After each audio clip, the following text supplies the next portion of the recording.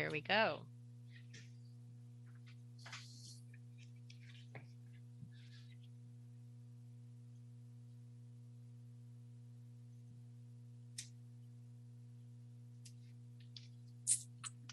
Good morning, commissioners and members of the public. Thank you so much for taking the time to be with us this morning. It is the July 22, 2021 Land Conservation and Development Commission meeting. My name is Esther Johnson, and I am the Commission Assistant. This meeting is being recorded and is live streaming through Granicus. The link is available on our meeting page. If you intend to testify, please sign up using the public sign-up form on the meeting materials website so that we have your name in the queue. Participants will be in listen-only mode until they are called on to testify.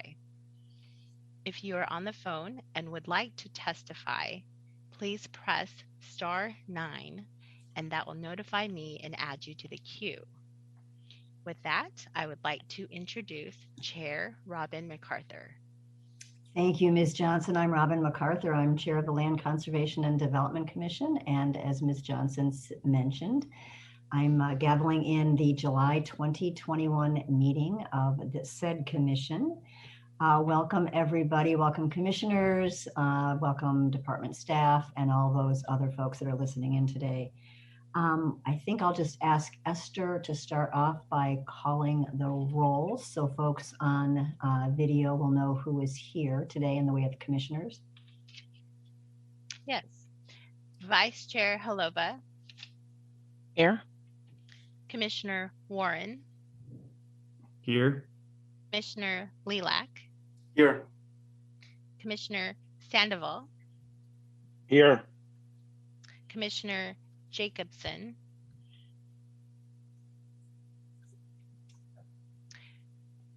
I don't see Commissioner Jacobson. I do have an email, so I will be resending the link. And also Commissioner Pearmine. Commissioner Pearmine will be joining us intermittently.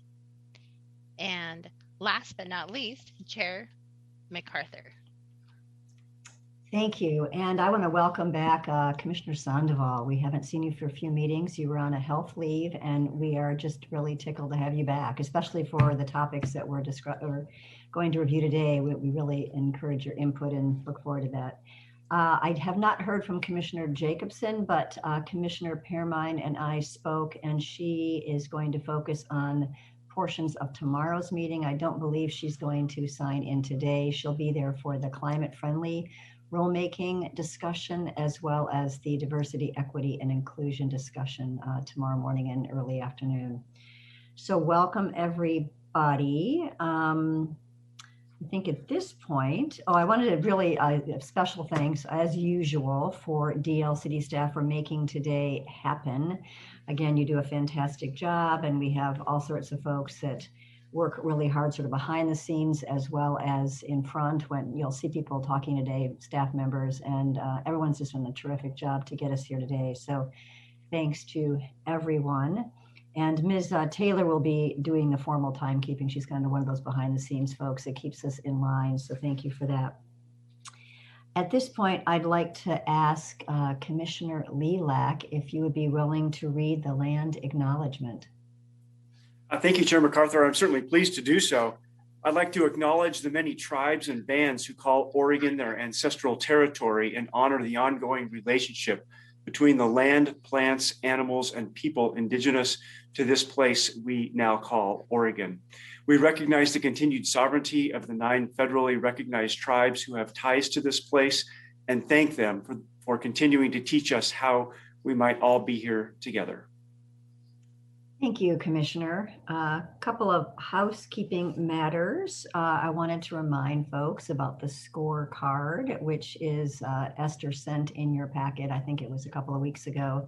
And that is a really great way for you to provide feedback to staff directly about the content of the presentation and staff reports. And it is very much a useful tool for staff to be guided by that input. So please fill those out. And then at this point, I think I can just call it. Hopefully commissioners have had a chance to look at the agenda, and I'd like to ask for a motion to approve today and tomorrow's agenda.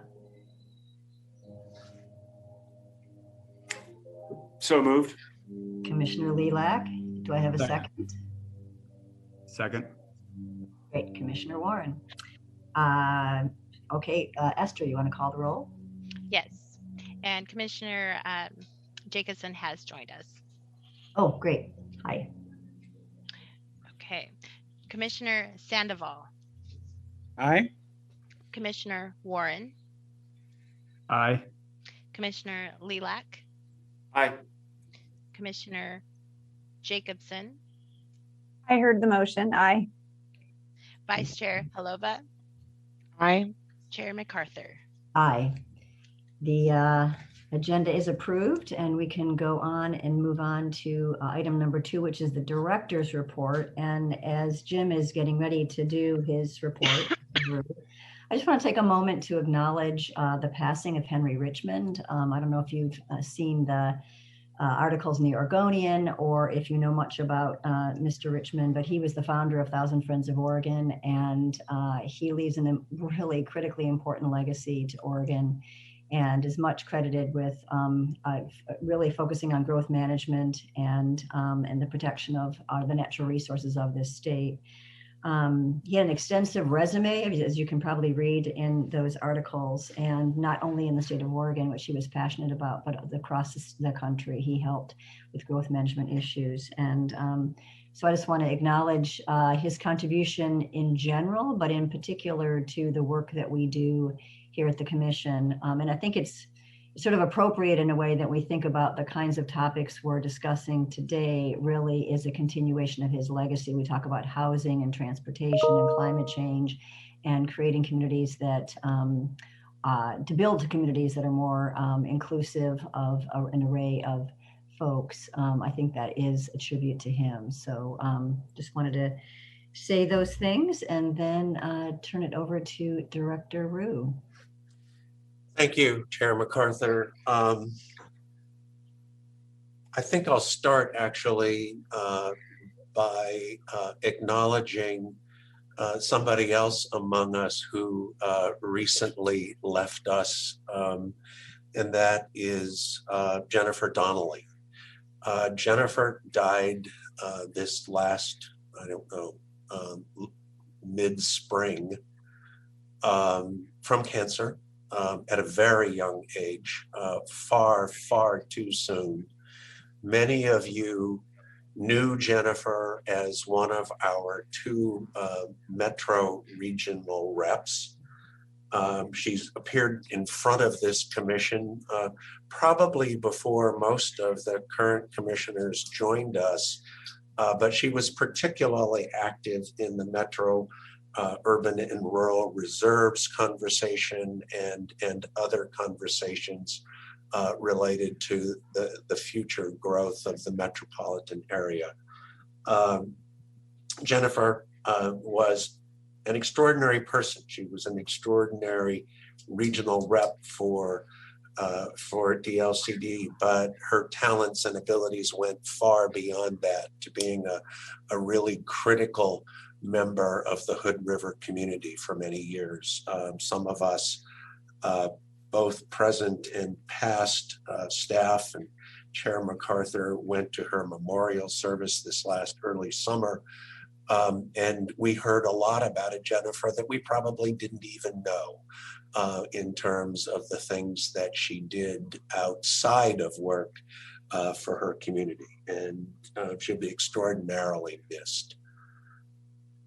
So with that, I want to turn to the director's report itself. It's in front of you.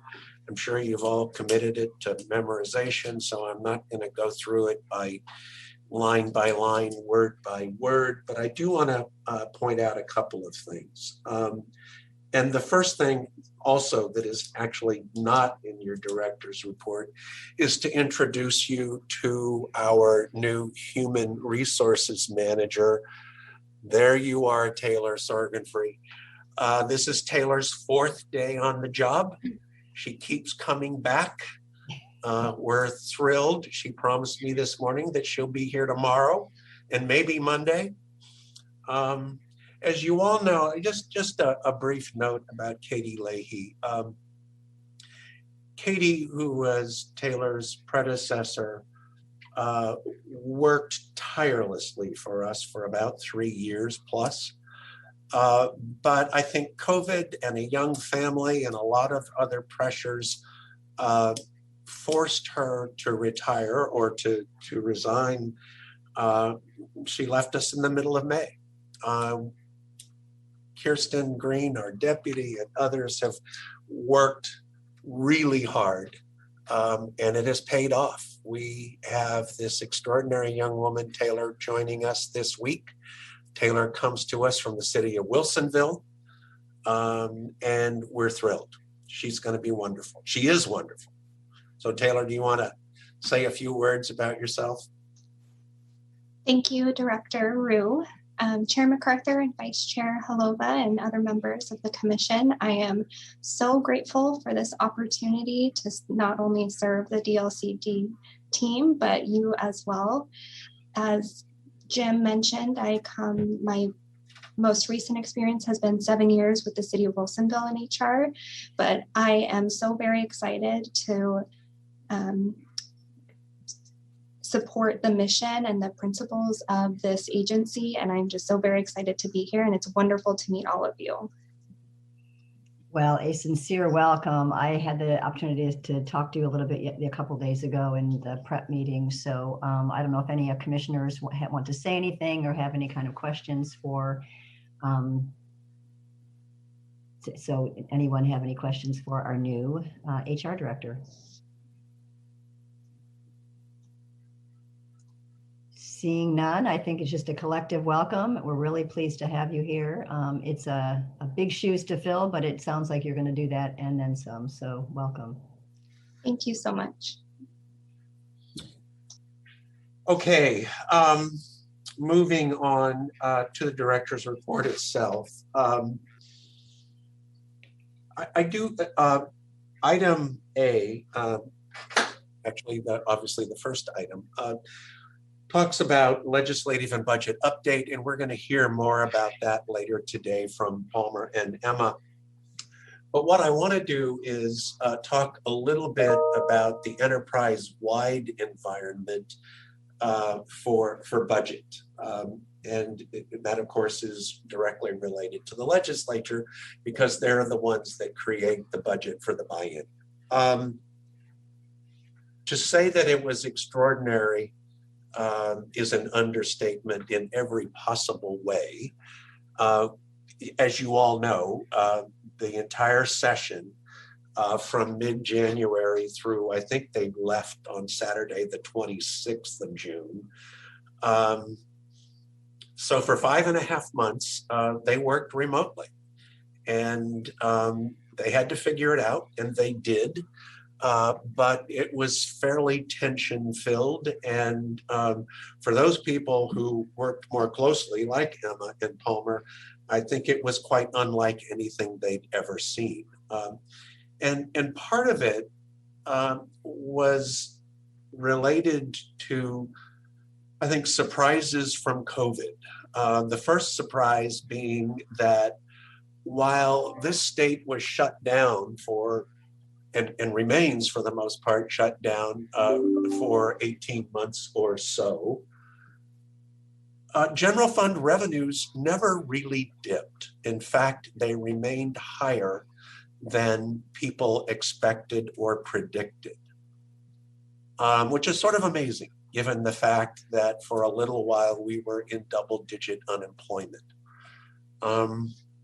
But what that meant was that instead of having a budget shortfall, there was, in fact, a surplus. I think some people are probably still trying to figure out how much of a surplus, whether or not it triggers the so-called kicker. But there's a chance that it will.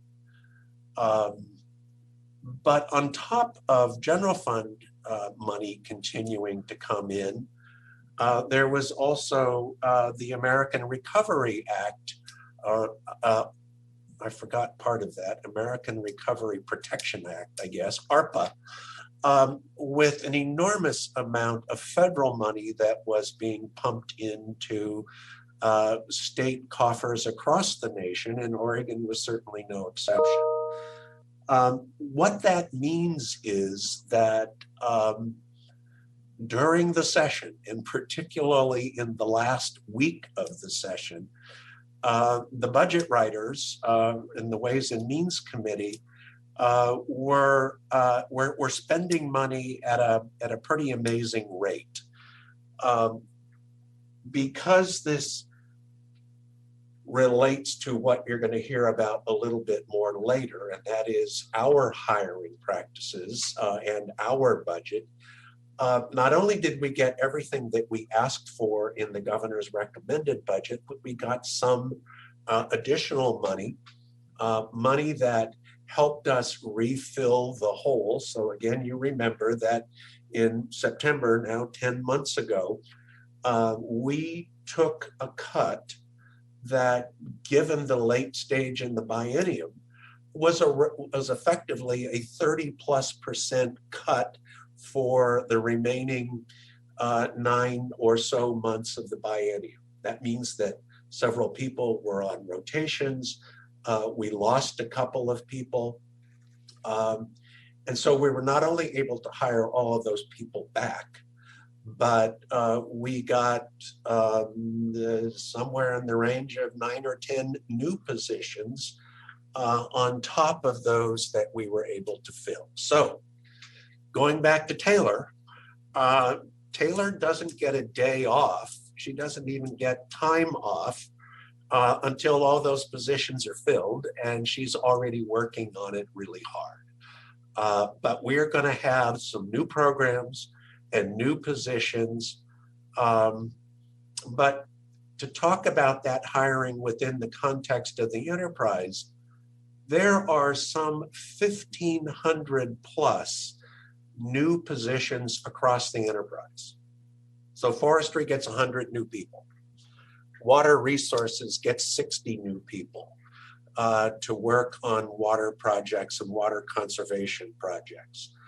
I don't know how many new people at DEQ, but they have several very large climate-related programs.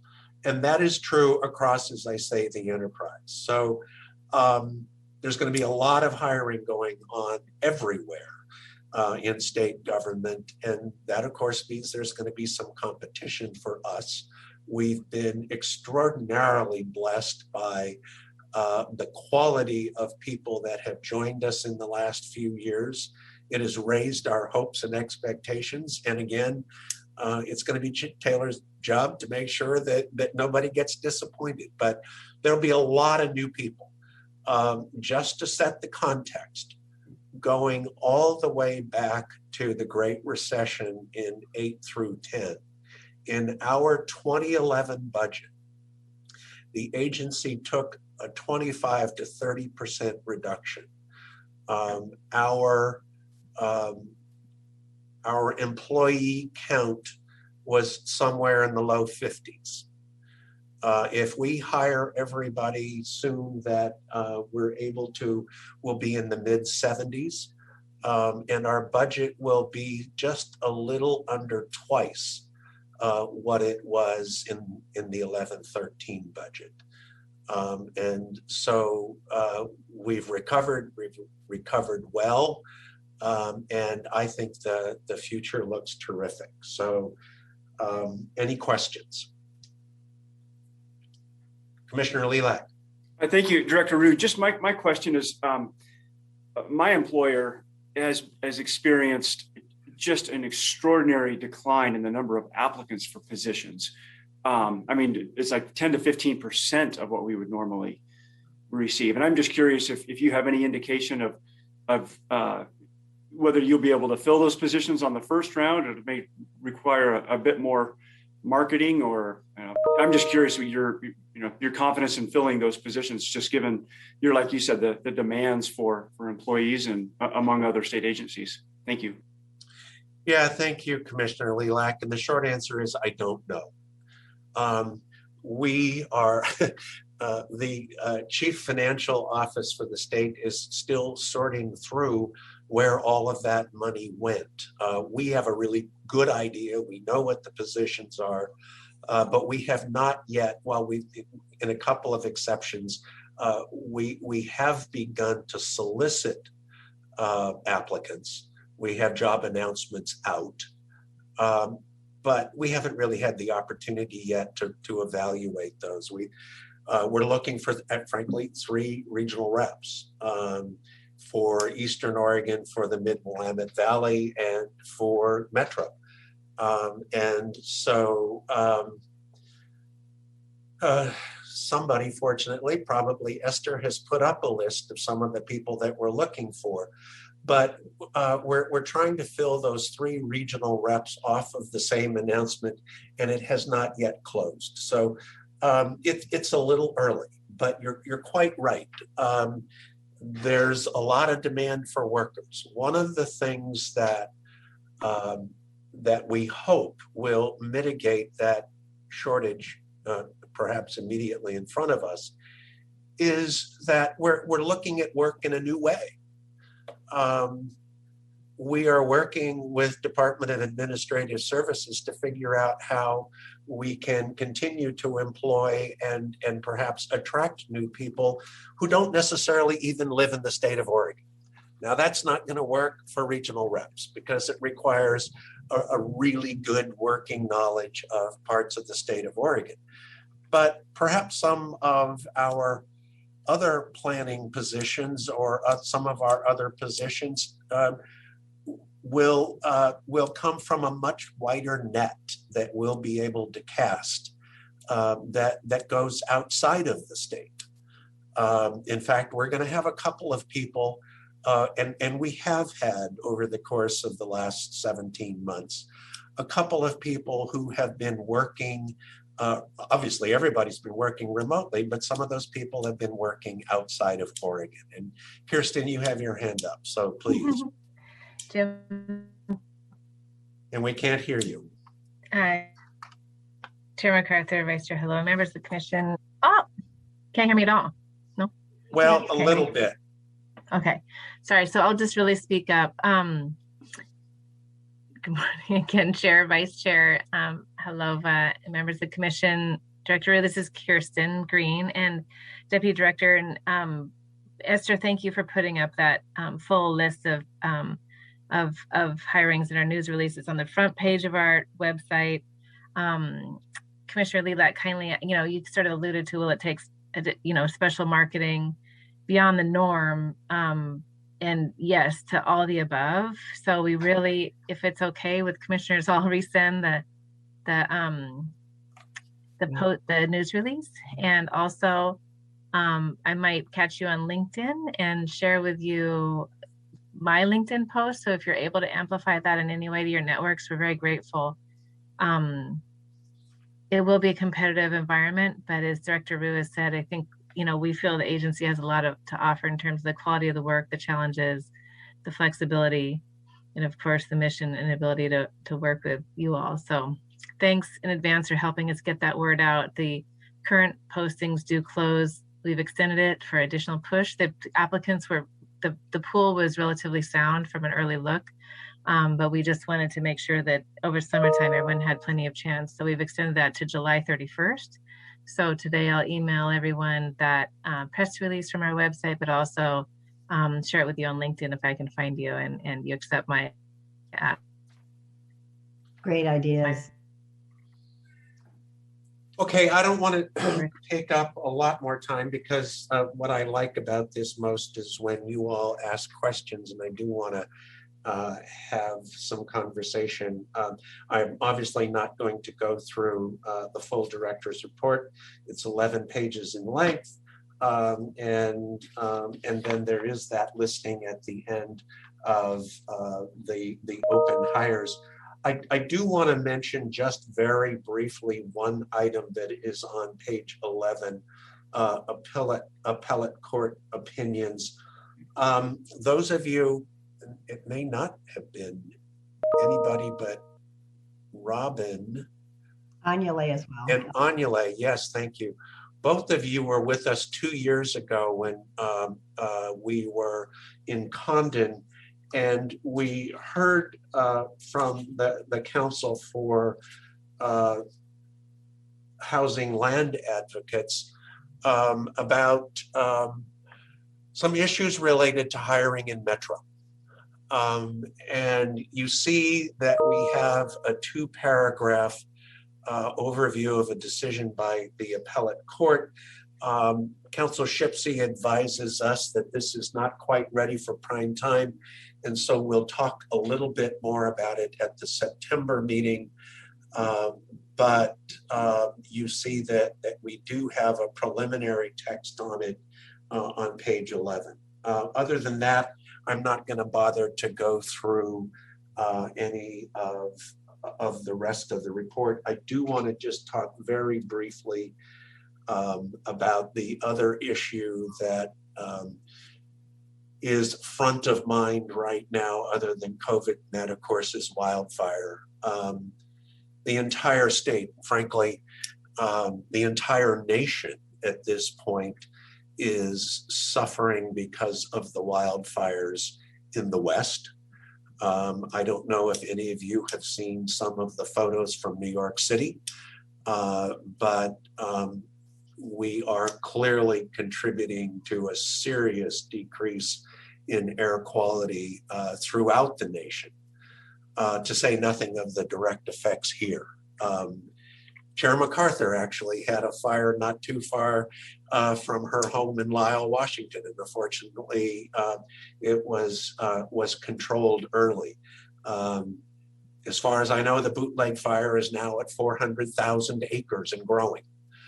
And there are several other fires of real concern. You know, the Sisters Bend area seems to get hit every year. And so, however it is you think of the divine, however you choose to converse with the divine, if you do, it's time for some intercessions, because there are a lot of people that are really struggling and really hurting. And part of that, of course, brings us back to where we were in September of last year. And you will have in front of you today, I think, is that at the end of the day today, a topic that you held over from your last meeting, and that is DLCD's what was emergency rulemaking to respond to land need for cities that were so hard hit, particularly in the Rogue Valley. And again, I just want to make mention of all of the work that Stuart did to respond to Commissioner Warren. Let me be more formal, to respond to the fires in his community, working almost literally 24 hours a day to try to help people find food and shelter and some sense of solace. So it's affected us all. It will continue to, but in case anybody is still in doubt, we have a warming climate, and it is having catastrophic effects. And so we will be talking about that a little bit more in the days ahead. I'm going to stop and see if anybody else has any questions. Thank you.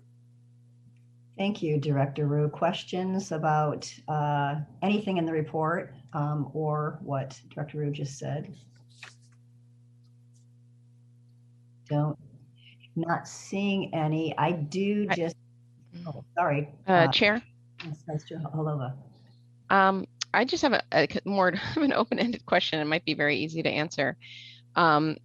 As we do kind of these mitigation planning around fire and hazards, et cetera, I don't know if this is even a thing, so I feel a little weird asking.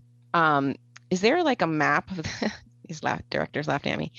Is there a map of the state that shows like areas that are susceptible to fire because of their like history of not yet having a fire in a long time or something? I was just curious how one thinks about the state and a kind of potential for this hazard overall.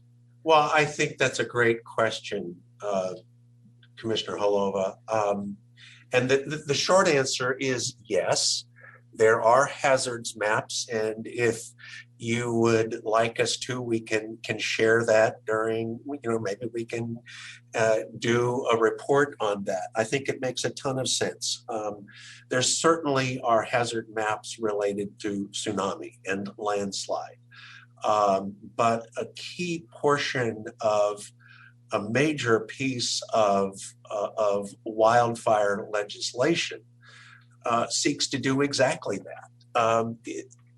Yes, there are certainly county and more local maps. I would guess there's been a compilation at a state level, but it's not good enough. And the place obviously that people are most concerned about is that so-called wildland urban interface.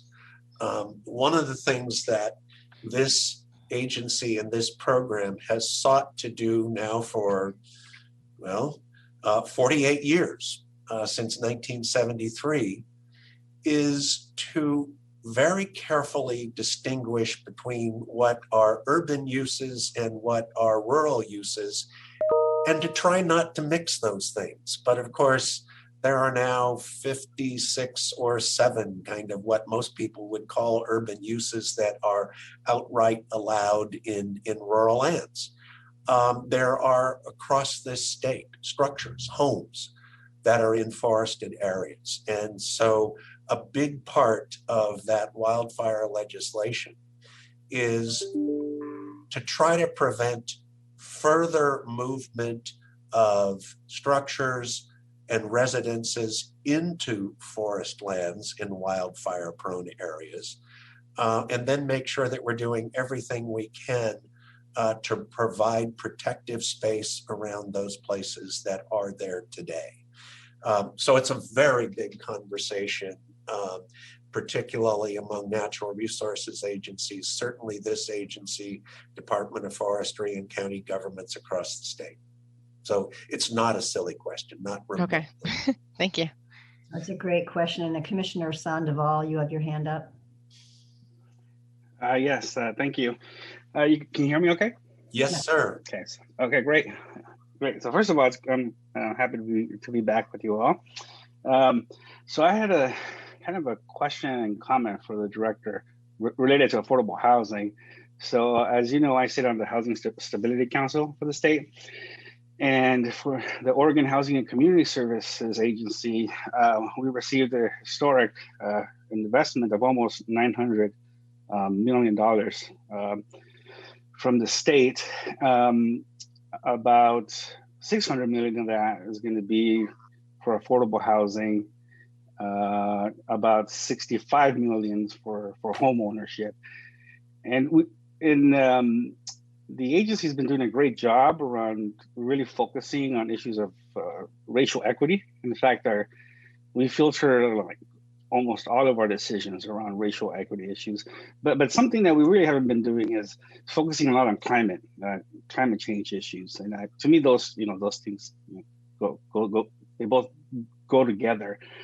And so I know there was talk in the past about having the state the Housing Stability Council meet with our commission to figure out ways where we can kind of jointly work together, right? So for example, creating affordable housing investments in the inner core, right, of cities instead of just out in the fringes and so forth. So it's kind of really linking equity and climate issues, environmental issues around land use and affordable housing. And so my question is there still an interest in that, Director? And just wanted to hear your thoughts on that. Well, thank you, Commissioner Sandoval. I have 10 minutes left by looking at the clock, and I can talk about this for hours. So I'll try to keep it short and to the point. But you're exactly correct. And when we talk tomorrow morning about climate-friendly and equitable communities, it is, in our opinion, that intersection where climate, equity, housing costs, transportation costs, housing choice and affordability, transportation choice all come together. And to your point, without being critical, because we know that there is a difference in land costs within an urban area. But I come to the city of Salem every day, and there are a significant number of new apartment construction sites across the city. And so we're adding to the housing supply. But again, to your point, it tends to be, when we talk about affordable housing, on the fringes of communities, because land's a little bit less expensive there than it is in city cores. I think Commissioner Holova has a particular interest in thinking about how to bring some affordable housing closer in. It certainly is the absolute center point of how we think about transportation and housing.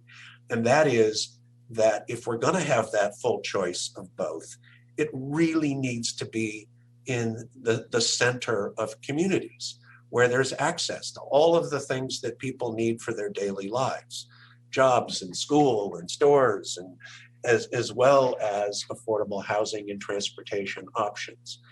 To go just one point further, the state, working with Department of Housing and Community Services and NDLCD and others, Building Codes Division and others, did a pilot program 2 or 3 years ago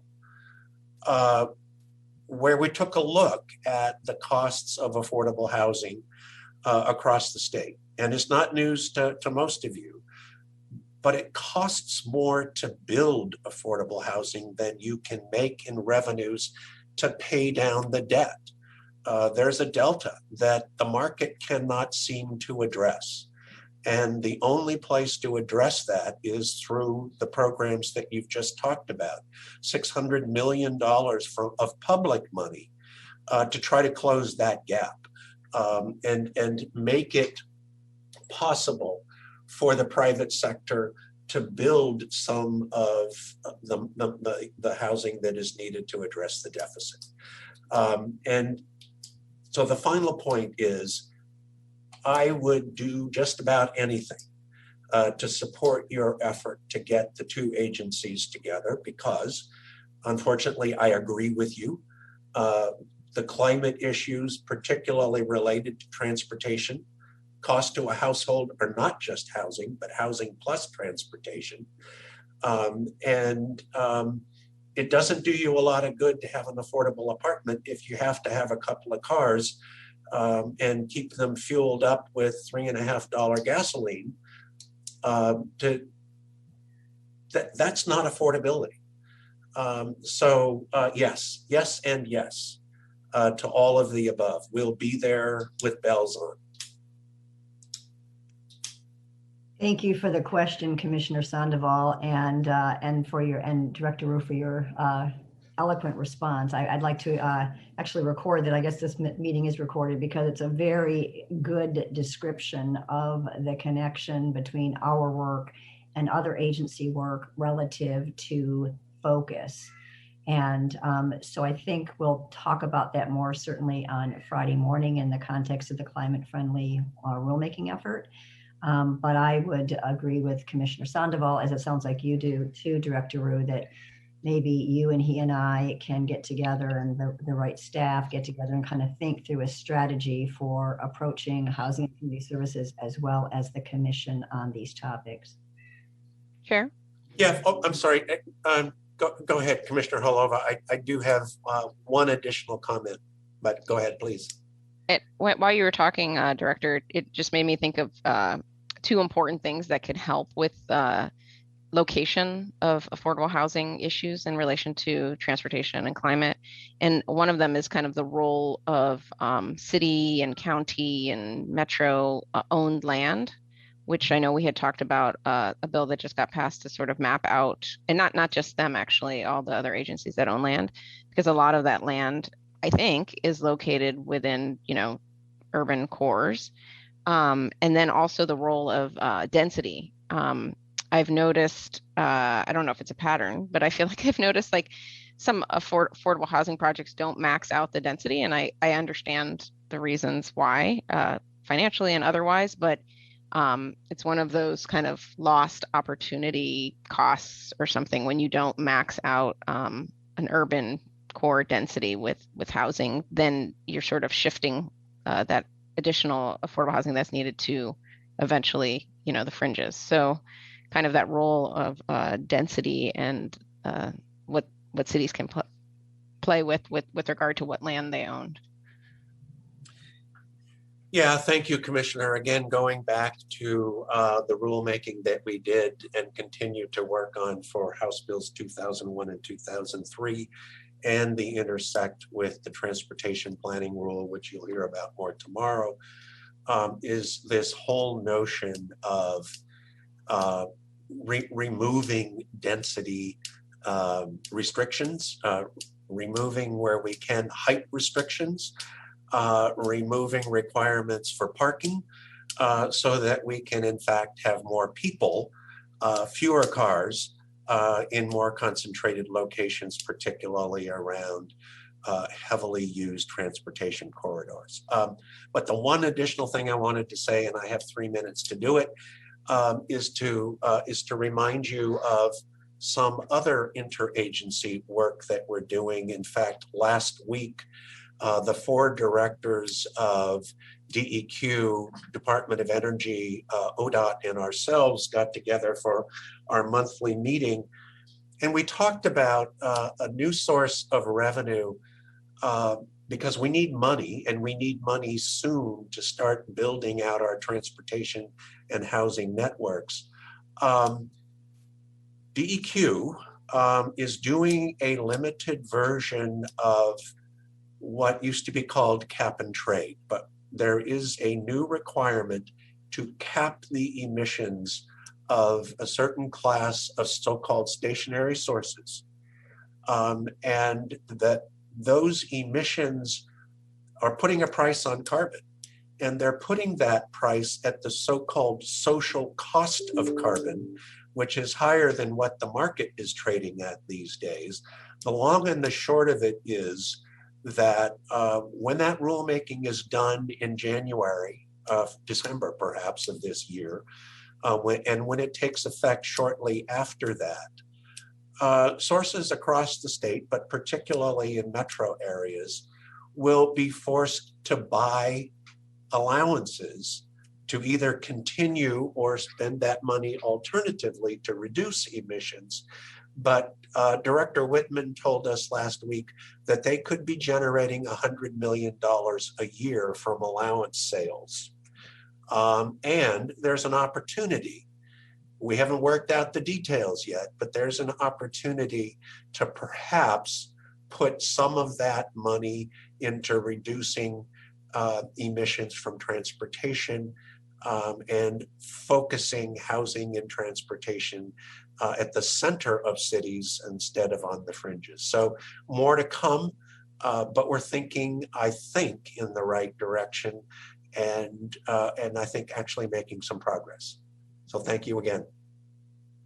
Thank you, Jim. And again, thanks for all the great questions from commissioners. It really seems like we need an agenda item, perhaps in September would be the appropriate time to kind of capture all these different funding sources and kind of think about the idea of focused state and local investment to really maximize the overall goals of affordable housing, accessible transportation, climate change, equity, and diversity. And we could start that conversation perhaps in September. So let's think about that.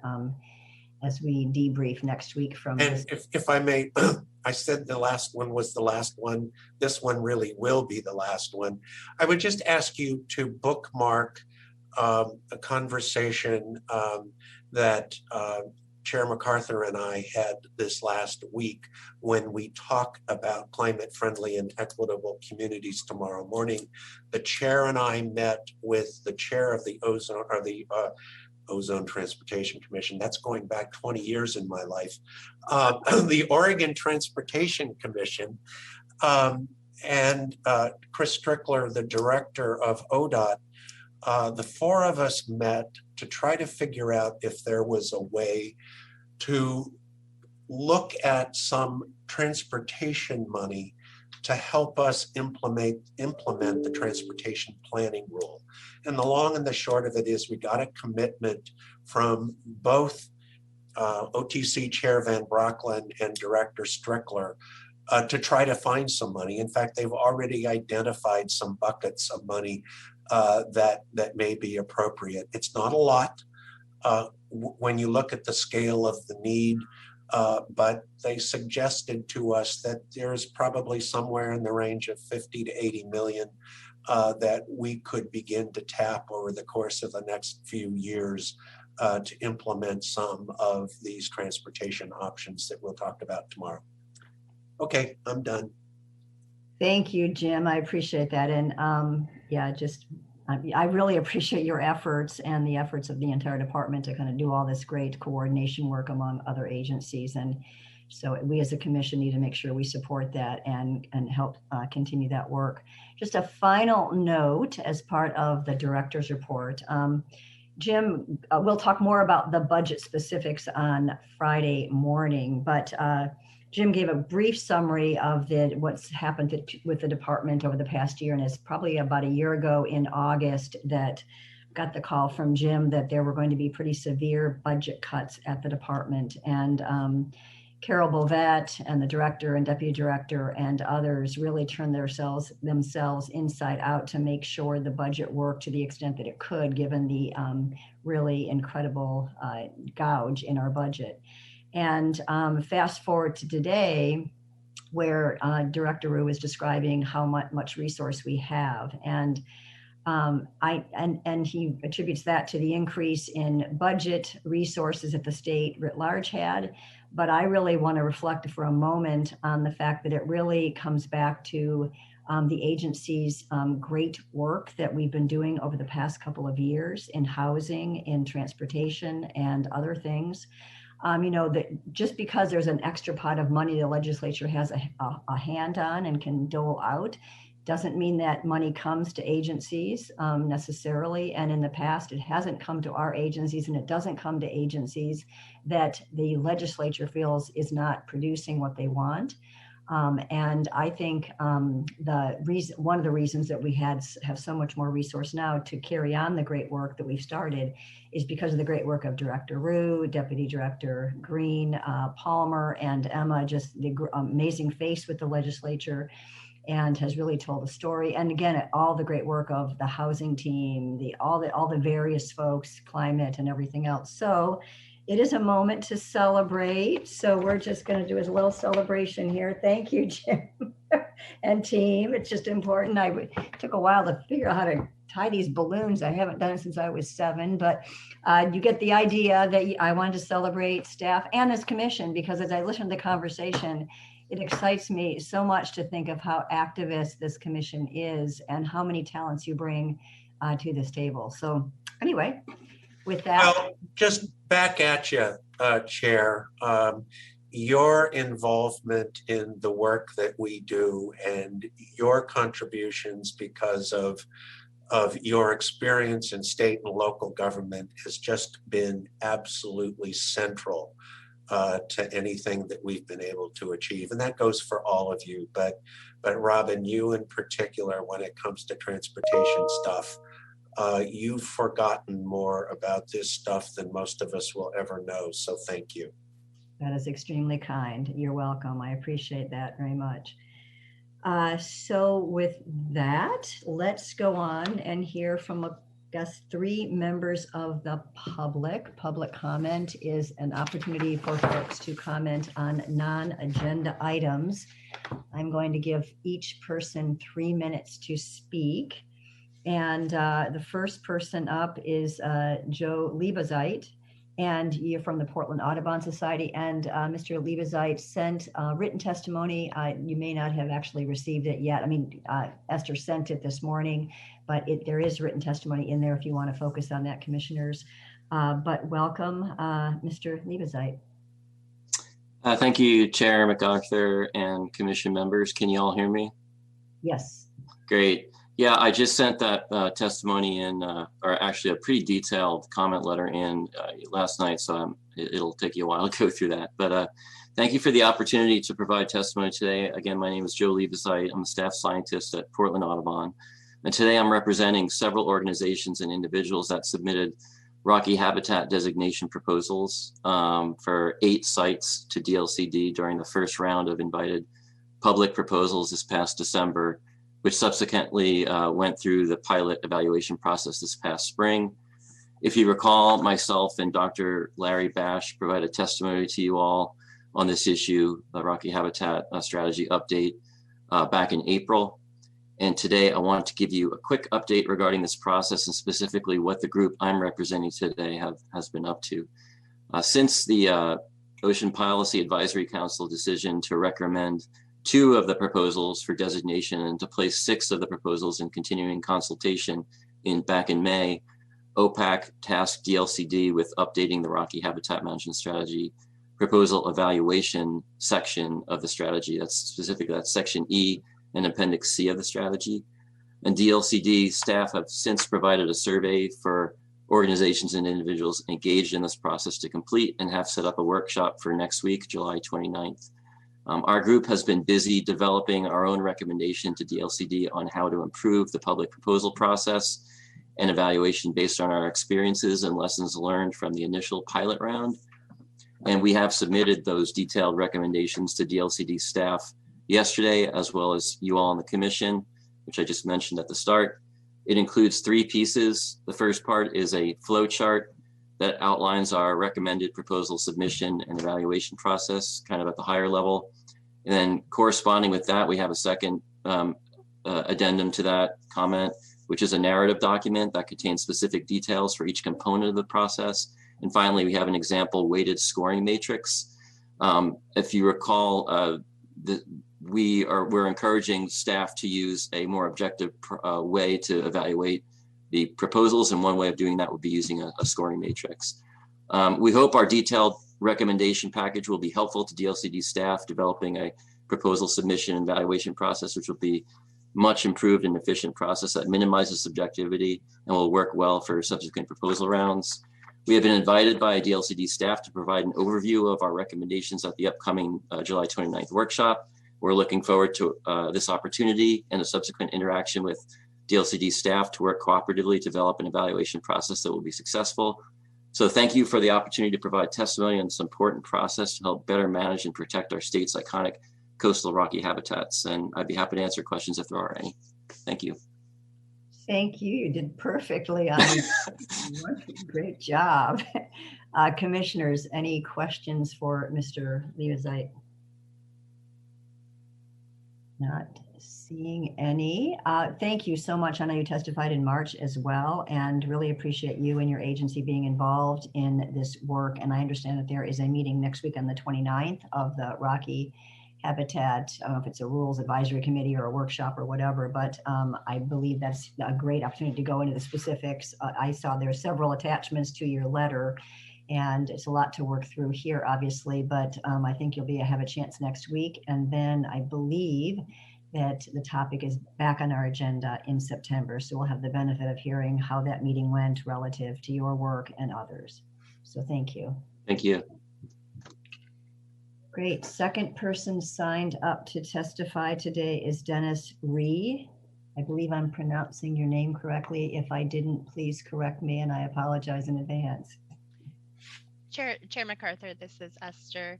I just have a message for those in our attendee view. If you could rename yourself an identifier as I cannot locate Mr. Ray. Oh, Ray, excuse me. Okay.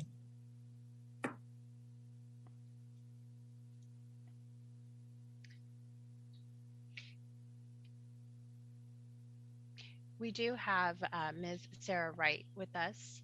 I will attempt to contact Mr. Ray behind the scenes. Great, thank you for that quick change. And so, Mr. Ray, we will try to get, Esther will try to get a hold of you to make sure that you have a chance to speak, but we'll turn it now to Sarah Wright from the Oregon Environmental Council. Welcome. Thank you. Good morning, Chair MacArthur and members of the Commission. I'm Sarah Wright, Transportation Program Director with Oregon Environmental Council. We're in an extraordinary moment for leadership in land use and transportation. We're still reckoning with the human cost of the intense heat wave in June. We're facing an already grim wildfire season, an unrelenting drought in the West. Climate change is here. It is destabilizing our daily lives and our communities and costing the state in time, resources, and lives. Either we reduce greenhouse gas emissions or we continue to suffer increasing impacts from climate change that will devastate vulnerable communities, force dramatic changes in our daily lives, and threaten our state and local economies. Fortunately, the package of actions that will significantly reduce greenhouse gas emissions in transportation and land use is not a sacrifice. It is an investment in the stability and success of our present and future economy, and it can make our communities more affordable, safer, healthier, more equitable, more efficient, and more economically responsible. Oregon Environmental Council and more than 20 other organizations submitted a letter to the Oregon Transportation Commission last week, asking them to make a different choice to address the climate crisis with the clarity and urgency that our future requires. I'm here today asking you the same thing. The land use and transportation system that we have today is not inevitable. It is a choice. The past choices of commissioners have brought us to where we are, and your choices now will shape the future ahead of us. This is critically important because right now, every day, jurisdictions and agencies across the state under the current land use and transportation rules are making choices that will lock us into increasing greenhouse gas emissions decades or more into the future. These choices to avoid upzoning in close-in neighborhoods, to expand instead of adding density, to require parking, to refuse to allocate right-of-way for people walking, biking, and taking transit, to build interchanges and road capacity to support more driving and more sprawl, are perpetuating a pattern that has brought us to this moment in the climate crisis. They are making those choices for a lot of reasons: habit, fear, aversion to short-term political discomfort, and belief that real change is impossible. Choosing a different path will require decision makers and staff at all levels to completely change their approach to the choices at hand. Your role is to support, require, and persuade. This agency and this commission do really good work. We're asking you to push further beyond the constraints of incrementalism that we can no longer afford. We have to change everything because everything is changing regardless. The only choice you really have when it comes down to it is to let Oregon be overtaken by change, which we know will be best survived by the most affluent and privileged among us, or to take immediate, bold action to mitigate and adapt to the change so we all come through this together. Every choice you make at this commission is about the future. That's the nature of the work. We know what the future holds if we keep propping up the status quo system or if we settle for incremental change. We can't wait for additional revenue or direction from above. We have to start now with what we have and go as big as possible. Please address every choice you face with the urgency that this moment calls for. Thank you for the opportunity to speak. Thank you, Ms. Wright. Appreciate that. And if you haven't planned to do so, you may want to listen in on Friday morning when we take up our climate-friendly and equitable communities rulemaking process, which we intend to adopt by March. I would actually, I don't think I see a copy in our packets of the letter you sent to the Oregon Transportation Commission. I don't know if it's the same. If it's the same that you just said, that's one thing. But if it's something in addition to that, perhaps you can get that to Esther Johnson, our commission staff person, and then she can get it out to the commissioners. I'd like to see that letter from the whole coalition. Any questions from commissioners for Ms. Wright? Seeing none, thank you. And I'll ask Esther, have you had a chance to connect with Mr. Ray? I have not. Okay, well, we will go ahead. We'll, I guess, close the public comment period if there's no one else signed up to testify, and move straight into agenda item number 4, which is the Ocean Fronting Public Road Protection and Rulemaking Initiative. Quite the mouthful, but we'll learn what all that means in a moment. I'm going to turn it over, I believe, to Patty Snow initially to introduce the topic, and then Meg Reed. Is that the correct order of things? Chair MacArthur, members of the Commission, this is Patty Snow, Ocean and Coastal Services Division Manager. Pleased to introduce Meg Reed. She's our coastal specialist who will be providing an overview of rulemaking that we are intending to initiate. So with no further ado, here's Meg Reed. Thank you. Great. Thank you, Patty. Good morning, Chair MacArthur, Vice Chair Holova, and members of the Commission. Thank you for having me. My name is Meg Reed, and I'm the Coastal Shores Specialist in the Ocean and Coastal Services Division of DLCD. I work directly with local governments throughout the Oregon coast, as well as state and federal agencies on coastal processes and hazards topics specific to land use, and specifically work under goals 7, areas subject to natural hazards, and 18, beaches and dunes. So today I'm here to talk with you, to ask for you to initiate rulemaking on a topic that we're calling ocean fronting public road protection, which is a mouthful, but I will, hopefully that will make more sense as we go through this presentation.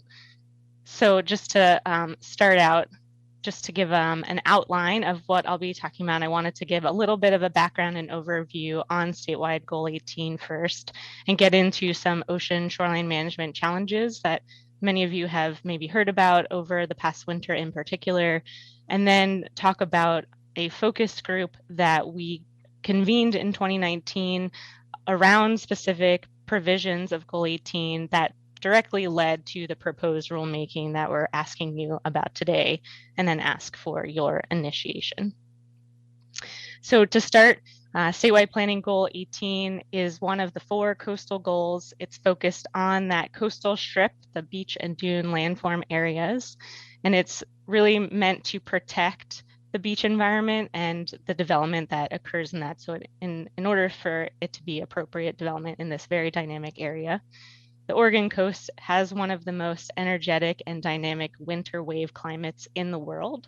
So it is a very challenging environment, which is why it is important to have provisions such as these to guide development decisions. So the goal has 3 main provisions. One is about prohibition areas. So areas that are prohibited from development of residential, commercial, and industrial structures. And that would be, as you could imagine, the most dynamic areas. So the beach itself, and then foredunes and other areas that are subject to ocean flooding and over and undercutting.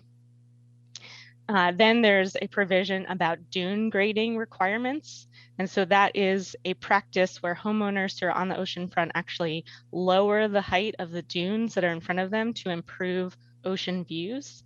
When the goal was first established in the 70s, the commission actually prohibited dune grading from occurring, but homeowners were doing it anyway. And so the commission came back together in the 80s to come up with a set of standards to allow dune grading to occur, to not detriment its protective abilities. And so there are some pretty restrictive requirements around dune grading, and there are only 6 dune management plans on the Oregon coast, which are on the central and northern coasts. Then the last main provision is about beachfront protective structure limitations, and beachfront protective structures or shoreline armoring are things like riprap and seawalls. They're measures that are meant to mitigate the hazards of coastal erosion on private property. And that's really what this rulemaking will be about. And so this will be the main focus of the rest of my talk. And so to get a little bit more into the specifics of that provision, it was put in place to really limit and really prohibit the amount of armoring on the Oregon coast. So the provision says beachfront protective structures are only allowed where development existed on January 1st, 1977. And as defined in the goal, development means houses, commercial and industrial buildings, and vacant but improved subdivision lots, meaning they had to have roads and utilities to the lot at the time. So this was sort of a grandfathering clause that at the time the policy was written and put into place, we were prohibiting the expansion of armoring moving forward, but allowing this grandfathering clause for those developments and development decisions that had already been made. And really, there are a few main reasons to limit armoring on the coast. It does have some negative challenges. So we know that one of the treasures of Oregon is the public beach and having access to the public beach. Shoreline armoring fixes a shoreline in place, and so that can prevent beach access north to south over time. As you have water levels rising and the shoreline is staying in place, then you're narrowing the public beach. It also traps sediment behind it. So there's a natural cycle of sediment being eroded and then accreted over time in our systems along the beach. And the seawalls and rocks can limit the amount of sediment that's getting into the system. And they also have some aesthetic challenges. People don't really like the way they look on the beach and disrupting the natural system. And they're disrupting that linkage between the coastal environment and the upland environment. So this policy kind of breaks down lots into the eligible areas, those that were developed as of 77, and the ineligible areas, those were developed after that point. And our department led an effort to inventory the entire coast of areas that are eligible and areas that are not eligible. And that is publicly accessible information that is on our coastal atlas, and it's called Ocean Shores Viewer. You can see a screenshot here. And the green tax lots are eligible and the red tax lots are ineligible. There's also some other hazard layers that can be viewed at the same time on this viewer to help people look at this information with some other types of data like flood maps and the tsunami inundation zones. It's important to note that this inventory has not been officially adopted by any local jurisdictions yet, although they have that option.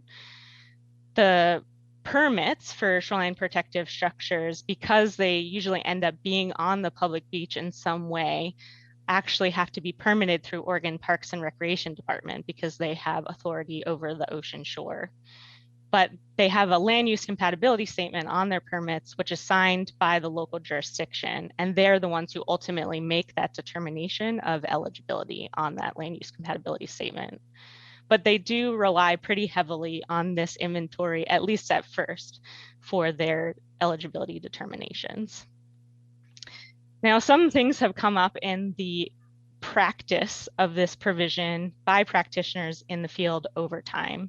And so this circle around the inventory is one of them, which is areas that are ineligible surrounded by areas that are eligible can sometimes cause some problems. Shoreline armoring is most effective when it can be done in a straight, continuous line. So when you have sort of edge effects that can increase localized scour at those areas and lower the beach and continue to exacerbate the erosion problem for those areas that are ineligible. So that can be problematic in the practice of this on the ground. I wanted to talk a little bit broadly. So, okay, we have this provision. What does that mean on the ground? How has it impacted our coastal environment since that policy was put into place in 1977? So I have some statistics about shoreline armoring on the Oregon coast. So first, we have about 22.7 miles of our coastline is currently armored, which is about 6% of the overall coastline. And that is pretty low compared to many other coastal states, such as California or Massachusetts, which have a lot more armoring. This graphic that you see on the right-hand side, that shows the center points of all existing structures by county. And you can see they really cluster in Lincoln, Tillamook, and to some extent Clatsop counties. And that's not very surprising. So 92% of the armoring is located in those counties, and that's because they are the most highly developed on the coast compared to our southern counties of Coos and Curry and Lane and Douglas on the coastal sections. And especially in those areas, there is a lot of public land on the ocean front, so areas that just can't be developed anyway. So it's really where people are that the armoring tends to occur. The good news is that 84% of the coast is not eligible for armoring under current policies. So that's also a pretty big chunk of the coastline that just will never be able to be armored if our current policies stay in place. But there is still a lot of potential for armoring. So eligible and unarmored lots account for about 42 miles of the coastline. So that would significantly increase the amount of armoring on our shoreline if all of those lots were to become armored over time. So I did mention one of the challenges that we have with this policy, those ineligible versus eligible parcels being in close proximity to each other. And there certainly are some other challenges that we have seen as well. And this is particularly challenging as we continue to feel the impacts of sea level rise and climate change, where we have higher total water levels, so water reaching the back of the beach more often, causing more erosion and more flooding, mostly in the estuarine areas, but on the outer coast, erosion is the bigger issue. And we see that narrowing of the public beach, as I mentioned before, and areas that are just experiencing more erosion problems at higher levels. And this, one of those reasons is because we expect to have more El Nino events with climate change, and El Ninos tend to have pretty erosive qualities on the Oregon coast. So I wanted to mention just a few of those and then get more into the rulemaking, because that is one area in which we can address some of the problems that are happening. So one of the main challenges is what to do about ineligible homes. So those areas that were developed after 1977, but are still experiencing high levels of erosion. So this photograph, many of you may have seen already. It was an Oregonian article earlier this winter. This is Lincoln Beach in Lincoln County, and this particular home was built after the 1977 development date and is experiencing very severe erosion. There's 4 lots in this particular area that are all not eligible for the same reasons. And they are currently seeking, as Commissioner Jacobson probably knows, a goal exception to Goal 18 shoreline armoring provision right now through the comprehensive plan process and the local government exception process. So that's one option, but that would of course result in more armoring if these properties are approved for a goal exception. So what other options do they have, and what responsibility does our agency or others have for these private properties and what to do about them? One option that's not very popular right now is a FEMA buyout option, and it's a voluntary program, so a homeowner would have to voluntarily agree to give up their property. FEMA can pay for 75% of the market value, and then that structure is removed, dismantled, and the lot is put back to open space. This can be a good option, but most communities don't want to go there because, one, it is voluntary and most people don't want to go through that.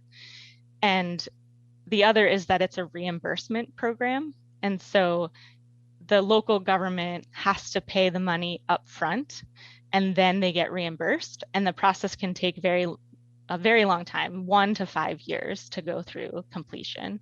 And so it can be a very challenging option. There is a tactic called managed retreat, which maybe some of you have heard before, which is they planned retreat from the coastline.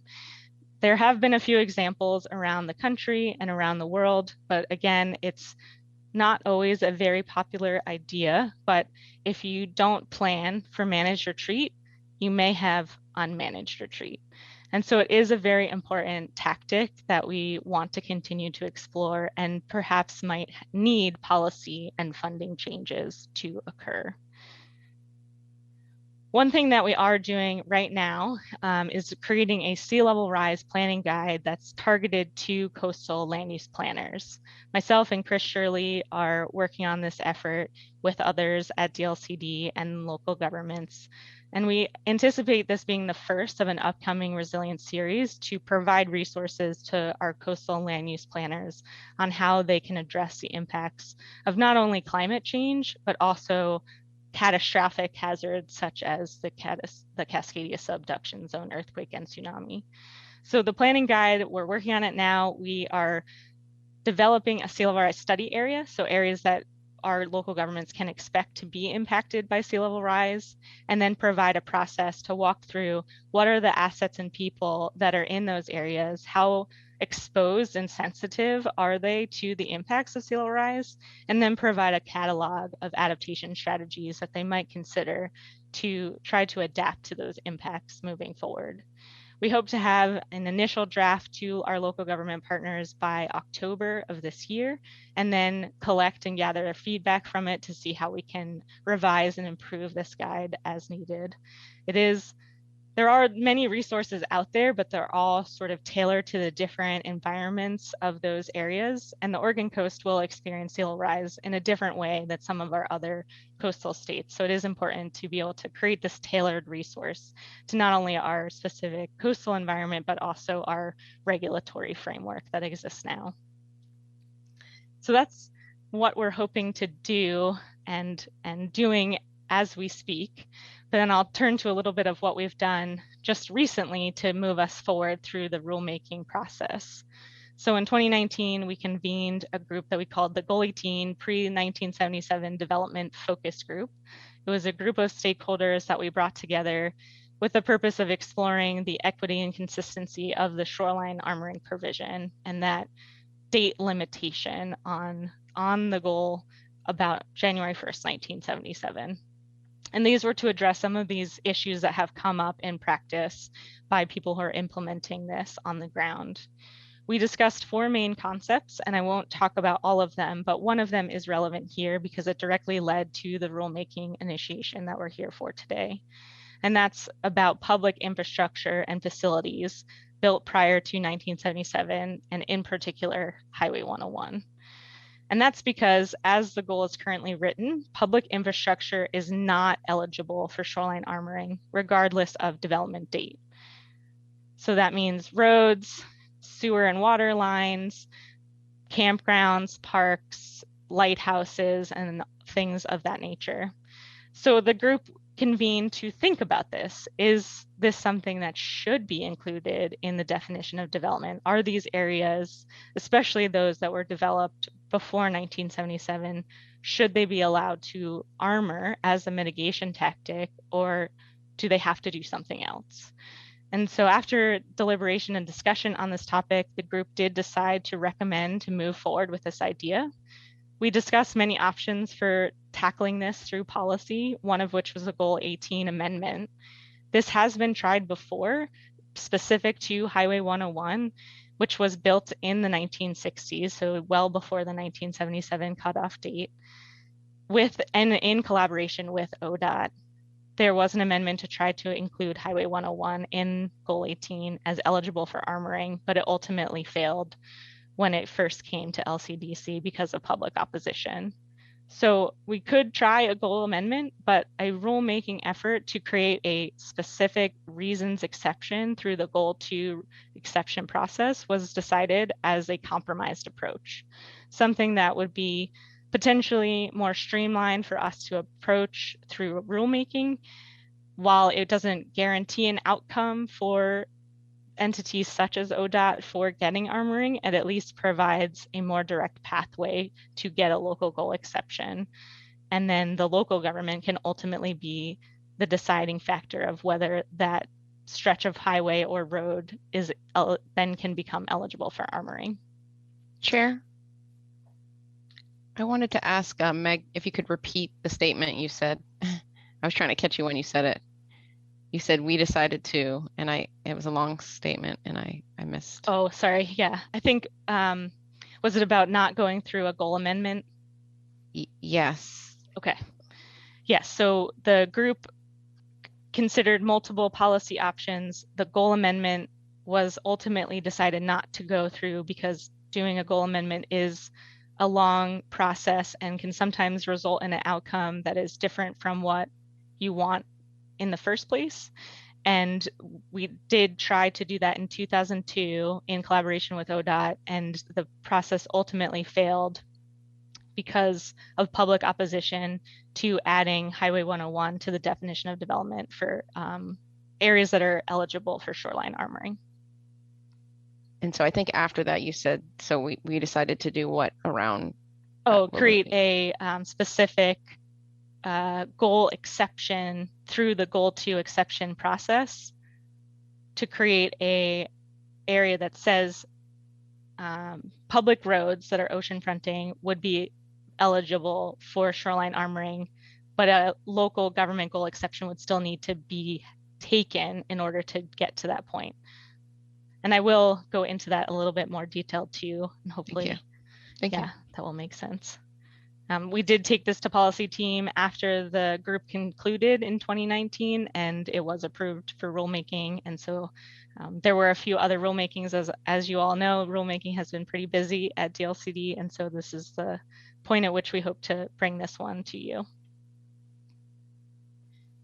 So this ocean fronting public road protection is really, it's mostly about Highway 101, but there also can be other public roads that are ocean fronting that might be county or city roads. And if they were developed before 1977, they would be included in this specific reasons exception that we're looking to move forward. There are some sections of Highway 101 that you can imagine are very much on the ocean front and very prone to erosion or flooding and landslides. This is an area that is particularly dynamic it's just north of Newport. It's called Moolac Beach, and Beverly Beach State Park is just nearby. It has an active landslide on the landward side and active coastal erosion happening from the seaward side. So it is a very challenging area, and ODA has done many different studies to see what kinds of approaches might work to help mitigate at least the erosion side of things. And because of the steepness of the beach and the high bluffs, something like riprap or shoreline armoring of some sort would be the best approach for them so they don't go too far out into the public beach with other types of solutions. There are times in which the solution could be to reroute the road completely, but in some cases that could be going into landslide terrain. The coastal hills and coast range can be challenging to work in as well, and zoned forest land and other challenges with rerouting the road. They have been doing some studies. When they tried to do the goal amendment attempt in 2002, they estimated about 20 miles of Highway 101 would be prone to erosion and might want to move forward with shoreline protection. They're in the process of doing more specific studies right now to really drill down to which areas are the most susceptible and how much of the coastline would that really be. And so I anticipate it would be less than 20 miles and potentially much less than 20 miles. They're doing that now, and we hope to have the final results by the end of this year. So the concept, which we're asking you to initiate now and hope would be effective in March of 2022, is to create a specific reasons exception in the OIRs for the Goal 2 exception process for public roads constructed prior to January 1st, 1977. Where the language, of course, will be ironed out with a rule advisory committee, but one of the things that we want to be cognizant of is roads that are truly part of a transportation network and not, say, dead ends at the end of that just go and dead end at the ocean front. We're not trying to protect those areas with more armoring. It's really about areas that are parallel to the ocean shore and are used for transportation purposes. So the outcome of having this reasons exception would be specific guidance to local governments for these specific facilities. The exceptions would ultimately be adopted into a local comprehensive plan if the local government decided that the reasons were compelling enough for this. And if utilized, it will result in more shoreline armoring in discrete areas for transportation protection. So it is a trade-off to protect the Highway 101 and other types of important highway facilities, or protecting the public beach. So there is a balancing to be had, and this specific reasons exception, if it is used, will result in more armoring than we currently allow. So we would like to have a rules advisory committee to help guide this work. this would be people who live, work, or have an interest in the Oregon coast. And the priority interests that we have identified are here on the screen, and I won't go through them all. They're also in the staff report. And we're doing an open recruitment right now with an application on DLCD's website. We've had about 10 applications come in so far, and the application deadline is the end of July, so next week. We hope to have people who are intersecting with this transportation and armoring topics, such as coastal recreation, public transportation, environmental groups, and so on. So this is something, if you have any ideas or interests that you'd like to see added, please let me know.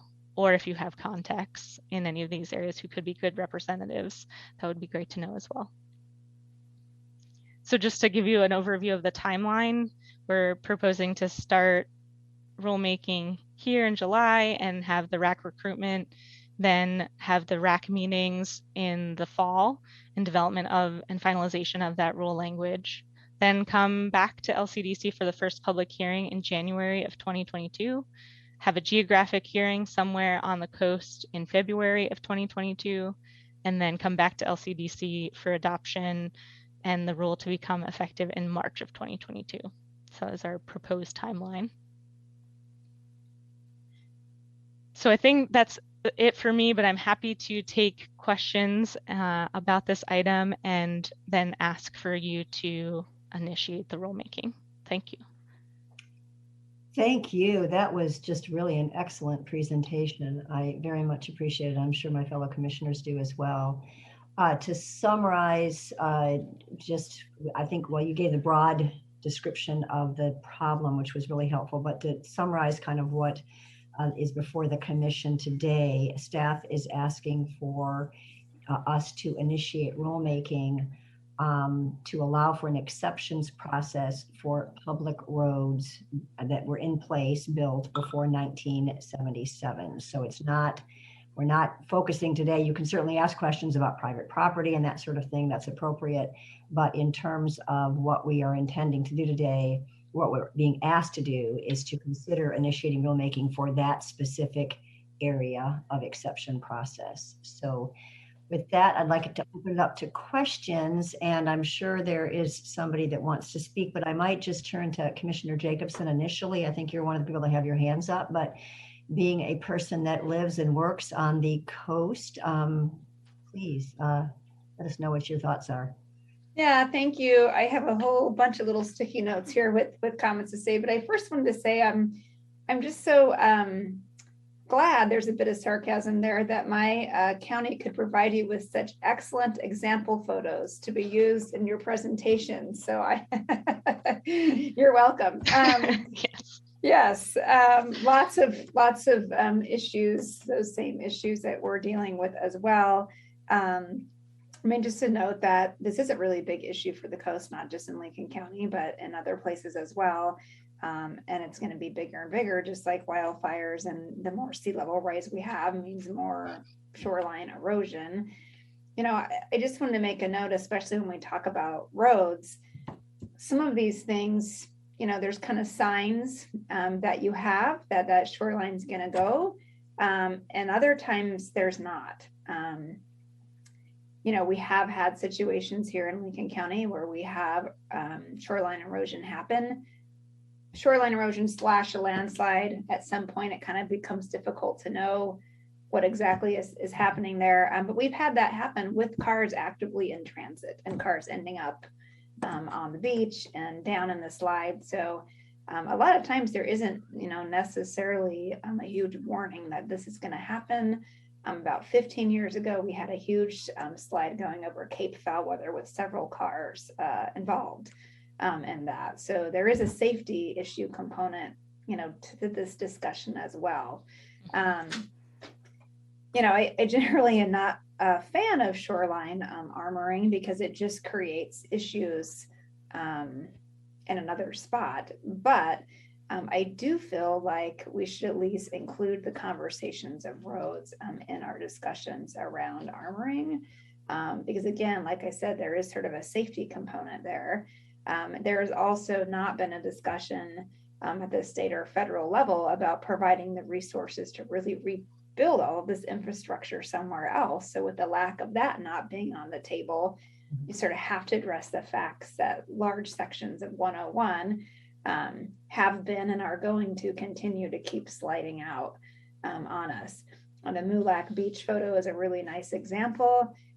That road has been rebuilt, and I'm sure all of you are smart enough to imagine what might happen here in the next 10 years with the new section of road that was built. It's probably going to go as well. In fact, when you drive over it, you can see the old section of road laying right next to it that has gone, and that's probably the fate of the new one. So, you know, a lot of these issues are just going to be continuing in that 101 corridor. You know, to your point about we want to protect certain roads, but not roads that kind of don't go anywhere or that just kind of dead end. That 101 infrastructure is really critical to the coast. You know, there's a lot of communities where that's their only way of connection between up and down the county is 101. There isn't consistent back roads or something that go from one community to the other. So just a point that I think it's important we include those roads in our discussions, even though I'm generally not a fan of armoring. So I realize that means more armoring might happen. I still think that we have to at least include that when we talk about armoring. Thanks. Thank you. Thank you. Commissioner Lilac. Thank you, Chair MacArthur. A couple of comments. First, Meg, your presentations are always just exceptional. They're so good, they're so clear, and I so appreciate the background. And I've heard you present many, many times, and this was excellent again as well. I also really appreciate including the pre-97 development focus group, that report and that study to provide context, which is something I haven't had a lot of familiarity with.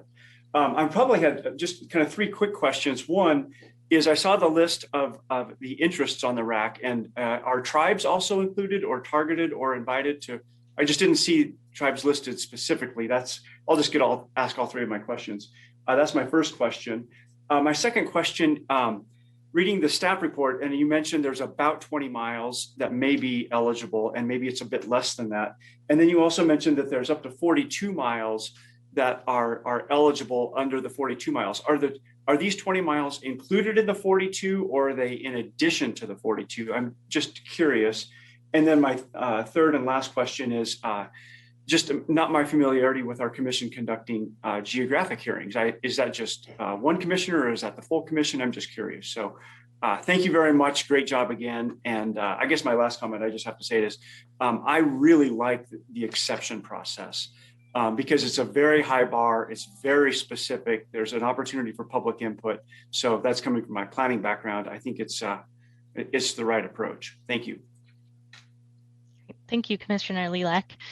Yes, great questions. The tribes were all sent a letter asking if they wanted to do consultation on this rulemaking. I think we sent those in March or April. And we, as far as I know, we have not heard back from any of them to do a more specific consultation.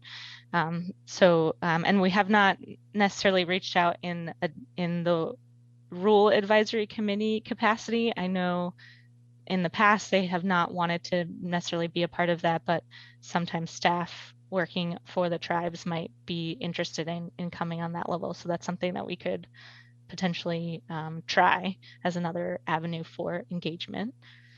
The mileage question, yes, that's a great question. So the 42 miles that I mentioned that's still eligible and not armored is just for private property under the current rule. So the 20 miles for Highway 101 would be additional to that. So 62 miles potentially of future armoring. So not insignificant, but also not a huge amount as well. And the geographic hearing, yes, I believe that's a requirement for the coastal goals specifically. I could be wrong on that, but from what I understand is the LCDC, the commission does not need to be at that hearing. There's a hearings officer, usually a coastal staff member, who would be there in the room to accept comment on that rulemaking, and then we would provide that back to the commission. Thank you. Great, thank you. Commissioner Warren. Yeah, thank you for the wonderful presentation, and definitely an important topic. I'm definitely one of those people who doesn't like armoring, but also sees that it's probably necessary at this point in time, instead of just moving full communities. So my question is really more around a few of the basics. So the first one is, why only look at infrastructure that was built before 1977 when there's plenty of infrastructure, I'm sure, that been built after that date? And then the other one is, how effective is armoring against tsunamis? Because if we're looking at, major roadways, which are the primary evacuation routes for a lot of these communities, does the armoring actually help to protect those roadways? Thank you. Thank you, Commissioner Warren. So I'll talk about the tsunami one first. It is not effective in mitigating against tsunami hazards. In fact, when we've looked at what happened in 2011 in Japan when they experienced their major earthquake and tsunami, which we expect would be a similar situation to what we can expect here, that such things as riprap rocks or seawalls and things like that could actually have the potential to become projectiles in a tsunami situation, because the hydrologic forces are just so powerful. So they can just lift them up and bring them in the water, and they can, run into other things. And so that generally there's not very much that can mitigate against tsunami hazards, other than building above the level and having very strong engineering, and then, as you mentioned, horizontal evacuation, so just getting out of harm's way as quickly as possible to high ground. So generally we don't really think about that in terms of shoreline armoring, because there's just no way to engineer it to that standard without potentially creating an entire seawall against the entire Oregon coast, and it would be very massive, and it would just be too much, I think, for what we want to see. So then the second question is about infrastructure. Why did we only look at 1977? Well, initially with the Goal 18 focus group, we called it, as you could see, the kind of silly name, but the pre-1977 development focus group. So our task was really to think about the policy as it was written with that 1977 cutoff date for armoring, and if it missed out on some other things that maybe intended to protect but didn't quite do in the language. And so that's kind of why we focused on that cutoff date. And so sort of trying to keep with the intention of the original policy.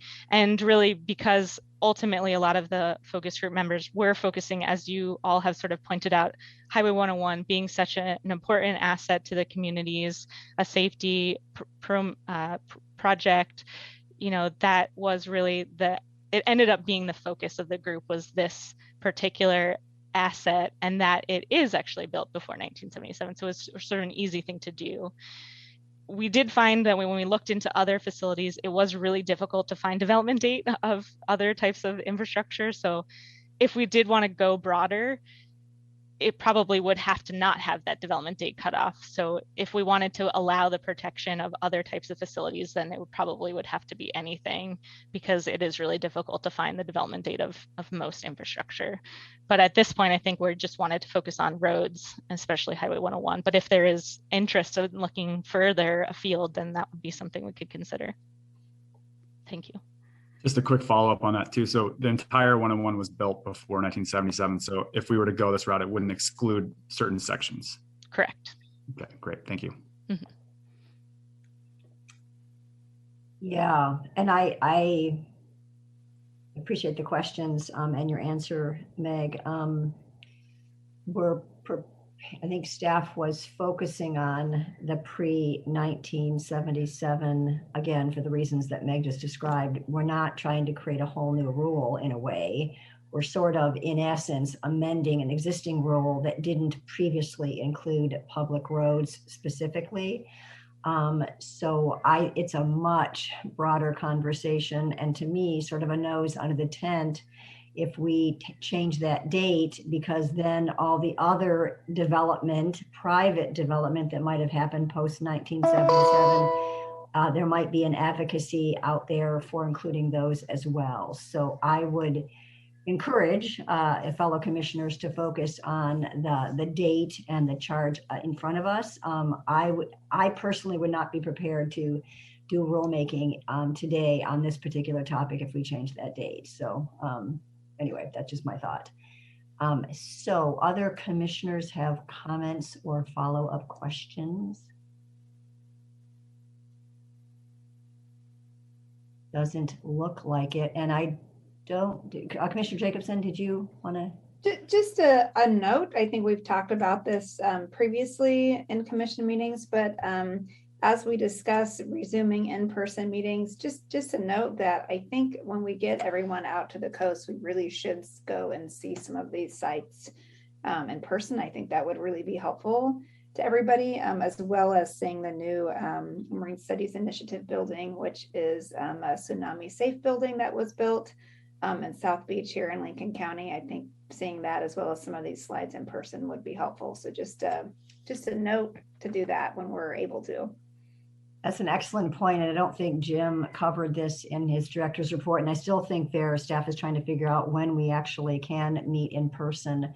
I'm hopeful of September for the commission meeting in person, but that meeting would definitely be in Salem. But we have talked, staff and a couple of us have talked about the idea of meeting in at the coast somewhere at the November meeting or perhaps January. So yes, it's timely and we need to get there and see these kinds of things. So thank you for the invitation. I was just going to say, if we meet on the coast in January, you might be able to see some shoreline erosion happening in person while you are here. That's kind of the season for it. Well, keep that in mind. Thank you. And Commissioner Jacobson, I just want to thank you for the EV chargers at the new Coastal Studies program. That's great. Jim has been out there, obviously. That's great. So we don't, I believe, unless I need to update my list here, nobody signed up for public testimony on this topic. Is that correct, Esther? So, Correct. Okay, thanks. I heard kind of one specific, and that was perhaps some targeted outreach to the tribes. I think the other comments of commissioners, I believe, were answered by Meg. Or yeah. So, are there other considerations? The reason I'm kind of trying to capture these is because generally, when we initiate rulemaking, we think about sort of a one-page communique that goes between us and the RAC, and obviously through staff to the RAC, and it's a charge to the committee.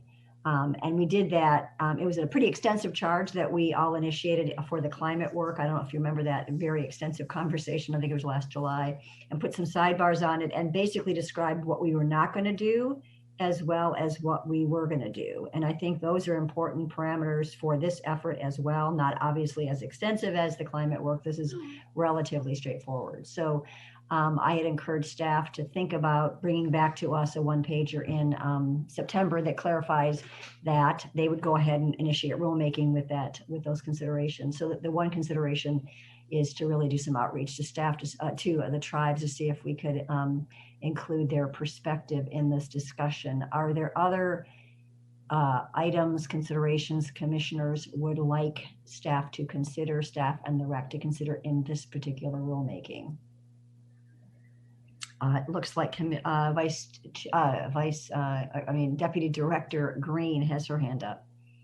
If I may, Chair MacArthur, thank you, Vice Chair and members of the Commission. Meg, if you don't mind putting back up your slide with the motion, and then also there's sort of the heart of the charge in there. So I thought maybe we could land on that just for a moment, and then when you cut, so you'll know specifically what you're initiating, what the outcomes will be. Meg has a really good slide on that. Just a few slides back, Meg. If you don't mind flipping backwards in your presentation. Thank you. One more. There you go. So There you go. If you can, there you go. So here's really the heart of the charge. And so, Chair MacArthur, to your point, we envelop this into a charter for the committee, and then bring that back to you in September. And if you'd like, Meg could put the motion back up so the commissioners could so move if they wished. Thanks, Meg. Great. And then I had a question. So am I correct in assuming that, let's say a public entity goes through a goals, exception, reasons process to fortify their road, let's say it's ODOT. As part of that analysis, does the applicant have to demonstrate what potential impact there might be on private property in that area as a result of the bolstering of the shoreline in that particular location? Yes, I think that one of the criteria under the reasons exception pathway does talk about reducing adverse impacts to surrounding properties. I can't remember the exact criteria, but yeah, I think it's in there. And then I would also mention that even though it's not captured in the exception process necessarily, then they still have to get a permit through Oregon Parks and Recreation Department, and they have their own set of criteria, and it does have many of those kinds of things in there, such as impacts to the public beach, impacts to other property, and also an alternatives analysis. So could you do something else here instead to mitigate the problem? And so they have the burden of proof to show like why riprap is the only solution in this case. Thank you. And then I had another kind of consideration. I want to thank Commissioner Jacobson for raising the issue of the lifeline, 101 being a lifeline for many things, but especially during emergency. And then I was listening to your response, Meg, to Commissioner Warren's question about, well, if there's a big one, it's the bolstering, and in that area, the new area, as well as other areas, is not going to hold up. So I think of this really as, given global warming and the fact that sea levels are rising, to me, I think of this as an important thing to proceed with rulemaking on, but I also think of it as a pretty temporary fix. And yes, obviously it's expensive to reroute roads, but given that lifeline that Commissioner Jacobson really helped me understand, there's a real need to step in and really encourage the relevant agencies to start thinking, if they haven't already, they might start thinking about what rerouting might look like as part of this whole effort. So any other final questions for staff before we entertain a motion? Can I just make a comment off of your comment, Chair? Yes, please. Yeah, I would just say the rerouting thing, in some regards, it does need to happen. And we've had some coastal highways going east recently, like Highway 20, which was rerouted. It had a lot of erosion issues and stuff. But I don't think there's ever going to be a clear rerouting of 101 because especially on the coast, because you have to go around headlands. Yeah. And anytime you go around a headland, you're going to have some kind of erosion or landslide risk. Headlands are very difficult. Back in the day when 101 was actually built by the Civilian Conservation Corps, the CCC, they just took dynamite and blew out portions of the road and paved it, which we don't do now. But also that road was not necessarily built for sustainability with erosion and those types of things happening. So, while I agree that I think there's money needed from state and federal governments to start looking at some of these issues, because there's also portions of Highway 101 with sea level rise, even without erosion, just won't be here. They'll just be underwater without the erosion going in through Salishan, and Lincoln County is one of those places. So we do need that help, but there's always going to be risks of coastal roads, period, moving forward. So I think in some regard, reroading is one thing that does need to have discussion and money, but we're always going to be problem solving, I think, here on the coast when it comes to road. We're not going to buy ourselves out of that. So just a note on that. Yeah, great points. I really appreciate that. Even more of a reason to come to the coast and really see these in person and get our our heads around it, all the issues that you face. Okay, I don't see any other commissioners with hands up to ask questions or to comment. So I'd like to ask a commissioner to offer a motion. I move the commission initiate rulemaking and authorize the director to appoint a rulemaking advisory committee consistent with the recommendations in the staff report. Thank you. Is there a second? I'll second. Commissioner Lilac seconds. Thank you. Motion and a second. The motion's on the table. Ms. Johnson, please call the roll. Vice Chair Halova. Aye. Commissioner Jacobson. Aye. Commissioner Sandoval. Aye. Commissioner Lilac. Aye. Commissioner Warren. Aye. Chair MacArthur. Aye, and I wanted to note that Commissioner Pearmine has an excused absence, and so the motion passes unanimously of those present. Thank you, Meg. Thanks, everyone, for the discussion. And we're going to go into a break now, and I know that staff wants me to really honor the time frame, so it's going to be a nice long break. I don't think we need to come back and for the legislative update until 10:45. So I will honor that time frame that is in people's schedules. See you in a little bit. Hello. The time is 10:45 a.m.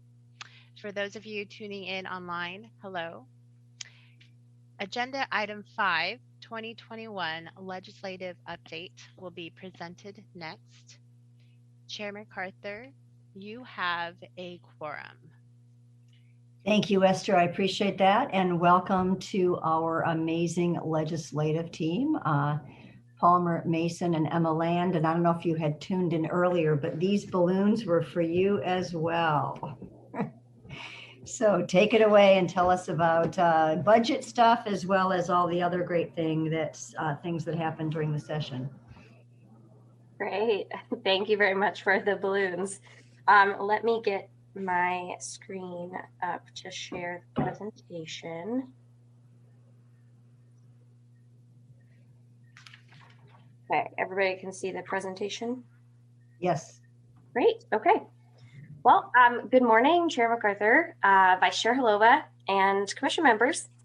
For the record, my name is Emma Land. I'm the Legislative Coordinator here at DLCD, and I'm also joined with my policy counterpart, Palmer Mason. We're going to give you an update, a recap essentially of the 2021 legislative session. So to get you started, just a quick agenda. We're going to do kind of a high-level recap of the legislative session.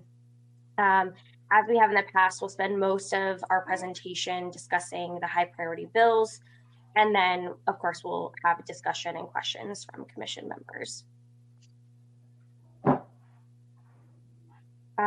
So the legislative session, it started on January 19th and it ended on June 26th. That was one day before the constitutional end date.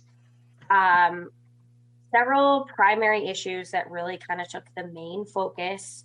Obviously, of course, the most important one is the state's 2021-23 biennial budget. We will touch on DLCD's approved budget here shortly. And then I know, of course, later today, you'll get a more in-depth overview from Carol. Other items, so the legislature was focused on a variety of COVID-19 response and relief work. On top of that, there was, of course, major focus on the wildfire issues, kind of two categories of recovery from the 2020 fire season, and then, of course, mitigation for future planning. And Palmer is going to get into details of the wildfire legislation and DLCD's role when we run through the priority bills, because we definitely have a role. And then lastly, there was a lot of much needed attention focused on racial justice and equity, pretty much spanned almost every legislative committee I can think of in some way. And we'll touch on a couple bills that are that fall into that kind of area.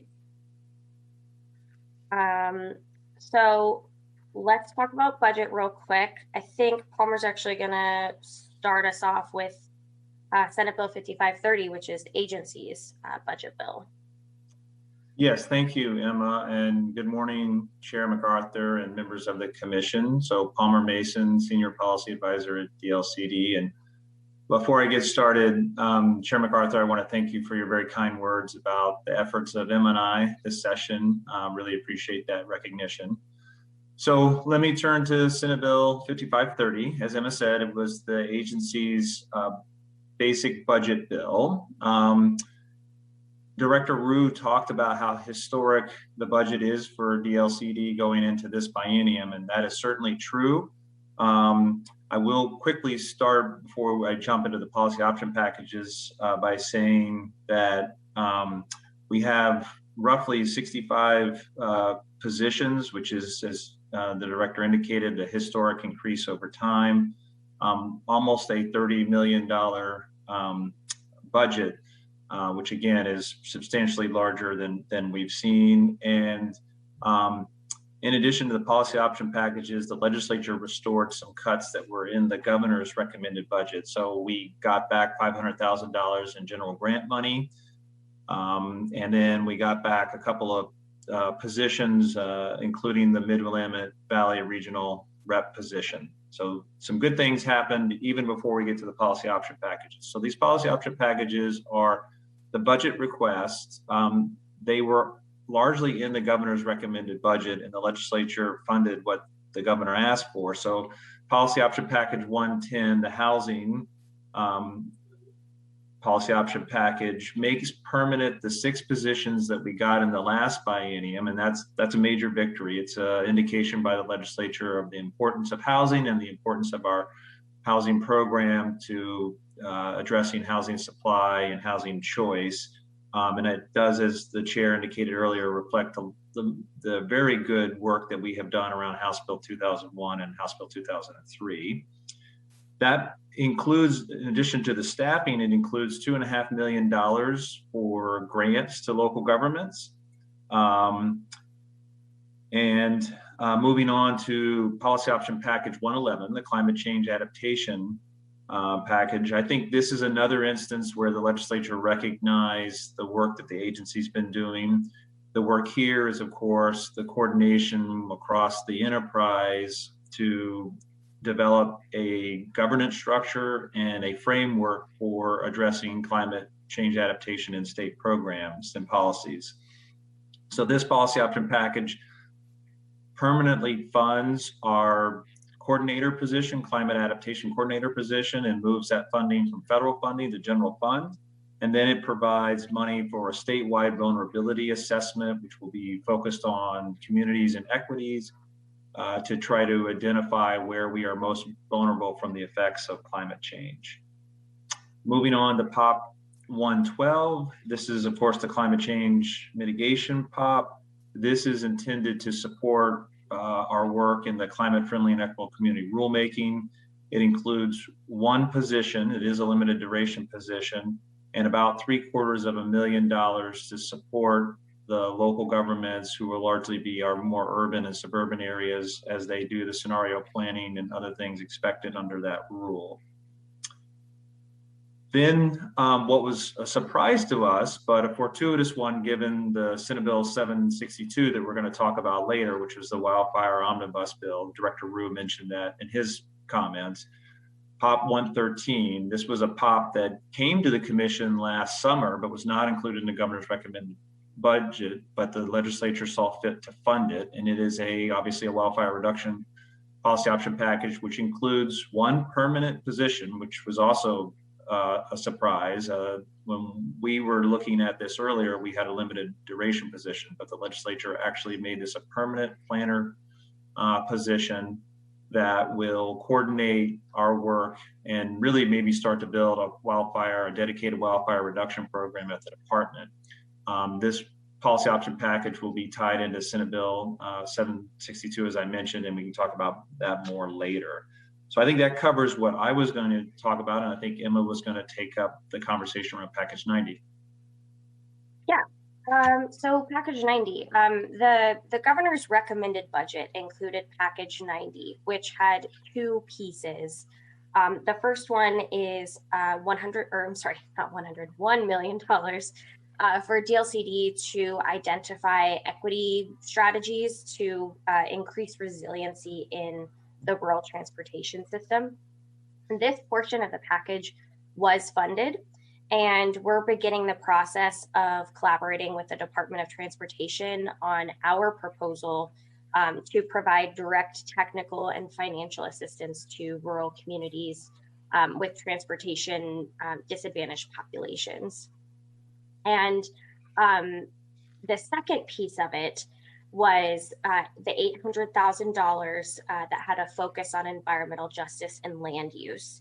You'll see here it's italicized, highlighted in orange. Unfortunately, this piece of the package was not funded in DLCD's approved budget. So you may remember this funding was kind of tied to House Bill 2488, which related to updating our statewide land use planning goals. And I'll give you an update on that bill on the next slide when we move to the priority legislation. So with that, I'll pop over to this other bill that we have, House Bill 5006.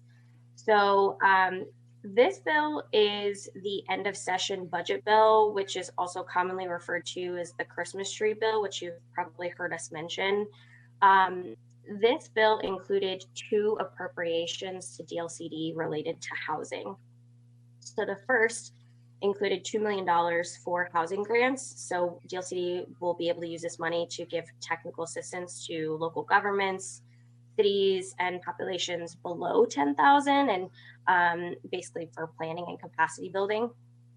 And then the second portion of it is roughly 1.5 million, and it's related to continuing the work from House Bill 2003 around the regional housing needs analysis. And this appropriation is linked to a budget note that provides specific direction to the agency on how to use the funds. So it has DLCD consulting with Oregon Housing and Community Services. We have to provide reports to the legislature. One is a preliminary report due in February of 2022, and then the final one is due in December of 2022. Basically, this reporting on efforts to develop an actual legislative proposal to incorporate a regional housing needs analysis into state local planning processes.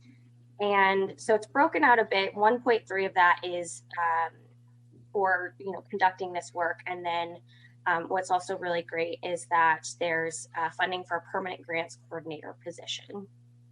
And the staff report has more detail.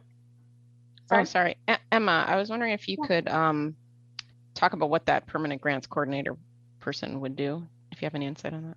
Yeah, I believe that this position is going to focus on giving assistance to our planning services division for FEMA grants. Do I have that right? Chair MacArthur? Yes, please. Yep. Yep, it's correct. Yep. Okay, great. Can I also add here, Chair MacArthur? One thing I wanted to add about the $1.3 million that Emma mentioned, that also includes money to try to look at some data gaps that we have in our current housing projection process. So one of the assessments that we undertook in House Bill 2003 was to look at the methodology that Oregon Housing and Community Services developed around regional housing needs analysis. And their methodology did much more to look at the housing needs of specific priority populations around race, ethnicity, disability, things like that. And one of the observations that we made in the legislative report we provided this year was that there really should be more funding to try to disaggregate out of the data that we use for population forecasts the needs of those type of priority populations. So there is money, I'm happy to say, in this 1.3 million, I think it's roughly to the tune of $400,000, to try to work with the Population Research Center at the Portland State University to develop that type of data. And it would also include some data for trying to understand the housing needs for tribal nations. Great, that's helpful. And Palmer, that is separate from, there's additional money for an inventory of available land for development in general, not just housing, or is this the one and the same? Chair MacArthur, good question. It's not quite the same. There is a piece of legislation that we'll talk about later. I think is what you're referring to, House Bill 2918, that requires the department to set up an inventory for surplus public lands, but it's not limited to housing. But there's not really an inventory of housing lands. This in this $1.3 million, it's to look at the question of a regional housing approach, which, yes, as we work through that, could look at a buildable lands inventory as a part of that analysis, but it doesn't call out a specific inventory, a standalone inventory. So I'm not sure I actually answered your question. You did actually beautifully. Thank you. I understand. Yeah.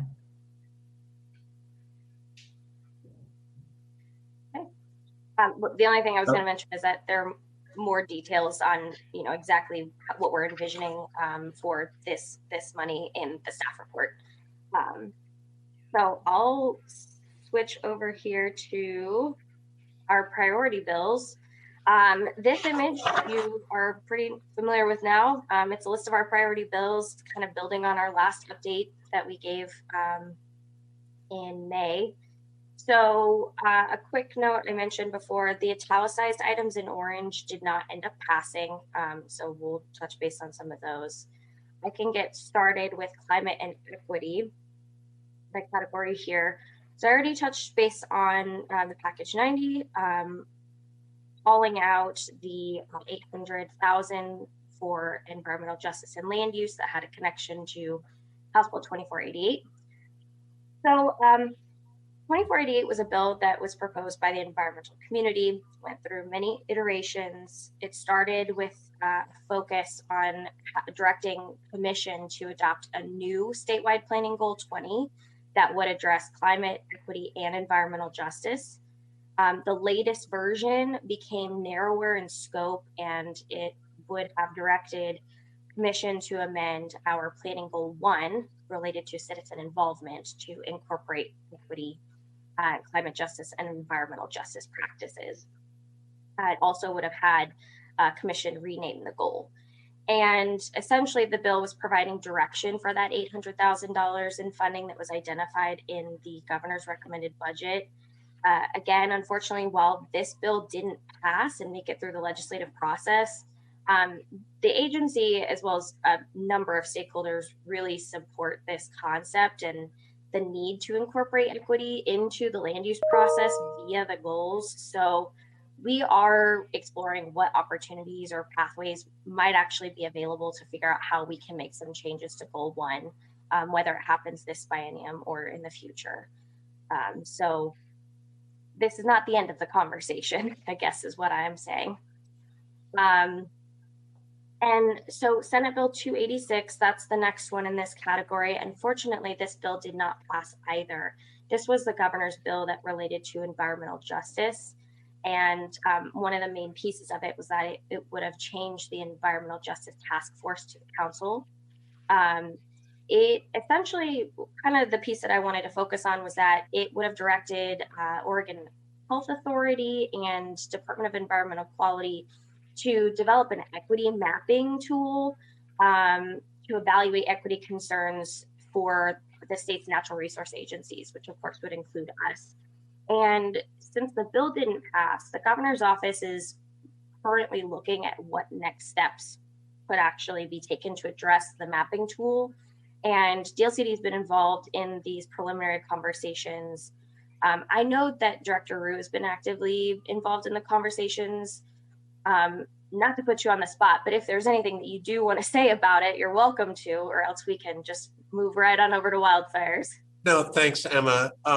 So to Emma's point, there are at least 5 or 6 agencies across the enterprise who are incorporating equity into their main mission, regardless of what it is. So obviously, Oregon Health Authority, DEQ, ODOT, ourselves, housing and community services. There's just a range of agencies who are looking at a so-called equity map to identify priority populations, do something called story maps that integrate text into GIS so that you begin to tell a story about where people are, what their particular needs are, and what the solutions to those needs might be.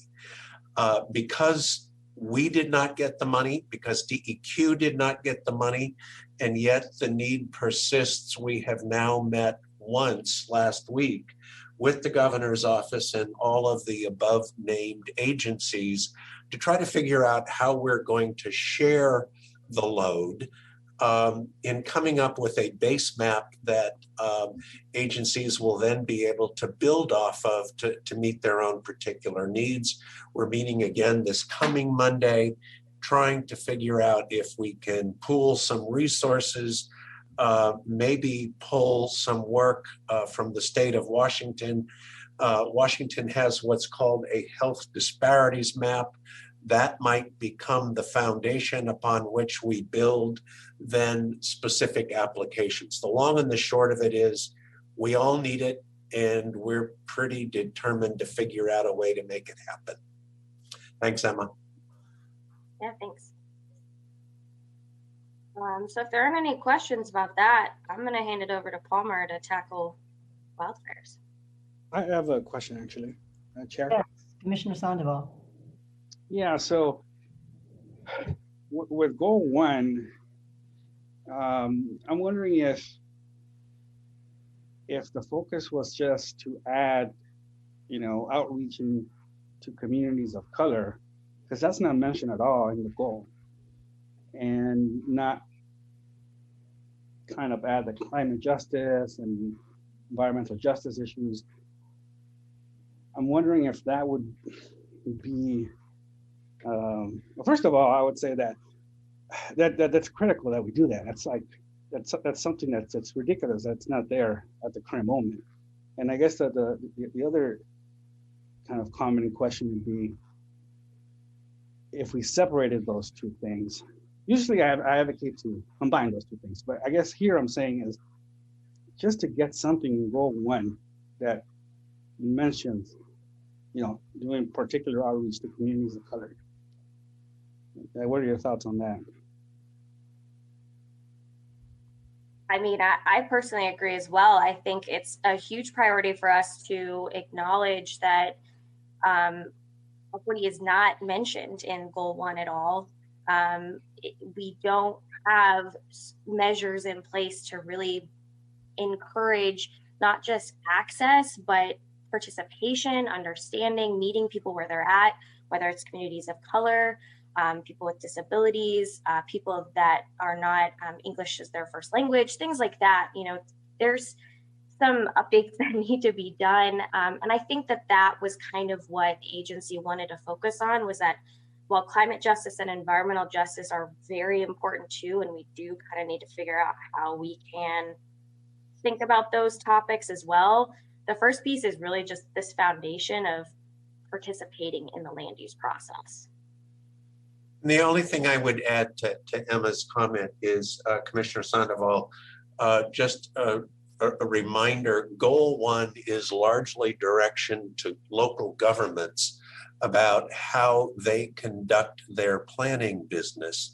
And to Emma and your point, to focus on communities that have been left out of the process historically, and to make sure that we are going to them in their communities and hearing directly about their specific needs to correct these historical inequities.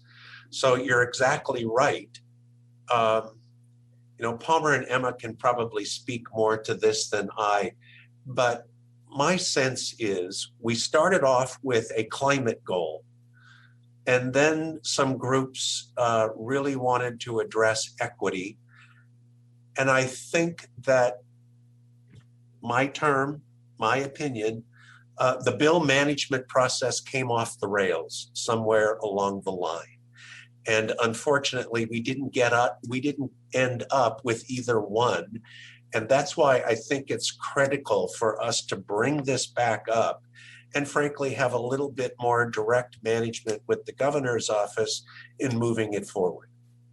Again, my personal opinion, editorial. So if I might, this is Palmer, Chair MacArthur.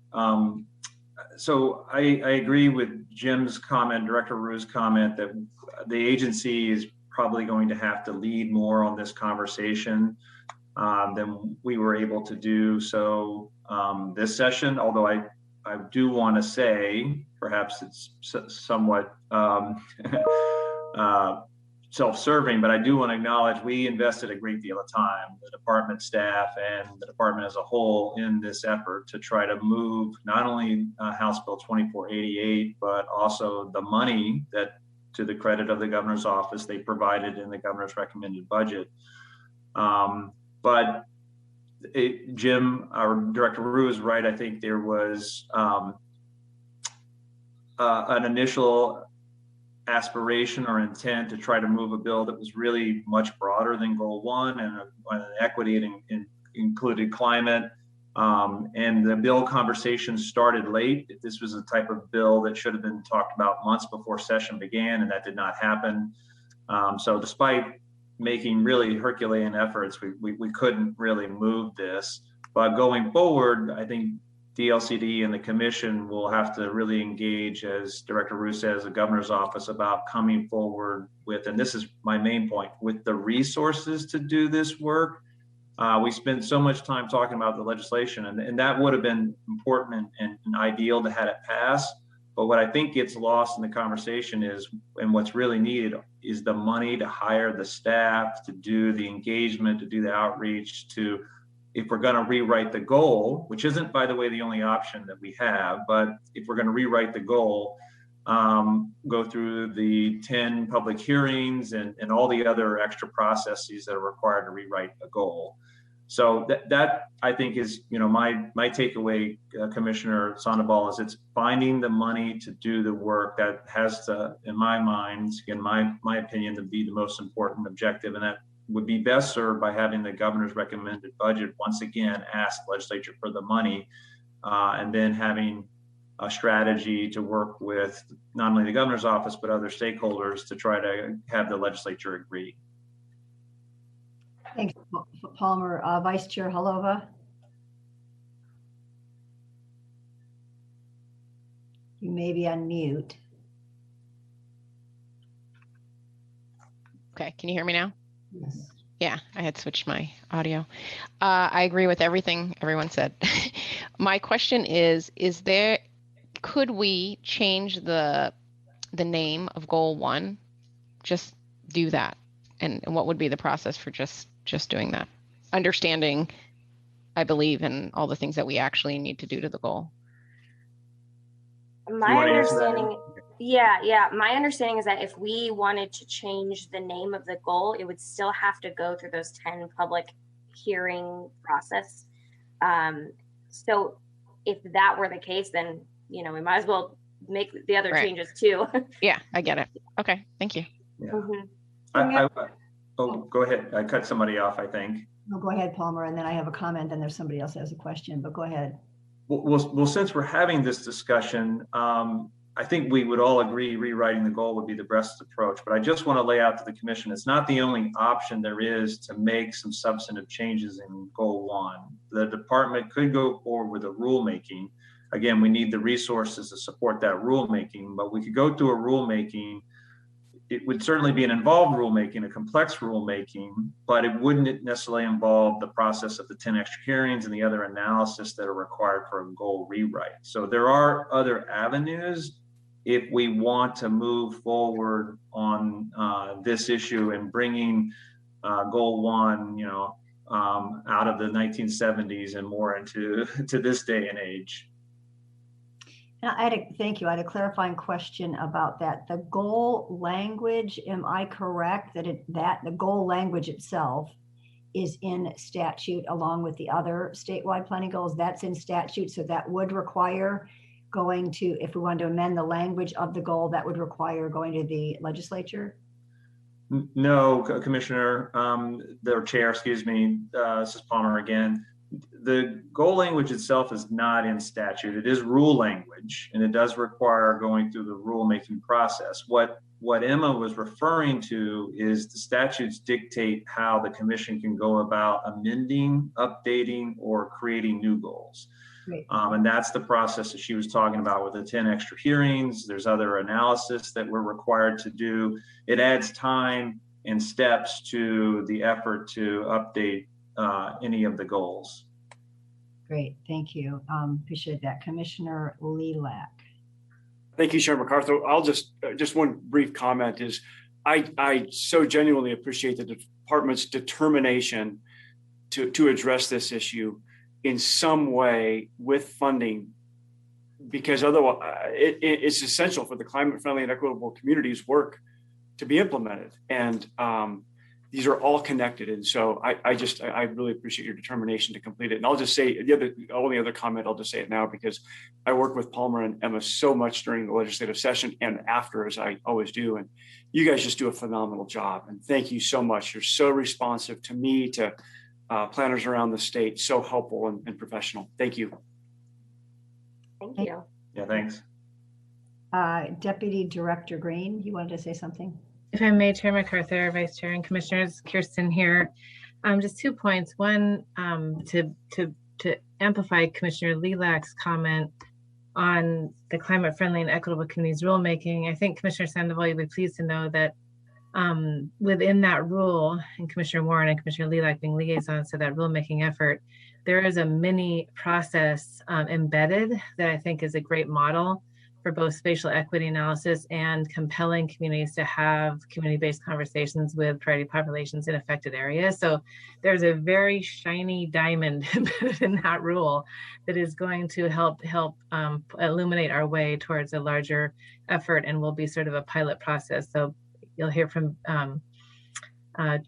lead planners on that, Bill Holmstrom and team later in this commission agenda. The second point is about your new Citizens Involvement Advisory Commission. You will recall, and Commissioner Sandoval, I'm sorry this happened while you were out, but you have an amazing new CIAC, a very diverse, representative Citizens Involvement Advisory Committee, and that name is actually also, that is in statute, so we can't get away with that without a statutory change. That's also possible, but I would offer, in addition to and respecting Palmer and Jim's good guidance about really resourcing this effort necessarily to do it correctly, this would be a major turning for the state to improve guidance and requirements around community engagement. But I would just say, please expect to see this on the policy agenda. Sadie will be speaking to that, and then Sadie and Palmer in the policy office will be bringing that draft policy agenda to you in September. Right now, of course, it's unfunded, but you can hear how, you called it out, how committed the staff are to this issue. Palmer himself personally spent dozens, if not hundreds of hours on this issue during this session. So we will make progress with your support. It'll be probably a low-level scoping initially with that CIAC. So you have that amazing resource of the CIAC to begin to work on this effort. You have a CIAC that's interested. Many of them applied knowing that this would possibly be work they'd be doing. So I would just suggest not to forget the CIAC as a resource as we look through those options that Palmer mentioned, getting ready for the governor's recommended budget and a legislative request. But I think even in doing this scoping, we can have some good conversations about what the options are and how to accomplish these goals. Thank you. Thank you, Kirsten. That's a really good reminder of that great group that we met at the March meeting, the May meeting. And I do think we need a conversation about this and intend to have a conversation about this in the context of the policy agenda. I'm wondering if we can consider that asking the Citizen Involvement Advisory Committee to scope out short-term and longer-term response, because The longer term might very well be going to the legislature and getting money for a robust rulemaking effort and things like that. A short-term effort might be something like issuing best practices. Not that we can require that because it's not actually rulemaking, but if we need resources to get to rulemaking, I would encourage that CIAC to think about shorter term options so we can hit the ground running and lay the groundwork for some of the engagement that has to happen in everything we're doing now and not have to wait for a couple of years. And we can talk offline to see if that's even appropriate to have that committee do that. But I just think we need to, I don't want to wait 2 more years till we might get money, or a year until we might get money, if there's some things we can do now. So I don't see anyone else wanting to comment on this particular aspect, but thanks for raising the issue. It's really an important issue, and I think we should schedule more time for discussion on this, perhaps with a couple of the CIAC members in September.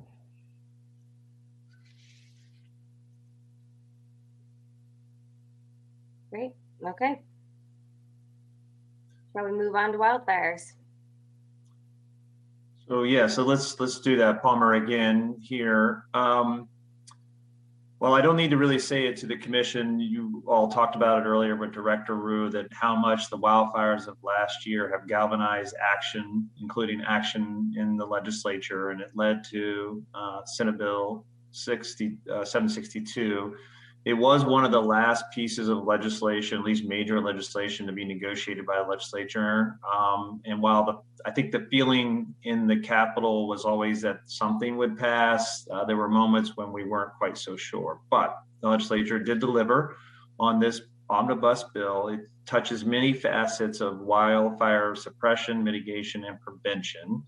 And I'm going to really try to focus mostly on the land use piece, which is section 11 of the bill, the part that's most relevant to us, although I'm going to mention work by forestry and the Department of, or the Office of State Fire Marshal as well. So section 11 directs the department to present a legislative report back to the legislature as of October 1 of next year. So October 1, 2022. That, broadly speaking, requires the department to recommend how to incorporate wildfire risk mapping into the statewide planning program and local comprehensive plans and zoning codes. We are also directed to look at how wildfire risk minimization could be incorporated into those same programs. In addition to asking us to look at those policy issues of wildfire risk mapping and wildfire risk minimization, we're also asked to look at the appropriate level or adequate level of state and local resources to implement that work. So there's a financial component to the legislative report as well. One step that was added in the bill is a review of the department's report by a new entity in the governor's office. It's the Wildfire Program Coordination Advisory Council. I think I have that right. And which will be led by a new position in the governor's office, a wildfire program coordinator. They have an opportunity by December of next year to make additional recommendations on land use following the issuance of our report. So all of that will lead to a robust conversation in the next long session at the Capitol, so the 2023 session, about what kind of policies the legislature wants to see around land use and wildfires, and what kind of resources will be needed to support changes at the LCD and any other state agencies, as well as local governments. There's a whole lot more I could say about this bill, but I wanted to focus on that part most importantly. I would mention, though, that work by the Department of Forestry around defining the wildland-urban interface, the WUI that you all talked a little bit about with Director Rue, is a key step, and that is happening here very shortly in the next couple of months by the Department of Forestry. We will be participating, we, the LCED, in that rulemaking advisory process. And then forestry will develop the statewide wildfire risk maps, which will have 5 categories of risk. And that mapping will be done as of June next year and will be central to the land use recommendations that we make in October.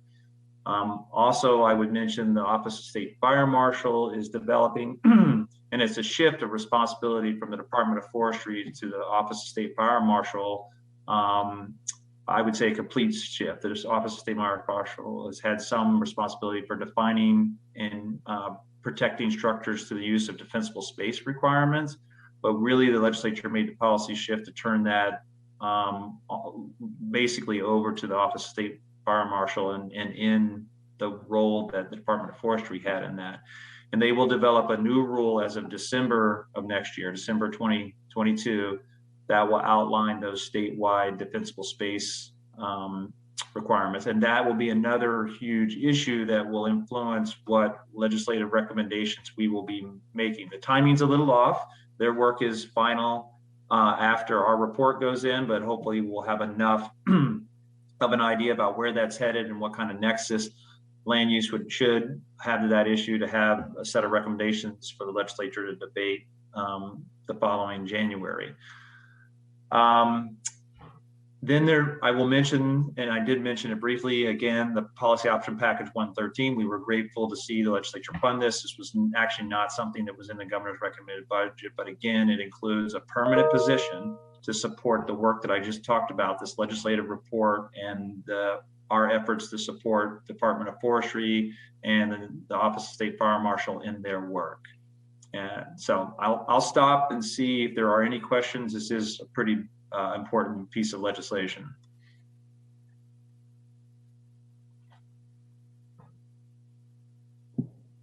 Thanks, Palmer. Any questions from commissioners on wildfire legislation? Chair MacArthur, yeah, thank you. I just might just state that whomever you hire for that position, for the wildfire position, may be a regular at Association of Oregon Counties and planning directors meetings, just given the interaction with counties and on the implementation and the rules, and so much coordination to make sure it's implemented as intended. Yeah. Makes sense. All right, if there aren't any other questions, I'll move on to some of the other bills. These other 2 bills fall in the category of, I call wildfire rebuild bills, helping people who were affected by last summer's wildfires rebuild their communities, their businesses, and their homes. I'll start with House Bill 2289. This is an optional process for property owners to rebuild both residential and non-residential structures. They don't need to avail themselves of this bill. They can go through the existing permitting process, but this is intended to be a streamlined process to allow those fire impacted communities to rebuild essentially what they had before. There are some limitations on how much people could expand, say a residential dwelling, or where they could relocate that dwelling on the parcel, but it's largely intended to help people rebuild what they had. We were able to work after quite a bit of effort to make sure that when people rebuild structures, that they do follow current and even updated federal floodplain regulations so that communities can maintain the participation in the National Flood Insurance Program. So there aren't any questions on that bill. I'll move on to Senate Bill 405. Basically, Senate Bill 405, again, focusing on the communities that were impacted by the fires last summer, is a bill that states that while a emergency order, federal, state, or local, was in place around the wildfires that had some limitation on a non-conforming use, that non-conforming use is not legally considered abandoned or interrupted. And it would allow that property owner to continue that non-conforming use without any effect beyond, once the order is ended. If there aren't any questions on those, I guess, Emma, we can move on to housing. Well, so I have a couple questions. Well, I have one question. So on the I think it was House Bill 2289, the idea of rebuilding. It makes a lot of sense for those folks.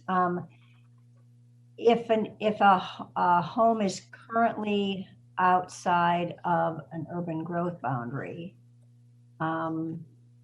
does the law still apply? They go ahead and they can build that even if it was a non-conforming use. Maybe I missed your description of that. I apologize.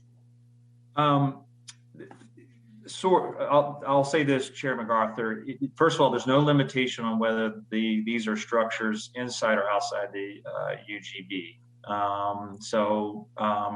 If you had a dwelling that was in one of those wildfire impacted communities, with some caveats, which I'll talk about in a moment, or a non-residential structure, you can rebuild, again, without regard to the UGB. The question is whether, if it's a non-residential structure, was it previously allowed, or did it predate the land use rules? If it falls in those categories, it can largely be rebuilt. If it's a dwelling, it can be restored or rebuilt if it was authorized by a building permit or some other legal approval, or the structure was assessed as of July 1, 2021, so going back roughly 20 years. If you fell in either of those categories, you could largely rebuild what you had. Okay, thank you. That's helpful. I appreciate it. Questions for Palmer? I think Deputy Director Green, you had your hand up earlier, and no, you didn't. Okay.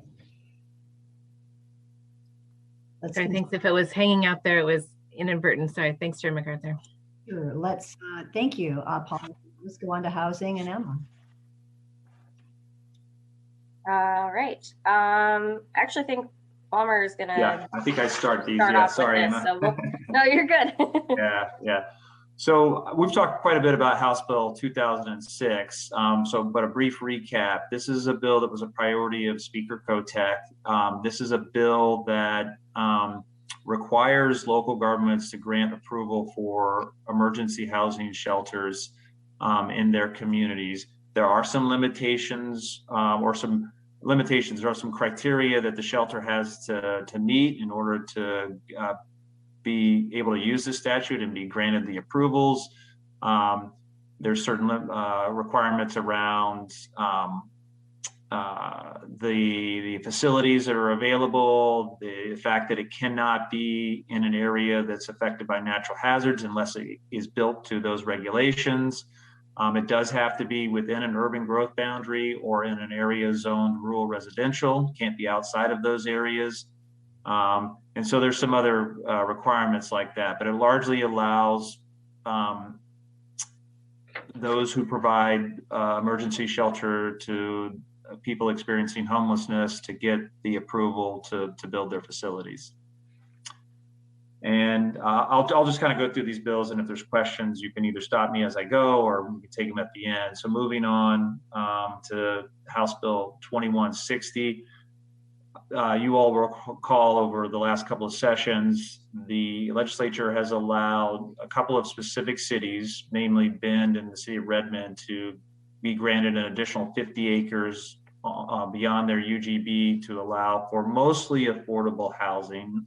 It's not entirely 100% of affordable housing development, but it's mostly centered around affordable housing as a pilot project approach to looking at whether that does really encourage more affordable housing and how that will work out in terms of our other resource values and things. That legislation, which came in 2016 and the commission approved over time applications for those two cities, this bill here, House Bill 2160, adds the city of Pendleton to that list of pilot project cities. The city of Pendleton will have to come with an application to the commission, but in theory, it allows the city of Pendleton to be approved for their own 50-acre expansion. Moving on to House Bill 3155. This is a bill that makes clear that our metro cities actually have to do the housing needs analysis updates that were required as of House Bill 2003 from 2019. And once those are done and they show a need that those communities will adopt housing production strategies. There was some carryover old language about what Metro's responsibilities were, Metro Regional Governor's responsibilities, and so it wasn't clear, at least in 100% fashion, that those metro cities actually had to follow through on those H&A updates and housing production strategies. So we worked with Metro, several cities, including the city of Portland, Hillsborough, to clarify that the metro cities would indeed do that. Another thing that we were able to add to this legislation that was a priority of the department is we wanted to make it clear in statute that cities under 10,000, which right now are not required to do housing needs analysis update or housing production strategies, that they could, at their option, it's not a requirement, but at their option, they could do those things. And by putting this in statute as an option, we made it clear now that the department can fund, again, at the city's options, work by smaller cities to do H&A updates and housing production strategies. And we felt like this was important. I know it's something the commission knows, but we felt like we needed to make the case to the legislature that smaller cities are experiencing housing shortages too. And they need those tools, and they really need that funding from the department. So we were successful in making that change in statute and syncing that up with the funding. So we will be able to support now smaller cities in those efforts. House Bill 3261 is a bill that passed that requires cities to approve the conversion of hotels and motels to either emergency shelters or to affordable housing units. It doesn't require an expansion of the footprint of the structure of the hotel or motel, but it does allow the property owner to change the number of units within the structure. There are some limitations. These are only within urban growth boundaries, and the structure does have to meet the standards for protection against natural hazards. So I think, Emma, you're covering, you've already really talked about House Bill 5006, but I don't know if you wanted to add anything. Yeah, I don't have anything to add. I mean, it's just here, so we can see all of the housing work. But I can talk about Senate Bill 8. We've discussed this bill before. It was brought forth by Senate President Courtney. And it's a bill that essentially restricts local governments from denying or limiting the approval of affordable housing projects. There are some stipulations there. So it restricts development on land that's zoned for industrial use to properties that are either publicly owned and adjacent to lands that are either residential or school uses. And it also prohibits any affordable housing development on lands that are designated as heavy industrial use. So that's just kind of the basics of it. You'll probably also hear about this bill from Sadie on the next agenda item regarding conforming rulemaking. So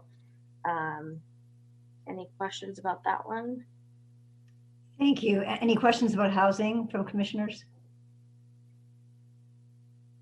I think Commissioner Halova, yeah, she may be on mute, yeah. Vice Chair? When I go from my headset to my computer, sorry. I had a question on the Senate Bill 8. I was concerned at first when I had read about it, particularly with the industrial lands and the need for industrial land preservation in many cases. So I was happy to hear those kind of qualifiers that you mentioned. I guess the question is, once housing goes in those spots, does it then kind of start to encroach? Because you say like, now we've made housing and now the lot next to it will say, and now I'm adjacent to residential. So I can have housing and now I'm adjacent, and it just kind of erodes the industrial zoning. I was just curious if anybody has any thoughts on that. Commissioner, go ahead, Emma. No, you're good. Yeah, I think it's a great question. I think it's what Emma was about to say. Yeah. We we did participate a little bit in this bill. We made some clarifying changes, but we didn't, as an agency, engage a lot on the policy side, and that is a legitimate policy issue you raised there. The bill doesn't prohibit local governments from trying to address, maybe through citing criteria and other things, like the effect that more residential structures abutting industrial land might have. So there's some latitude for local governments to look at that, but those encroachment issues that could be a problem, in certain counties, particularly. Yeah, and I'll tell you where my concern comes from. I think having industrial in close proximity to downtowns, to affordable housing, is really important, especially if we're talking about citing affordable housing in climate-friendly areas. A lot of times these industrial areas are also in those areas. And so the idea of, kind of getting rid of all your core industrial land essentially pushes those jobs, more affordable, more low-wage jobs out, causing a commute issue. And so retaining that kind of connection between lower wage jobs and housing and transit, I think, is important for climate, and then also for lowering the cost of the actual affordability for people of lower income. So I'm always a big proponent of industrial land preservation for that reason. Right. Yeah, all good points. Other commissioners?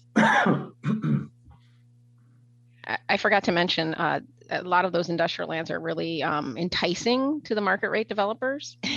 And I feel there could be some kind of moves made where it's like, oh, we have 20% of our uses are affordable. Can we redevelop these choice industrial lands? And that it'll be sort of like a back behind the door way of taking over those lands for other purposes by using a kind of affordable housing as kind of a smokescreen or something to that effect. So I just thought I should say all those concerns in relation to this. Yeah, very, very good thoughts. I have a question about House Bill, I think it's 2160, the one that allows Pendleton to pursue an application for affordable housing under our pilot project. Is that the one?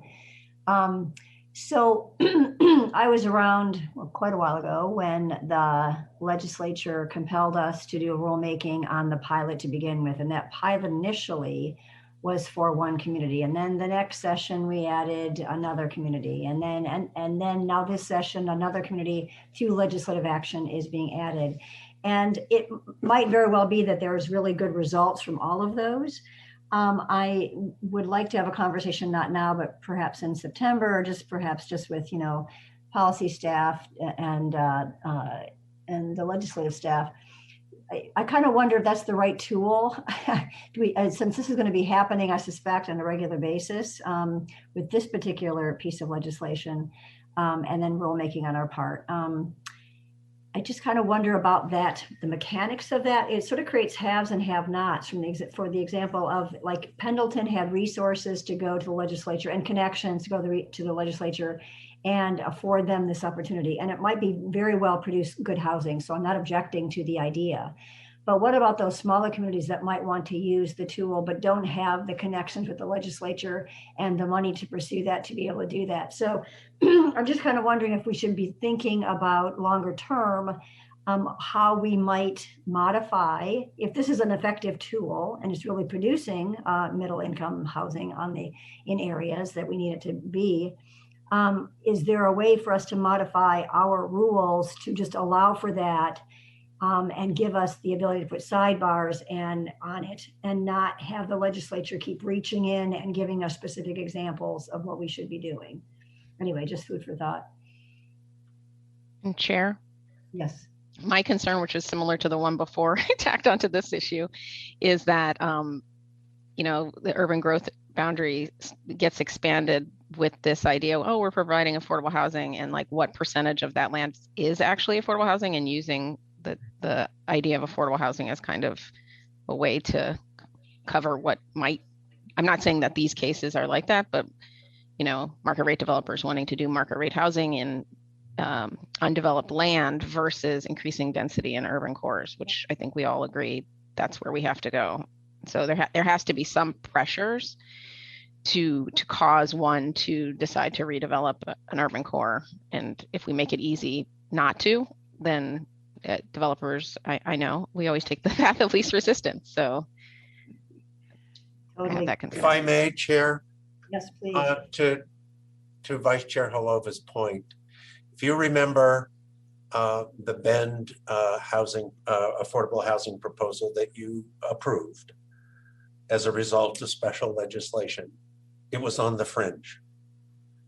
I don't know exactly where the Pendleton site is, but this flurry came out of some initial legislation that a Rep Stark from the Rogue Valley proposed back in probably 17, specifically to take advantage of lower land prices on the fringe or even outside of the UGB.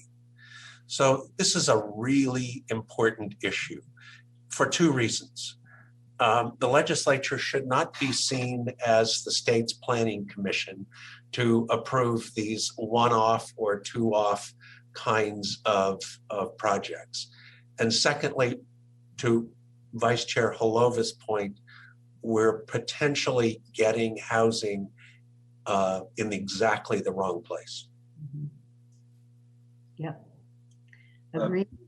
Yeah, Chair MacArthur, this is Palmer. Yes, we can work with Director Rue and Deputy Director Green and probably Gordon Howard, Community Services Planning or Community Services Division Manager, to bring back a presentation in September, because this is really a question more for that division than the policy office. We're happy to participate in the conversation, and we certainly can share the legislative perspective on this issue. And I'll just make the comment that this won't be a surprise, I think, to anybody on the commission, because housing is an existential crisis. At least that's how the legislature sees it. They will not resist the impulse to do the things that we're talking about.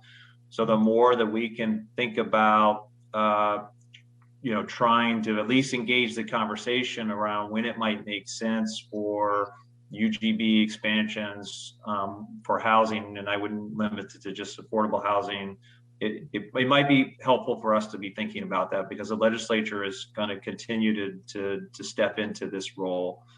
There's too much of as they perceive it, a need at the local level. Yeah. Excellent points, Palmer. We should probably continue on with our with energy, resource lands, and coastal. I'm sorry we took so much time on the first ones, but they're all really interesting topics. Yeah, we can definitely be quick on these next ones. For energy, House Bill 2109, you're all familiar. This was DLCD's bill that provided a fix so that counties won't need reimbursement for Measure 56 notices related to renewable energy facilities. The one thing I'll just say is that this passed without any issues or concerns from any legislators. Honestly, it was a really good example of good government work to avoid unnecessary spending. So, yay. So yeah, I'll leave it at that for that one, and I'll let Palmer touch on it. Yeah, so House Bill 2520 is, Emma's indicated the bills in orange are ones that did not pass. So this one didn't pass. This was a bill that would have directed the commission to adopt a rule specifying the reasons for granting exceptions for renewable energy facilities in those lands, which would really have been outside the UGB, where our current goals and rules don't allow the siting of those type of facilities.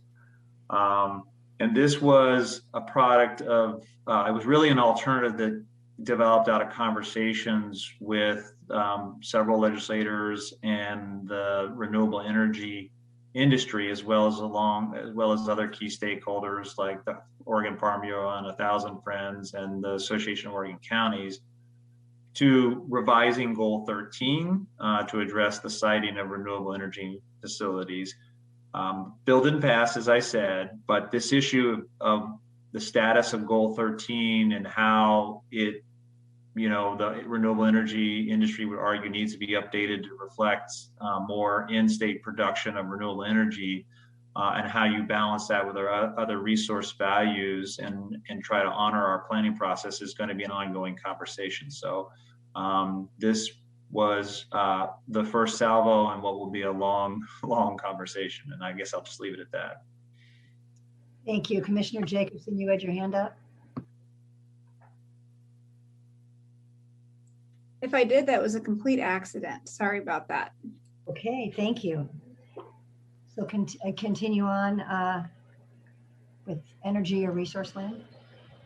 Great. Okay. Senate Bill 391. This is another one that will get mentioned in the next agenda item regarding conforming rulemaking. This is a bill that will allow counties to authorize accessory dwelling units or ADUs on rural residential lands. There's definitely a number of stipulations in this bill, including that the units can't be built until the statewide wildfire risk map has been completed. That's what Palmer mentioned in Senate Bill 762. I believe the date for that is June 2022. There's also some prohibitions that ADUs can't be used for vacation rentals. They have to be within a certain distance of the primary home. But the main points to address wildfire risk concerns, there are some stipulations in the bill that counties have to ensure that there's adequate access to these units for wildfire mitigation and evacuation efforts, and defensible space, fuel break standards, with consultation with the local fire protection service district providers. And there's also some provisions to protect the working farm forest lands in terms of setbacks. So this was a bill that we worked really closely with Commissioner Lilac on. And yeah, any questions on that one? I don't see anyone. All right, well then I'll take up Senate Bill 16. This was a bill that in the area of the Eastern Oregon Border Economic Development Region, which sits on the border between Idaho and the state of Oregon, allows for up to 200 acres of exclusive farm use land to be used for residential purposes, so residential development. It does have some limitations on the type of properties that can be converted from farm and ranch use to residential use. First of all, it can't be high value farmland or properties that include class 1, 2, and 3 soils. And if and when a parcel is rezoned for residential use, the property owner has to file a restrictive covenant with the county not to sue adjacent farm and ranch operations. And there does have to be adequate infrastructure to serve the development out there. This was a pretty controversial bill for a number of reasons, in that, the argument about setting a further precedent to build outside of where we normally want to see residential development. Those in Eastern Oregon argued that this particular farmland either largely wasn't irrigated or isn't as high value and productive as others, and they have a real housing need. They argued because of the people choosing to live in Idaho as opposed to living in Oregon. And at the end of the day, this bill is one of the bills that I think was important for Democratic leadership to try to manage the session with the Republicans. So in the end, it did pass. I think some folks have raised the possibility of a veto by the governor, but we've heard nothing from the governor's office about that. So I can't say what their thought is.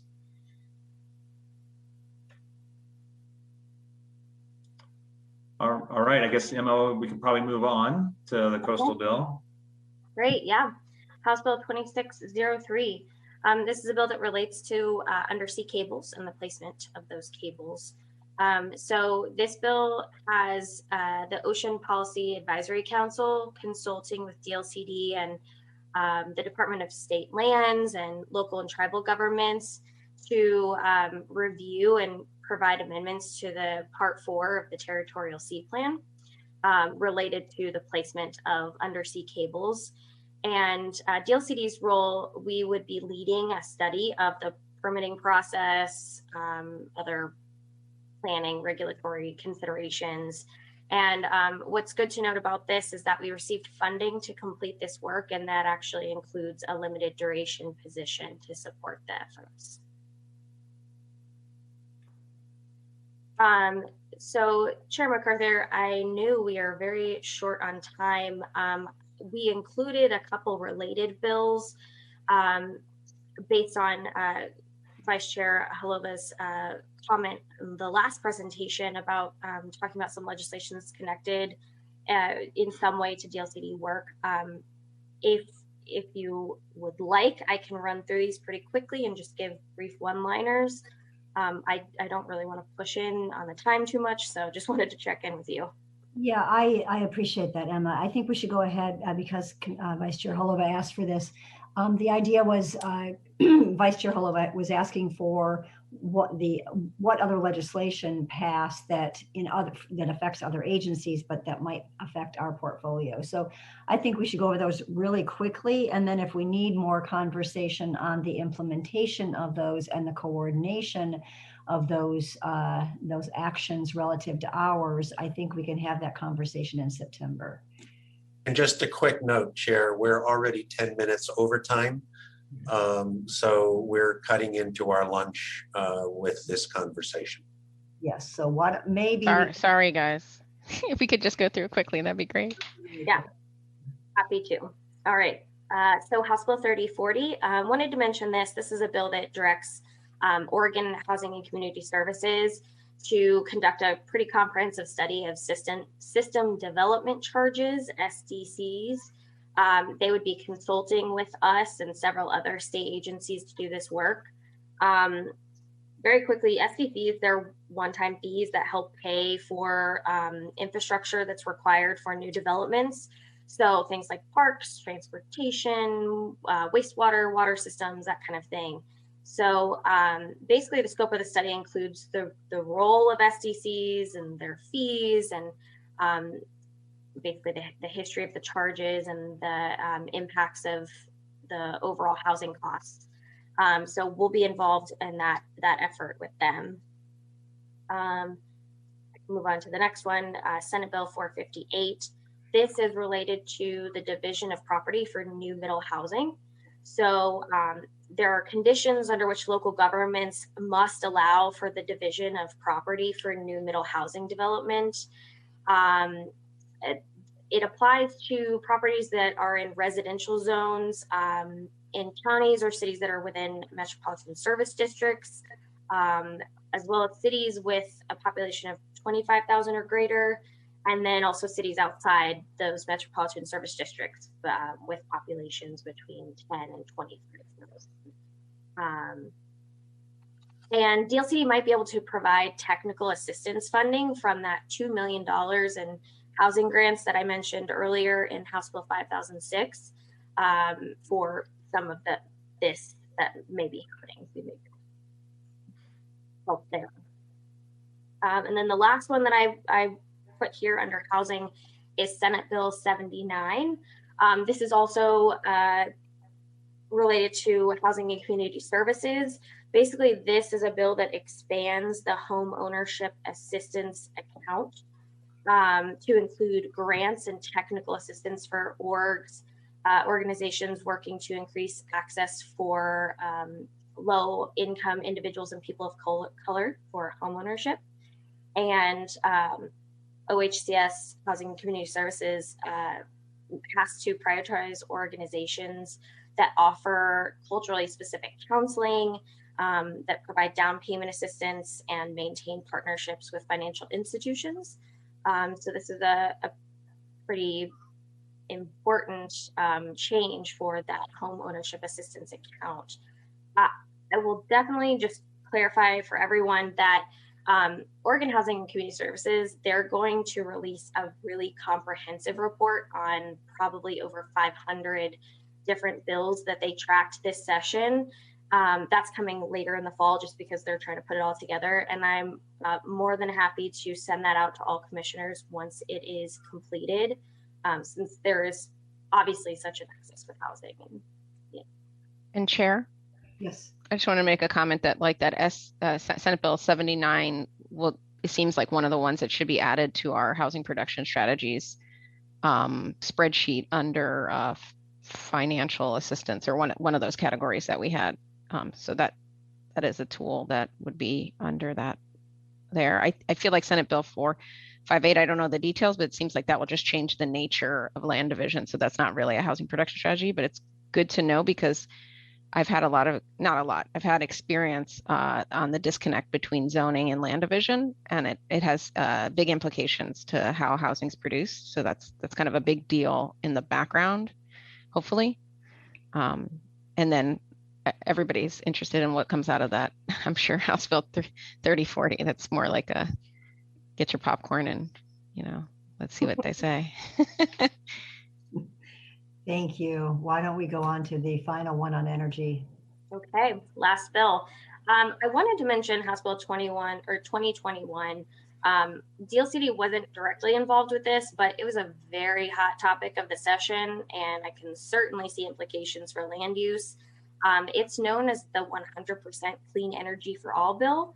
So it's got a broad range of targets, programs, studies, all related to the clean electricity grid. But the main takeaway would be that basically all investor-owned utilities and electricity service providers will have to reduce greenhouse gas emissions that are associated with electricity to 80% emissions by 2030.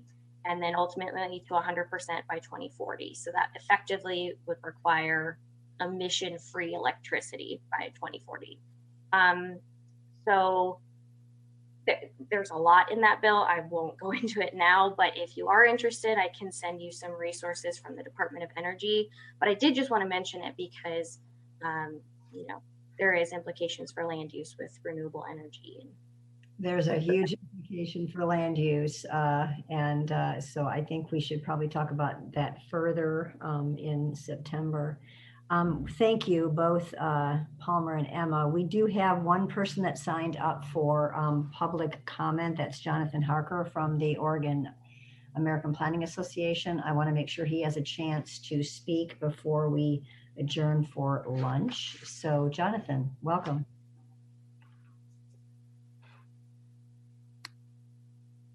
And you have 3 minutes. I guess, whoops, what happened there? We still hear you. Okay, I just can't see you. Oh, well. Can you see me?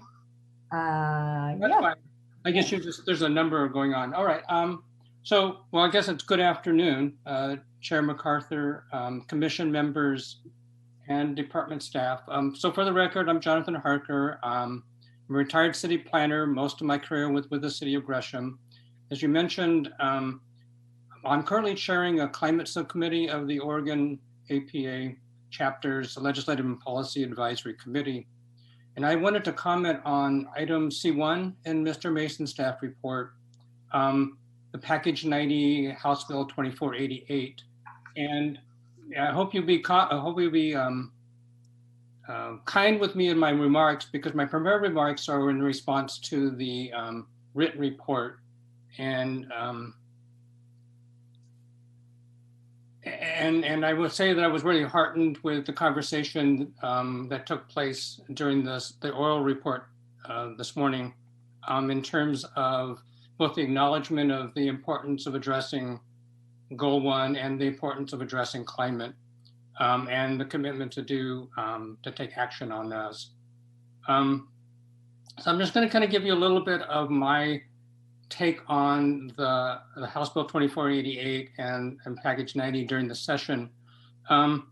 So House Bill 2488, when it was introduced, was going to direct LCDC to update the statewide planning goals to address climate equity and public participation and environmental justice in the land use and planning decisions. And that came from two legislative concepts. One that was drafted by Beyond Toxics, a nonprofit based in Eugene, and the NCAAP chapters of Eugene, Springfield, and Portland. That one really had the focus on the environmental justice, but it also covered the climate pieces. The second one was on behalf of Steve Schell, a retired land use lawyer who was the first LCDC chair. That really focused on more on the climate part, but these two were put together. That introduced bill had four chief sponsors, 2 from each chambers, as well as 13 regular sponsors, many of those from the BIPOC caucus. OAPA was supportive of House Bill 2488. It's aligned with our adopted legislative priorities, both to support legislation that address climate change by amending the statewide goals or by adding a new goal, and also supporting legislation that address racial equality by amending Goal 1 to explicitly advance anti-racism and elevate the voices of BIPOC and other traditionally underrepresented communities. As with many bills, this issue was with funding. That's where Package 90 came into play, and I would comment that the kudos for Mr. Mason and Ms. Land are really well deserved. I was part of a group that worked with them to create a set of amendments, the -2 amendments that would have required LCDC to adopt a new Goal 20. And the Goal 20 was going to address climate change, and it was going to address the equity and environmental justice issues. And Emma and Palmer just spent a lot of time working on those things. That was, again, the -2s. There were 2 hearings for the bills. The first hearing generated a lot of support from a wide variety of parties. That was mostly on the introduction because the -2 minutes had not been posted yet. The second hearing was on the -2 amendments that also generated a lot of support. OAPA provided written testimonies in support of both of those efforts. I testified as part of an invited panel on the first hearing. Unfortunately, a few days before the work session, the House legislative sponsor, chief sponsors and Beyond Toxics were informed, and this is secondhand for me, I was not at the meeting, that the bill was going to be pulled. And what I was told is because climate is a trigger word. But there was some cajoling apparently, and the bill was redrafted of the new amendment, the -7s, which addressed the Goal 1.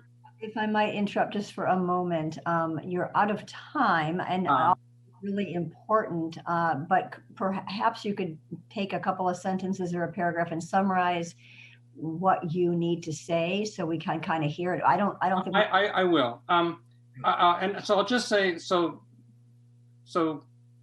Goal 1 needs to be addressed. The bill did pass out of committee on a bipartisan vote. I mean, on a partisan vote. And what I wanted, and also I wanted to say that there were senators and House representatives who voted against DLCD's budget because the Packet 90 wasn't in the budget. They did that after they knew the bill after the budget would pass. I'm saying all these things because I wanted to emphasize that I think there's a lot of momentum, and I was heartened to see that the commission and the department want to move forward with this. I was going to encourage you to do such, and wanted to say that OAPA and myself can be there to help. So I guess that's kind of where I was getting at. I think it's important that we do update Goal 1. I think it's important that we address climate either by probably by a goal 20. And maybe those are two different efforts. Thank I guess you. that's what I guess I got confused. I guess that's when the numbers were starting to come counting down on me. I hadn't realized that's what was happening. Yeah. So thank you. Yeah, so I thought I had mentioned you had 3 minutes, but perhaps I wasn't very clear. Anyway, thank you very much.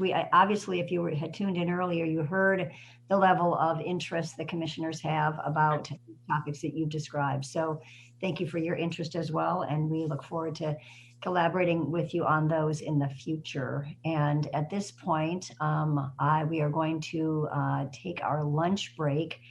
I think to remain on schedule, we should in fact return at 12:45. I apologize for it being shorter than it would have been, but I kind of need to keep on schedule because there's some things at the end of the day we need to get to. So we'll see you all thanks again to Emma and Palmer, really appreciate that. Sorry to cut off the kudos short, but let's go ahead and reconvene at 12:45. Thank you. Recording stopped. Welcome back from lunch. The time is 12:45. The next agenda item is item 6, 2021-2023 Conforming Rulemaking Policy Agenda.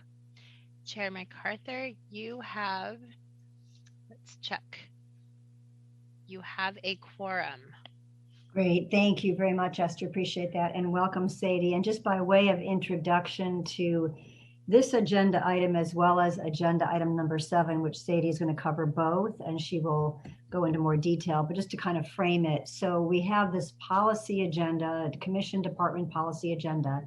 There's basically 3 parts to it that I know of anyway, 2 of which are really sort of legislatively initiated or directed activities. And so the first agenda item, and the final piece is stuff that we think is really important to do regardless of whether another body compels us to do it or not. So the first part is agenda item number 6, and that's conforming rulemaking. And that's where the legislature gives us pretty specific language statutory language that we then need to put into our rules to make them consistent. Sadie will talk about that first. The second part of our policy agenda is a list of topics or agenda or rulemaking that they want us to pursue. And then, as I mentioned, the third part of our policy agenda is stuff that we look across the horizon and realize it's really important to do on our own. So with that, Sadie, take it away. Thank you, Chair MacArthur, and thank you for that introduction. For the record, Sadie Carney, Communications Manager and Policy Analyst with the Department of Land Conservation and Development. And I'm going to get started over here. It's always a pleasure to be with you. I'm going to try to share my screen here, and let's just see if this works on the first try. Can you all see this PowerPoint presentation over here? Great. Thank you for letting me know. So as Chair MacArthur indicated, I'm going to be presenting on agenda topics 6 and 7 today, which, as she also shared with Commission, are 2 of 3 overall elements for the policy agenda. So it's the conforming and the legislatively directed work that came from the 2021 legislative session. By way of background, every 2 years, DLCD develops a new policy agenda after the long session when the state's biennial budget is set. And the policy agenda is typically updated mid-biennium after the short legislative session that occurs in the even-numbered years. And so when you see this full package of policy agenda when it comes before you in September, it'll have the elements that we're talking about today, conforming and legislative work. It'll also have ongoing work that has carried over from previous policy agendas. So stuff that is very long-term or we haven't gotten to a conclusion on. So the housing work would be an example of that. And it will include what Chair MacArthur was referencing with the sort of that look across the horizon, the agency initiatives. And then there's one other item that will be included in the policy agenda. And this is issues that the department recognizes sort of the perennial importance of, but either due to agency resources or lack of staff or lack of time, we just don't have the capacity to address. So an example that I'll give you is non-resource lands. You'll see that come up on our September policy agenda. Not that we believe we'll have the agency capacity to address it in the 2 years, but just because we want our stakeholders, our commissioners, interested parties, and others to know we haven't forgotten about this. We recognize that they're important. In previous years, the department has presented the policy agenda all at once, and this year we have broken it into some different pieces. And I think it makes a lot of sense for us to do it this way for a couple of reasons. Number one, it is important that we initiate our conforming rulemaking process pretty right away. A lot of our legislation that passes in a legislative session has an effective date of the first of the year. So that would be January 1st, 2022. In order for us to hold the public hearings in a timely fashion and get the notices in front of the Secretary of State, we really need to initiate that rulemaking pretty shortly after the session concludes in order to have our rules be effective when the legislation is effective. And the other piece to present the legislatively directed work alongside of it is there's some really time sensitive elements, in particular this session. So we may not do it every way that session, but this year we are. And then finally, agency initiatives, which are kind of a bigger look and require more internal discussion following the legislative session, really take some time to develop. So this gives us time to put that internal staff work into creating a very thoughtful package for you guys to review in September, hopefully for adoption in November.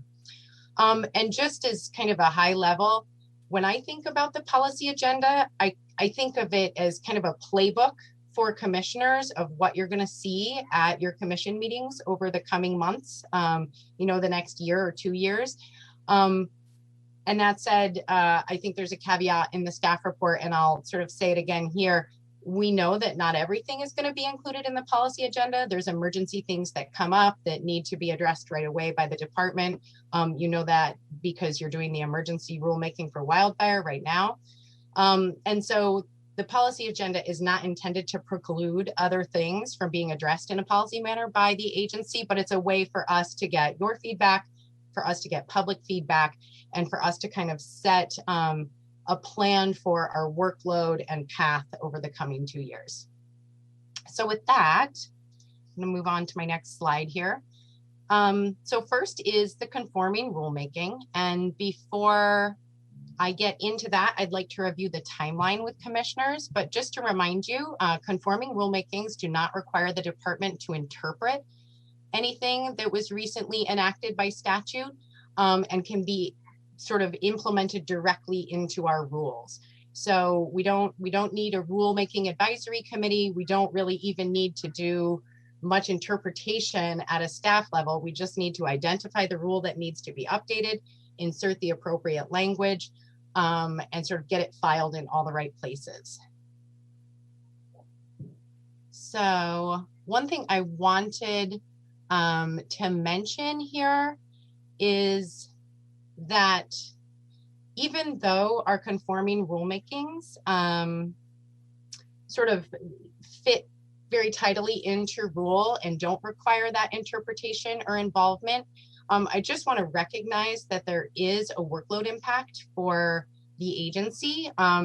Specifically, I think she's on this call, Casaria Taylor, our rules coordinator, is required to follow the Administrative Procedures Act for the state of Oregon, which includes filing the rules with the Secretary of State, setting the public hearing dates, posting information online, making sure that all of those sort of procedures are followed to get this appropriately implemented in rules. While we don't see a lot of it in front of commission, with the exception of today, there's a lot of work that goes on in the background in that regard. And I just want to call that out for commissioners because it does impact our ability to do other things. So that said, I'm going to move on to our timeline.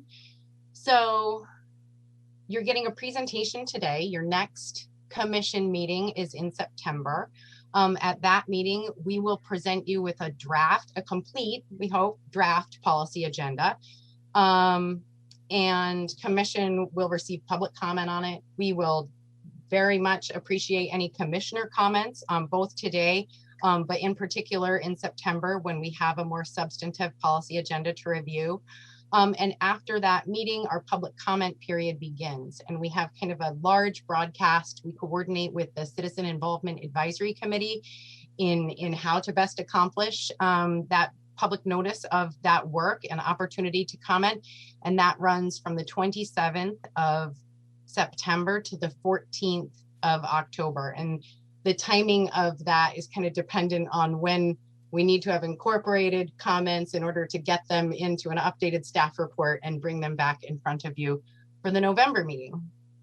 And at the November meeting, we will incorporate commission comments, we will call out public comments, we will coordinate with staff in sort of reviewing and incorporating comments as appropriate, and we'll bring an updated policy agenda for the commission, including a record of the public comment that was submitted to the department.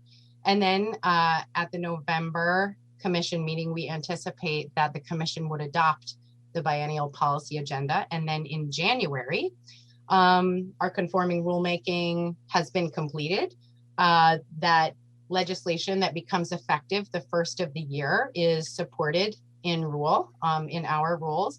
And we've got our policy agenda in place for the next 2 years. If commissioners have ideas or comments on things we should definitely make sure to include specifically in that public outreach process, I'd be very interested to hear them. I can sort of wait until the end. You can offer your comments now. You can send them by email. I just want to make sure that that is the best process it can be. So that's one place where I would specifically invite comment if you had any. So I will kick off this portion. This is our conforming rulemaking. I think I've said all of this already once. I do want to call out for the commission that there is an error in my staff report, and that is the inclusion of Senate Bill 19 as needed, as needing conforming rulemaking for the department. It does not. It requires agency involvement, but the amendment that was adopted in the enrolled version is not one that requires conforming rulemaking, simply sort of department coordination. So I apologize for the error, and we will have it corrected in the policy agenda moving forward. But I just wanted to bring your attention to that. And I want to, you may recognize this theme in the slides from Emma Land's work on your legislative updates. I thought I would kind of stick with it so that maybe it helped you track the legislation as it moved through the legislative process into our policy agenda. And then it kind of, excuse me, lands on our plate as work to do.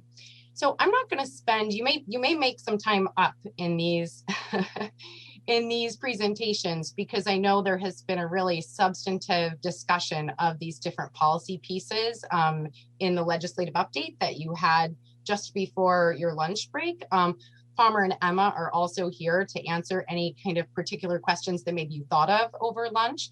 But I'm just going to kind of hit at a high level these rulemakings and sort of remind you what they are as we go through the conforming.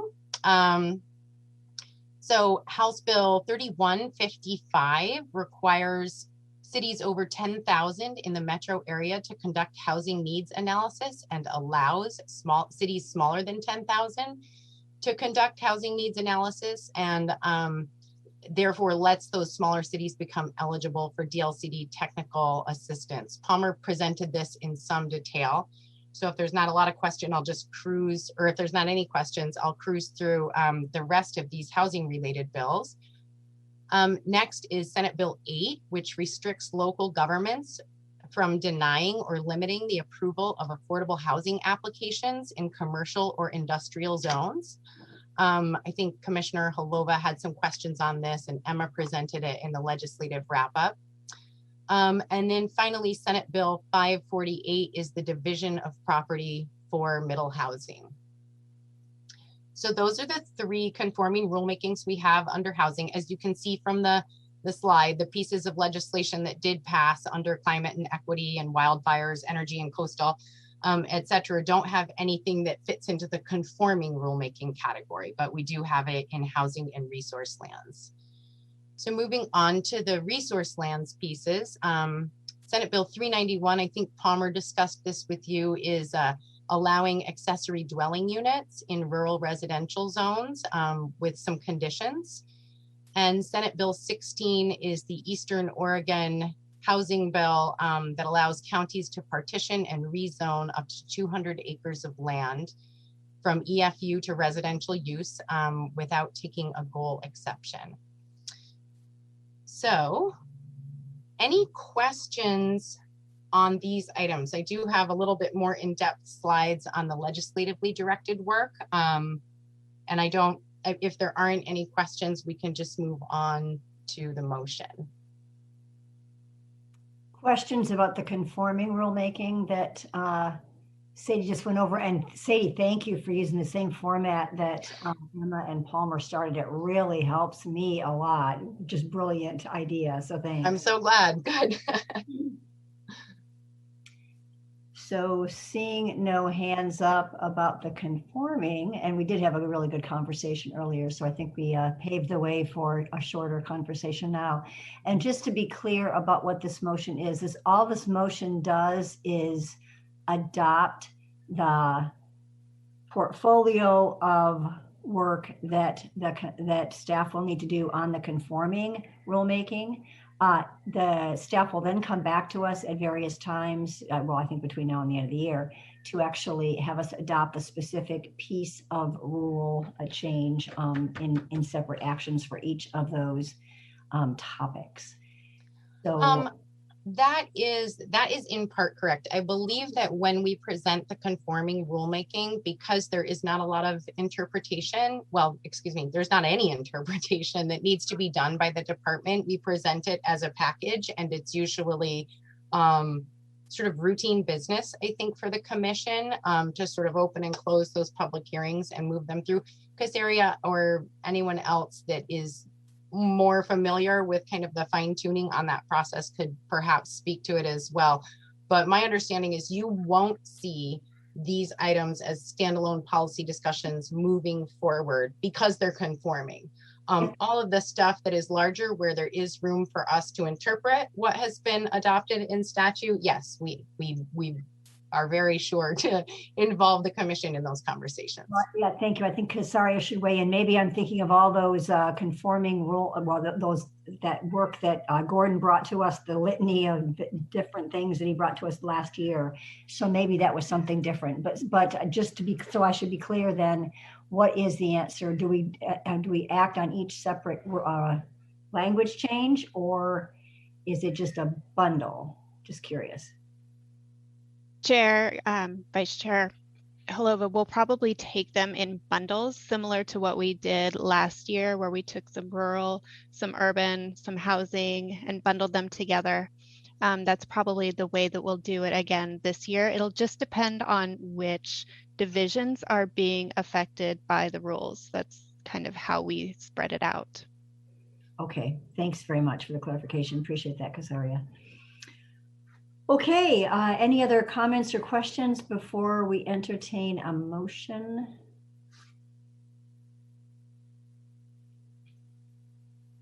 Seeing no hands up, would one of my colleagues be willing to offer a motion? I move the commission to adopt the conforming rulemaking policy agenda for 2021 through 2023. I'll second the motion. Thank you. We have a motion and a second. Esther, would you call the roll? Vice Chair Holova. Aye. Commissioner Sandoval. Aye. Commissioner Jacobson. Aye. Commissioner Lilac. Aye. Chair MacArthur. Aye, and the motion passes unanimously with the commissioners present. Commissioner Pearmine has an excused absence. Thanks, everyone. So you're right, we might make up some time here, Sadie. So take it away for the next agenda item. All right, I'm happy to do so. Thank you. So the next agenda item is our legislatively directed work. So these are items that require the department to interpret recently adopted statute from a policy perspective before we can implement the legislation. Or they may require commitment of agency resources and or participation in the process somewhere. For legislatively directed work, DLCD staff relies upon work groups, advisory committees, community engagement, public comment periods, and coordination with the Commission's Citizen Involvement Advisory Committee. And that helps us inform our work as we move towards implementation of these policy items. For this particular policy agenda, there are also some time-sensitive items. I mentioned that at the front end of my presentation, included in the legislatively directed work. And this is one of the important reasons that we wanted to get this portion of the policy agenda in front of the Commission today, in hopes that we could adopt it and the department could have commissioner comment and feedback on how we advance in this legislatively directed work. And I'll speak to that specifically when we get to that particular element. But if any of you are thinking that it might be the wildfire omnibus legislation that Palmer discussed already taking place, you'd be right. So moving on from this slide.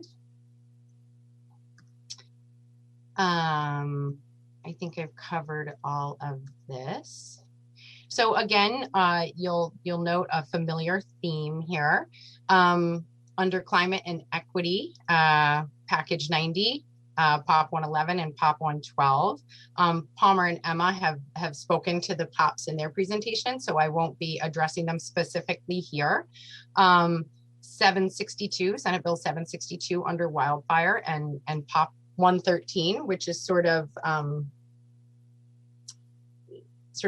essential to the carrying out the work of 762. Under housing, House Bill 2160, 2918, and 5006. Nothing under energy or resource lands, and finally the undersea cables issue for coastal. So we have talked about, well, you have discussed these at length and quite recently. So let me move on to my next slide. And I think we can be pretty high level in summary in our discussion. Again, if you do have any questions, feel free to bring them up now. And if I'm not able to answer them, then I know Palmer or Emma would be happy to. You just talked about this. This is House Bill 2160, the Affordable Housing Pilot Project for the City of Pendleton. That Pendleton proposal will be submitted to the Commission by June 30 of 2023.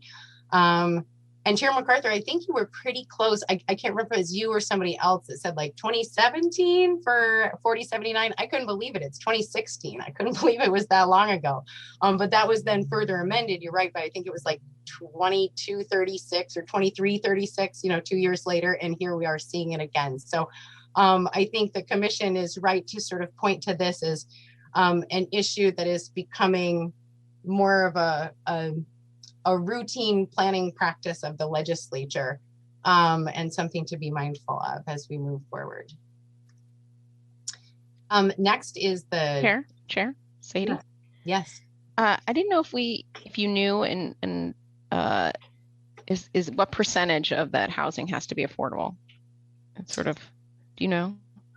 I don't know off the top of my head. I think in 2016, I probably had a fairer idea, but we can certainly check into the requirements of the legislation and get back to you.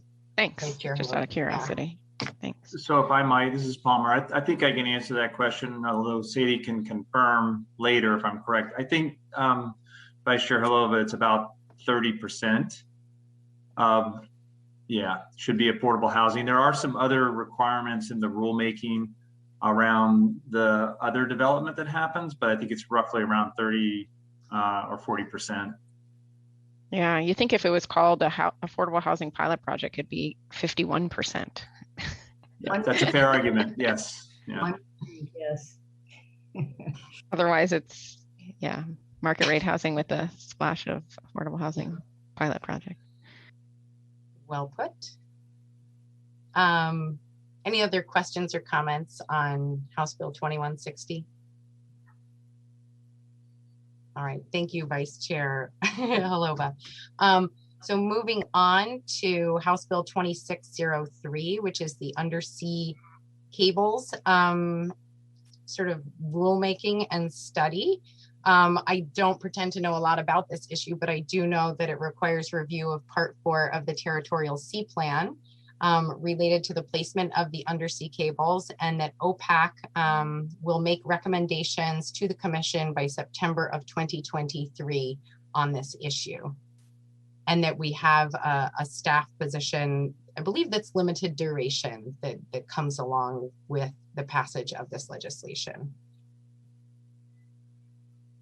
Okay, if I don't see any questions, we can move on to House Bill 2918, which is the surplus property issue, requiring local governments to identify surplus property, so counties and cities, but then additionally requiring cities with surplus property to assess it for development of affordable housing, and charging DLCD with developing and maintaining an online database that's available to the public. And I know that's a project that Rachel Smith is working on out of Information Services.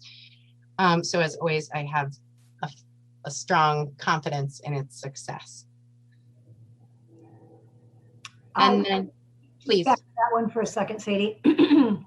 So I know in Commission Prep meeting a couple of days ago, Vice Chair Halova and I raised some thoughts, I had some thoughts about this, and maybe it wasn't fully that context, maybe it was something else.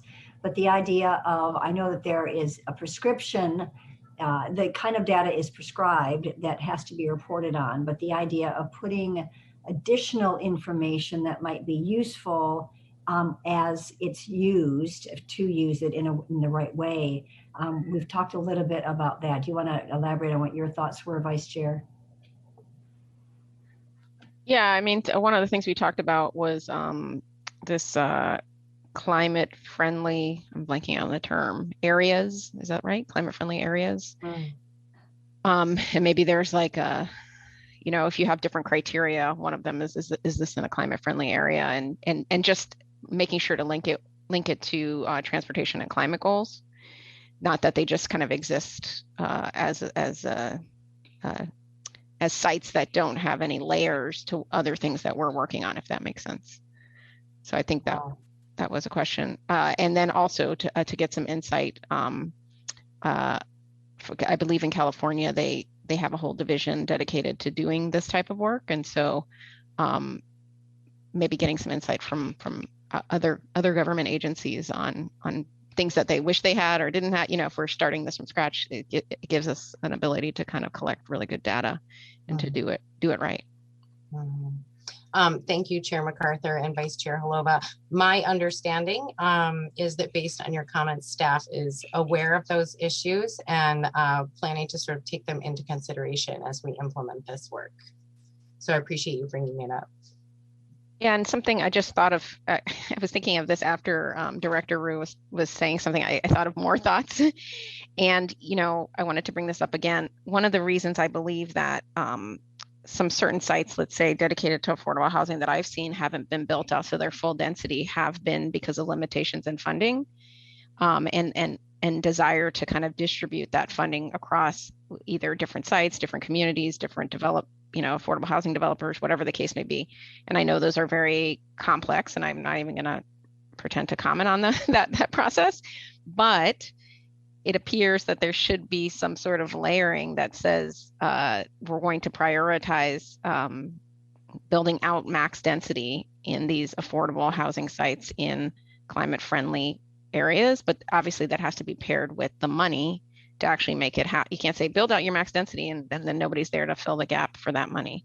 So that could be a potential linkage between these kind of surplus properties that are in climate friendly areas, that the funding could be paired with that to max out the density, kind of hit all those different points. Thank you. Deputy Director Green had a comment, and then Commissioner Lilac. Thanks, Chair MacArthur. Vice Chair Halova. I think Sadie actually answered it, so I put my hand down really quick. But to Vice Chair's current point here about the coordination, Rachel Smith, kind of our CIO and Information Resources, manager is heading up this data project, but as we know, it's a lot more than data. So she knows that Vice Chair Halova has agreed to take a look at this, at the criteria early on that we're looking at, along with Ethan and Gordon, and then also Vice Chair to loop in that contact from the state of California too for advice. So thank you for your guidance on this. It is so incredibly important as an opportunity. On the maxing out of the density, I've been emailing, you brought it up earlier, so I've been emailing with Gordon and Kevin on that as well. So I don't know if they're listening. I don't see them on the call right now, but we'll continue to follow up that as a sort of a housing production strategy linked to this policy, if and as we're able. Thank you. Thanks, Kirsten. Commissioner Lilac. Thank you. And I assume, Chair MacArthur, I assume that it requires local governments to identify surplus property. If I recall correctly, this refers to publicly owned property. So surplus, it's not the surplus property is, and I've seen Sadie shake her head confirming that, which is great. I just think it'll be very important to have property managers, like county property managers involved in this, just because there are a lot of different classifications of what property is. Some of those that are in tax foreclosure are designated differently than those that local governments have acquired through other means and maybe utilized for different purposes. And I know we're always coordinating with our legal counsel on how do we classify it, what is it designated for, and then just so that we're clear and for local governments can make sure that we're providing the correct information for the database going forward. That's all kind of one piece. The other piece, just with maximizing density, gosh, Commissioner or Vice Chair Halova, that is such an important issue. I've worked in so many places where the best projects are proposed, and I'll just say it, they're just beaten down by the neighbors, the local government acquiesces, and they're all underbuilt. And yeah, it's such a big issue. I appreciate you raising it. Thanks. These are excellent points, Nick, about who to engage at the local level to get the right information. So very much appreciate that input. Commissioner Jacobson. Yeah, well, my first comment was going to be what Commissioner Lilac just said about including property managers for local jurisdictions. And both looking at this and reading the material provided, is this including tax foreclosed property? So if I might, Chair MacArthur, this is Palmer. I may be able to answer that. So the bill is specific about what surplus property is. It's a piece of property in which the local government holds title through a deed or another legal instrument. So that wouldn't involve, for instance, leases or even options to buy, those kind of things. It's actually where the real property is held through, like I say, a deed or other legal instrument. Tax foreclosed, that's really beyond my understanding. Perhaps Steve Shipsey could answer that. I don't know in those cases that the local governments, I think there's a process before the local government takes title to the property. It doesn't happen automatically. So it may depend on where the property is in the process.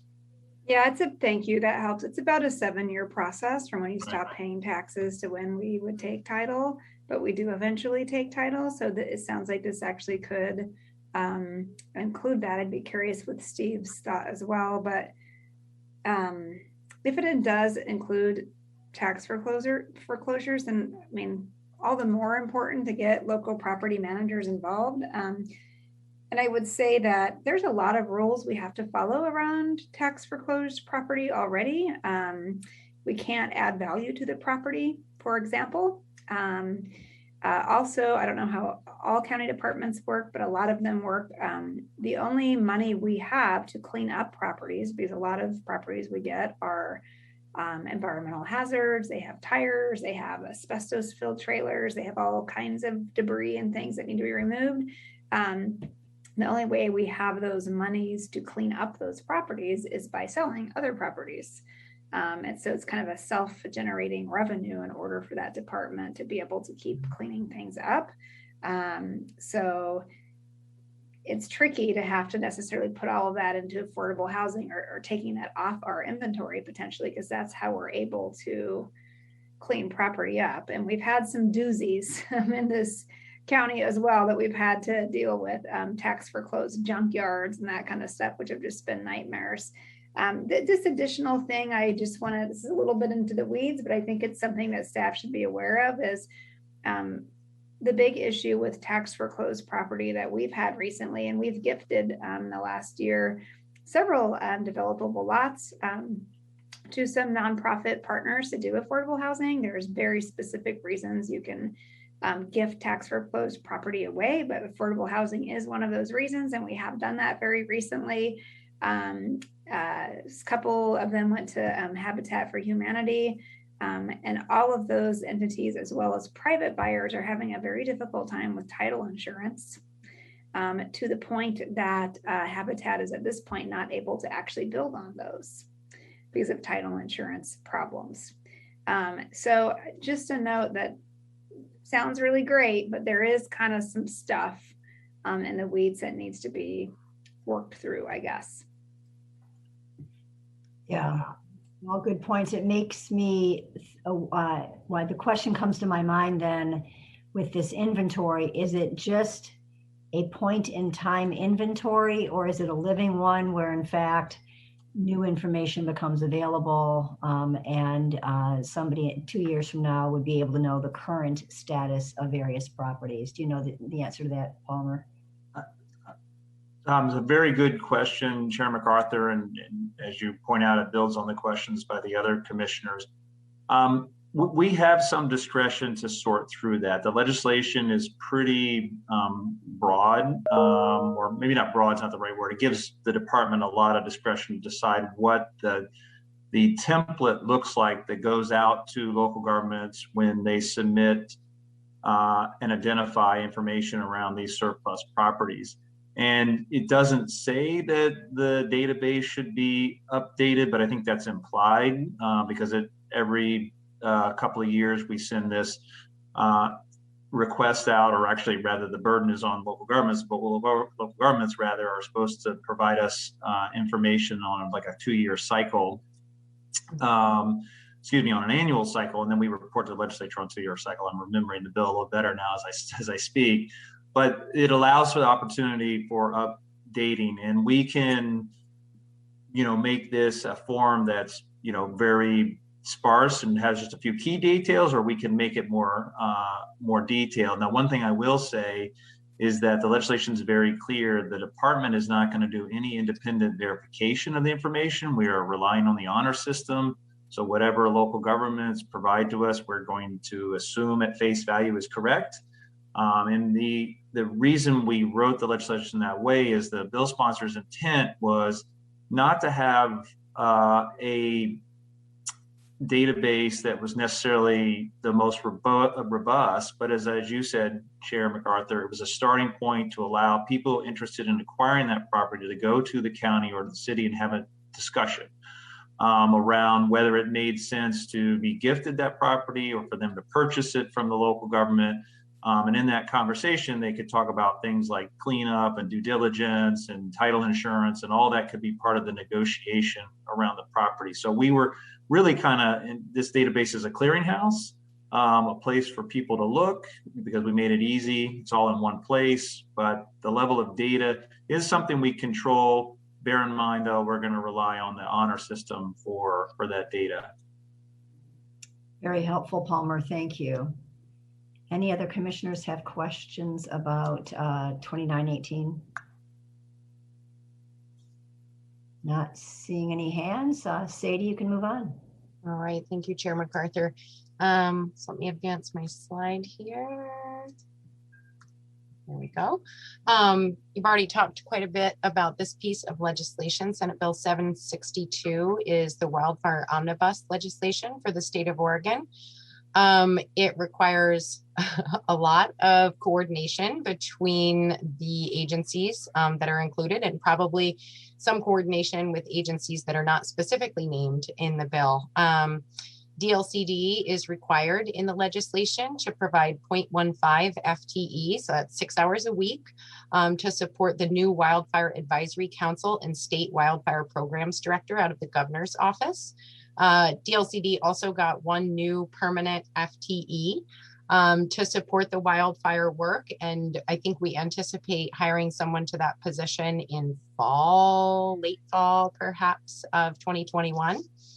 And then by October 1st, 2022, DLCD is required to report to the legislature on the elements that are in the bill, which I can sort of read through again if it would be helpful. To remind folks, it's the places where the statewide land use planning program and local comprehensive plans and zoning codes need update in order to coordinate a wildfire risk map and minimize wildfire risk.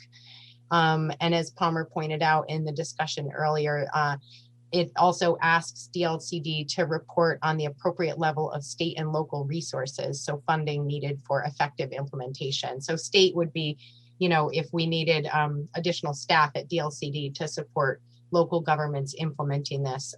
But it certainly is a high priority item, I think, for the state and for the legislature this past session. And that is, I think, let me just check my notes here to make sure I didn't miss anything. No, I will say that in a coordination meeting a few weeks ago, we know the commission will get several updates on this, and we think that perhaps as early as July of next year, so a year from now, you would be seeing a draft version of this report to the legislature, because before it goes to them, we of course want your input. But then in addition to that, you know, we will need to do a public process and then coordinate with the wildfire programs director. That position is tasked with sort of overall implementation of all the different elements in Senate Bill 762. So a big job. Any questions on this?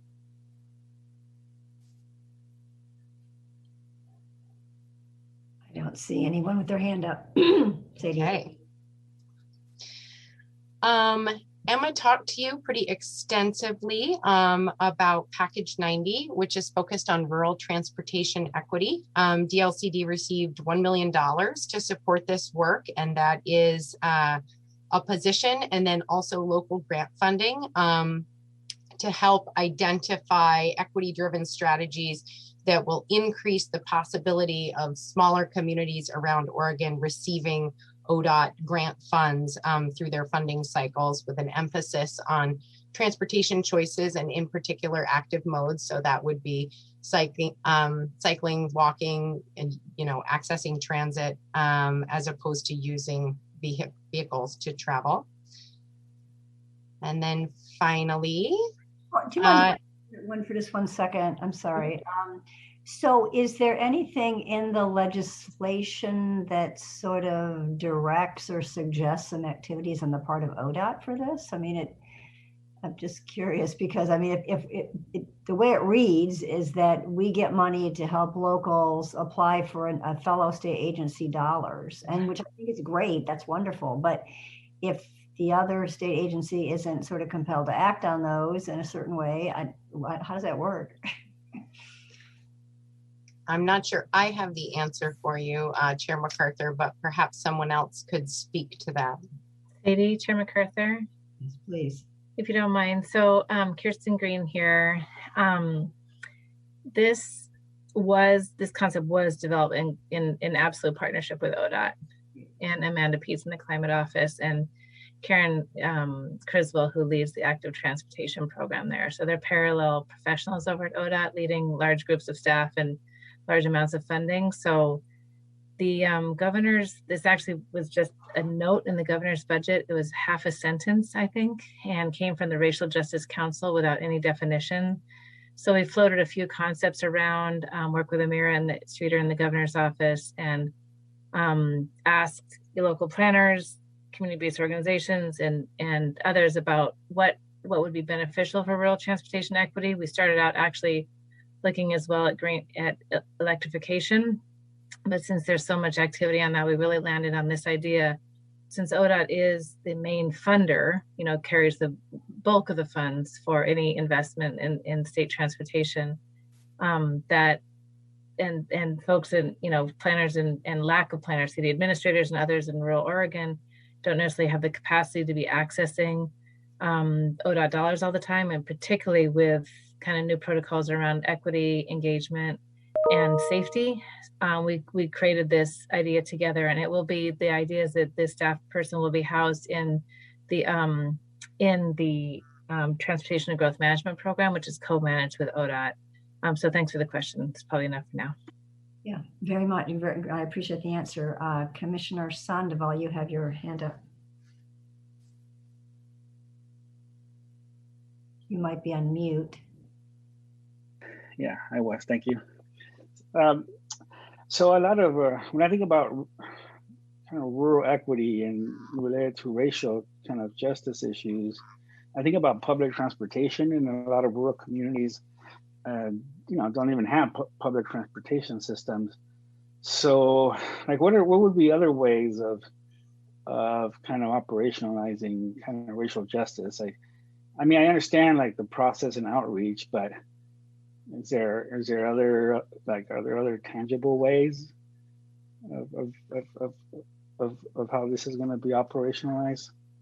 Chair MacArthur, if I could, Commissioner Sandoval, thanks for the question. So as I was talking to a planner who we all know and respect in Baker County, as we were initially talked to some planners in Baker County and Coos County, kind of like some of the corners of the state about what this term means for people, what it could mean. She described a gap in a sidewalk that was leading to a social services building that she has seen people, mothers in strollers trying to reach, and it's located on a state highway. So just gaps in sidewalks, even, Commissioner Sandoval. So getting in line for funding, ODOT's and federal highway funding to federal funding to close those walking and biking safe routes gaps so that people can access, folks who are experiencing low income or disabilities can access services that they need without having to get into a car.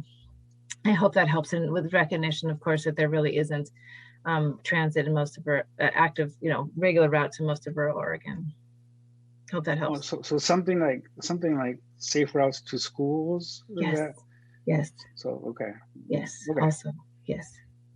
That's a good analogy.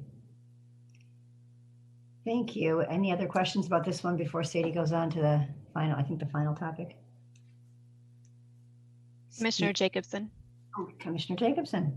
Thanks. Just to kind of bridge two things together, and also because this is about climate and equity, and as we've talked previously, both in this meeting and in other meetings, that as we go through climate change, we're going to see, different types of disturbances, including, more fire and more intense fire as one example. I think as you look at rural transportation equity, you need to also start looking at that through a disaster mitigation perspective as well.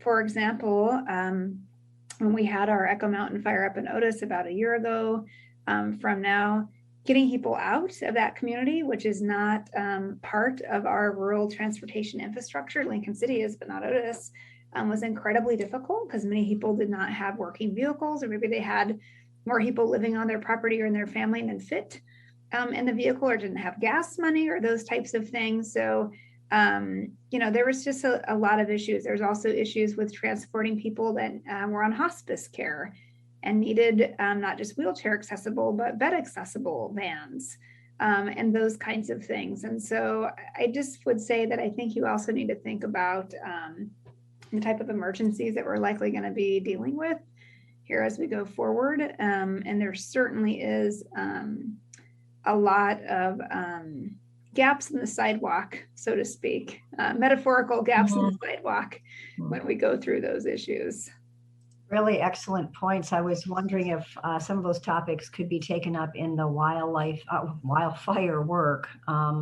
We have a coordinator, and these are just really valuable questions and suggestions. So I don't think it's it may be very well be a portion of this, but I think it goes across this particular funding source and perhaps is in other parts of our work program. Chair MacArthur, if I may just acknowledge Commissioner Jacobson's point, that was actually one of the issues that Amanda Peets, who was climate office director, has now been elevated at ODOT, main ideas for this funding actually was disaster evacuation routes, because it was coming so close after the fires. And Karen, our other partner in this at ODOT, kind of oversees the bus, the state transportation funds for road transportation infrastructure. It was notable how the deployment of even buses through the aftermath of the fires was critical. So I just wanted to let you know that ODOT is really interested in this. Well, thanks for bringing it up. I grabbed my folder and made your note. And so as we head into scoping this position in the work program in the coming weeks, you've helped us bring that back to the fore. Thank you. Thanks, Kirsten. Okay, next, take it away, Sadie. Next topic. All right. Thank you, Commissioner Jacobson, for those comments. And I will say safe evacuation is specifically called out in Senate Bill 762 as an issue for DLCD to look at and report on to the legislature. So I think there's definitely some crossover and a nexus there. I really appreciate the comments. Finally, we have House Bill 5006, which is the end of session budget bill, came to us with some funding for regional housing needs analysis, $1.3 million in funding to support the work, including 1 full-time employee. And the work addresses housing needs projections related to priority populations and has DLCD working in partnership with Oregon Housing and Community Services. Any questions on that? I'm about to give you back an hour in your day. With that teaser.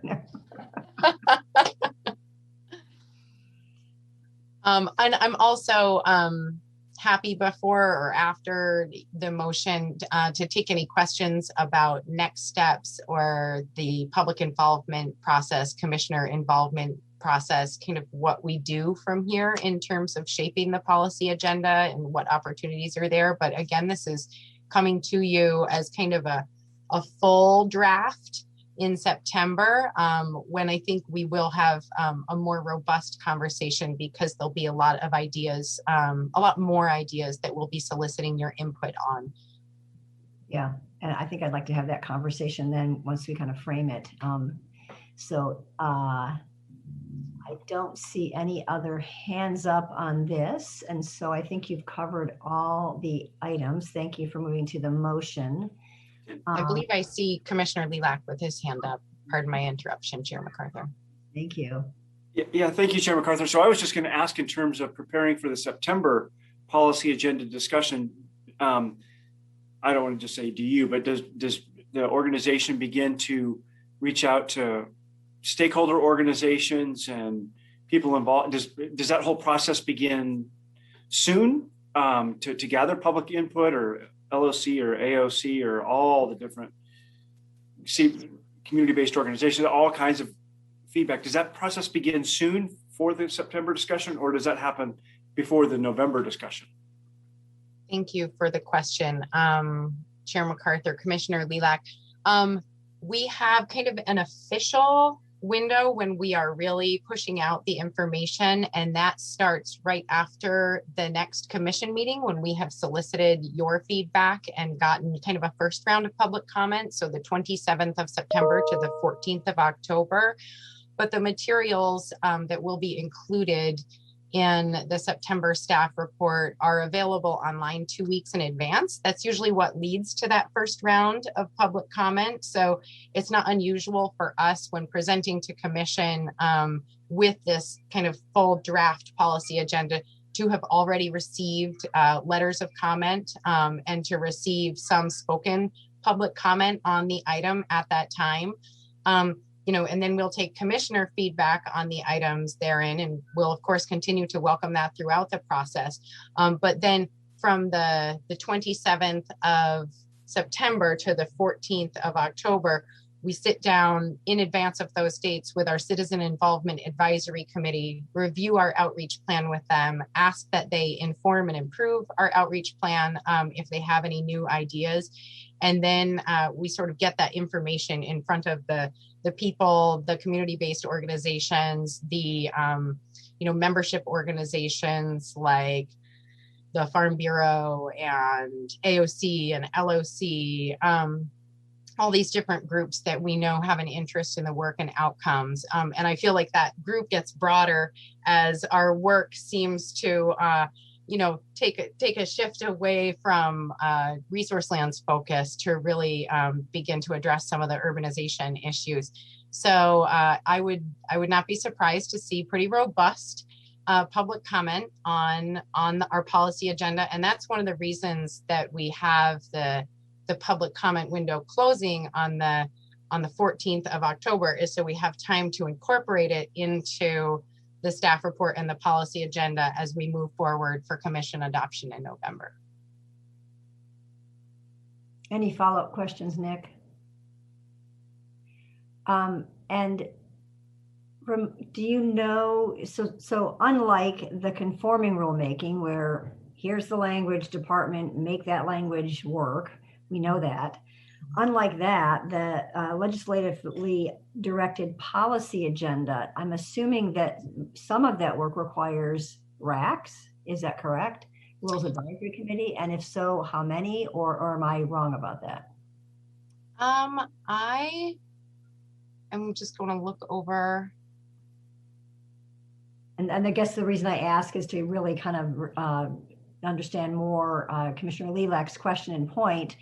At that, if in fact some of that work requires a rule committee, then that would all, in addition to everything you've described in terms of outreach on the broad priorities and how we spend our time, there would be other opportunities to include a broader array of stakeholders in the actual process of evolving the language. Thank you for the question, Chair MacArthur. Quite typically that's true. Palmer, you can correct me if I'm wrong, but I think the only piece of legislation in the legislatively directed policy work this time that requires an advisory committee is the undersea cables, and that advisory committee will be OPAC. The other items we may, I don't think that the surplus properties, because it is a database, will require an advisory committee in its creation. That's the one that I would be a little fuzzy on, because House Bill 2160, which is the City of Pendleton's UGB expansion, is pretty prescribed. It does require work and presentation to the commission, but there's not a lot of interpretation for us to do as staff. And then finally, 762, the omnibus wildfire legislation. Again, that's something that we will include a lot of public feedback and engagement in our process of developing the report that will be submitted to the legislature, and we will bring it to the commission, but it's not a rulemaking practice. And there's no rules that will be promulgated. And so we can sort of inform you on the process, but it won't use an advisory committee.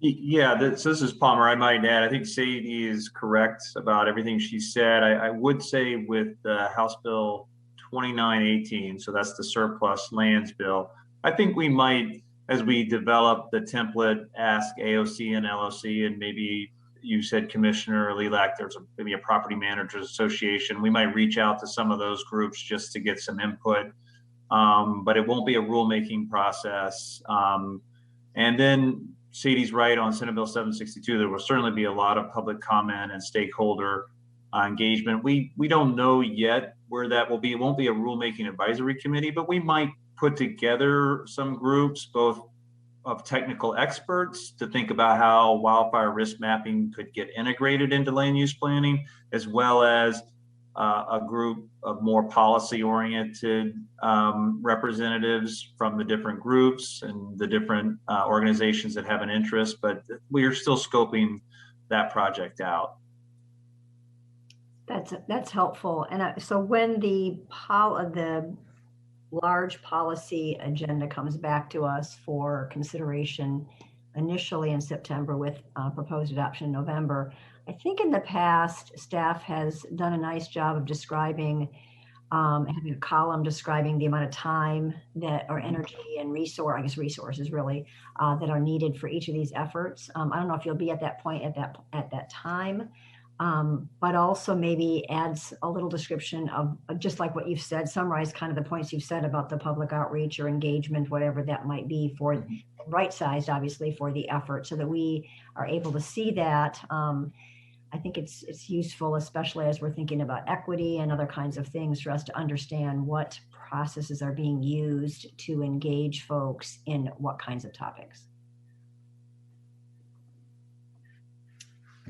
Yes, I think that the chart that we've used or table, and we usually have a couple different charts, more of a timeline Gantt chart, and then we kind of have a more narrative based chart. That information will be on there, including also what key staff will be focused on each of these initiatives, whether that's conforming rulemaking, legislatively directed, or an agency initiative.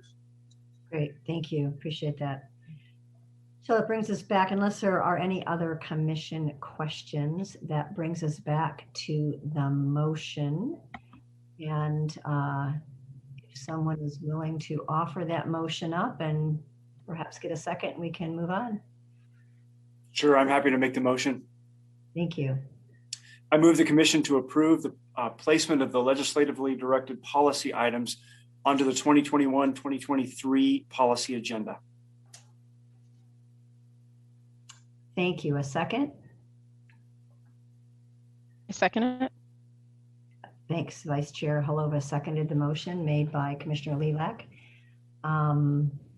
Esther, would you call the roll? Yes. Commissioner Sandoval. Aye. Commissioner Warren. Aye. Commissioner Jacobson. Might be on mute. Sorry about that. I had a rogue mouse. Aye. Commissioner Lilac. Aye. Vice Chair Holova. Aye. Chair MacArthur. Aye. Thank you, Esther. The motion passes unanimously with commissioners present, and Commissioner Pearmine has an excused absence. Thank you, Sadie. Excellent job. Nice summary, and the whole team. Really good work. Thank you, Chair MacArthur. I look forward to talking with you all again in September. So do we. Thanks. So we have a little bit of time. I was texting staff to see if we can move up today's agenda items so that we could end a little earlier today. That's not going to work relative to some other constraints. So I think we're going to go ahead and put the commission business topic, which is item number 10. And we'll just move to that. That was originally scheduled for tomorrow morning. Then what that means is we would start the climate work at 8:30 and give us more time for that rather than start at 9. So we'll move the commission business for now, break time. And then I think we'll be back on schedule. So thanks everyone who texted me with your thoughts about how to do that. I appreciate it. So commission business. Important thing to focus on first is the budget and management subcommittee report, which is attached to that agenda item. And Carol Bovet has a much deserved day off today. Normally you're used to seeing her, but we have her very competent assistant, and that's Rochelle. So I am just going to turn it over to you. If I should make sure you're ready, because we did kind of switch things around. I think you were alerted to this change. I am ready. Michelle Corbo, take it away. Thank you. Excuse me. I'm sorry. This is Esther. Chair MacArthur. I just wanted to add that we do not have public comment for agenda items 6 and 7. Great. Thank you. I didn't see that on my list, but I should have asked you. Thank you very much. Well, thank you, Chair MacArthur, Vice Chair Holova, and the rest of the commissioners. It's really nice. I'm happy to get a chance to see you kind of face to face and get a chance to present to you today in Carol's absence. Since I haven't done this before, I'm not exactly sure on the process. So Esther, I'm going to ask you, should I share my screen with the budget report? Or you're going to? Okay, thank you.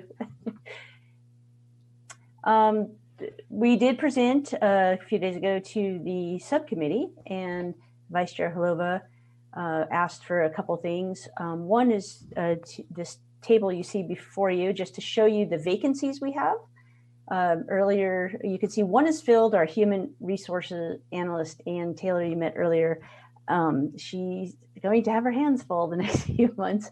So these are the positions we currently have open, sorted out into positions that were already existing, and the new positions that we received during the biennium that we've had a lot of information presented on already today.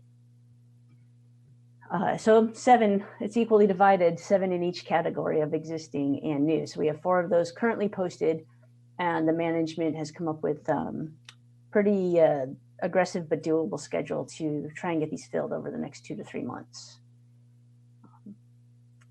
Is there any questions on that, or we can go to the next slide on the budget?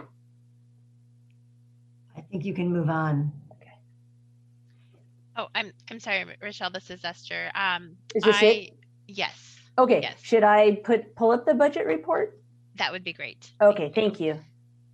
Oh, this is going to stop. Okay. So again, you've seen a lot of this information presented. Here's a very quick table showing the different bills. We've got 4 different bills that are funding us this biennium. Our usual budget bill, the so-called Christmas tree bill that gave us quite a bit of extra money in general funds, mostly for grants, and a couple of positions, 1 permanent and 1 limited duration to help manage a lot of that grant money coming in. And then our 2 smaller bills, the undersea cable bill and the IT project to come up with a system to track state agencies surplus real property. So that did not come with a position, but came with some funding to build that. And as of this morning, that had not been signed by the governor yet. And the reason I bring that up is as the next piece, Vice Chair Holova was asking about kind of a breakout of the programs and operational versus grant, different kinds of breakouts pictorially, hopefully maybe in some pie charts. And we are now in the process over the next couple of weeks of taking all these little line items that make up this funding and entering it into the state budget system so that we have our reporting structure in place for the state level. So we will be presenting some more detailed information after we have that entered and all reconciled in the September meeting. And then Carol put together this really nice table here for the past few bienniums showing you the funds and the positions as they've gone up and down over time. So you can see we've not really doubled in the past 10 years, but getting close to that, and a good $5+ million more than last biennium, which would be about a between 15-18% increase, with some more positions, some are LD, couple permanent, and the big celebration of getting all those housing LD positions permanent now. Another breakout of the policy option packages that have been discussed today with their amounts and the positions that come with them. And a little bit more information on the undersea cable project and the development of that tracker for the real property, surplus real property. And then here is a very high level breakout of our funds we received in that end of session or Christmas tree bill. So you've seen all this information presented. This is just a super compact way. We'll be giving you some more details so you can see that in September, and I'm open for any questions if anybody has any. Thank you, Rochelle. Questions?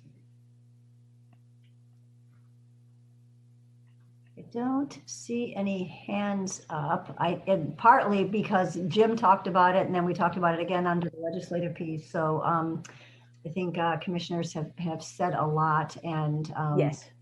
So but I think I want to thank you for jumping in and taking this for Carol, but also for the effort that you and Carol went through over the past year to sort of keep the lights on at the agency, given the huge budget cuts that we had faced and had to make as of last September, October. I understand you and Carol worked really hard to make sure that we did as little as possible, did as much as possible on reducing funds in other categories to support staff. And so thanks for that effort. And then now we're in this wonderful situation where perhaps we can build things up a little bit. So I know it's, you don't often thank the budget folks, but they're the ones who do their magic behind the scenes. So thanks. We like being in the background anyway. So thank you all for your work, and thanks for the opportunity to present today. Great. Well, having no more questions, we want to thank you for that. And under commission business, I wanted to mention, I think I've mentioned it before, but reiterate that Commissioner Piermine's last commission meeting is in September. We really hope to have that meeting in person for a lot of reasons, but for one reason, we could actually celebrate her in person, which would be nice. And I know that Jim and others are working on finding the right person to take her place on the commission and fill out that complement of kind of interests and responsibilities that she currently brings. So I don't know if you have anything to add to that, Jim, on what's happening or not, but. Not a lot, just a little bit. Excuse me. We've tried to have a Willamette Valley farmer represented. Katie was not exactly that because she doesn't live on the farm anymore. But she came out of Department of Ag. She's worked in food systems. And she comes from a very well-established multi-generational family farm in the Jervis Woodburn area. And so my real focus is to try to find somebody who is a working farmer. We haven't had that directly represented for a little while, and it's a critical part of the program. And so I continue to look, and I'm going to be in touch with Department of Ag and others. I have a couple of ideas, but my first idea was rendered unavailable last week, and so I'm just going to keep poking around. Thanks, Jim. Appreciate that. And if I may, I know Esther's in charge of all of this, but since we are running 50-ish minutes early, I wonder if John could do his presentation before we move to the housing topic.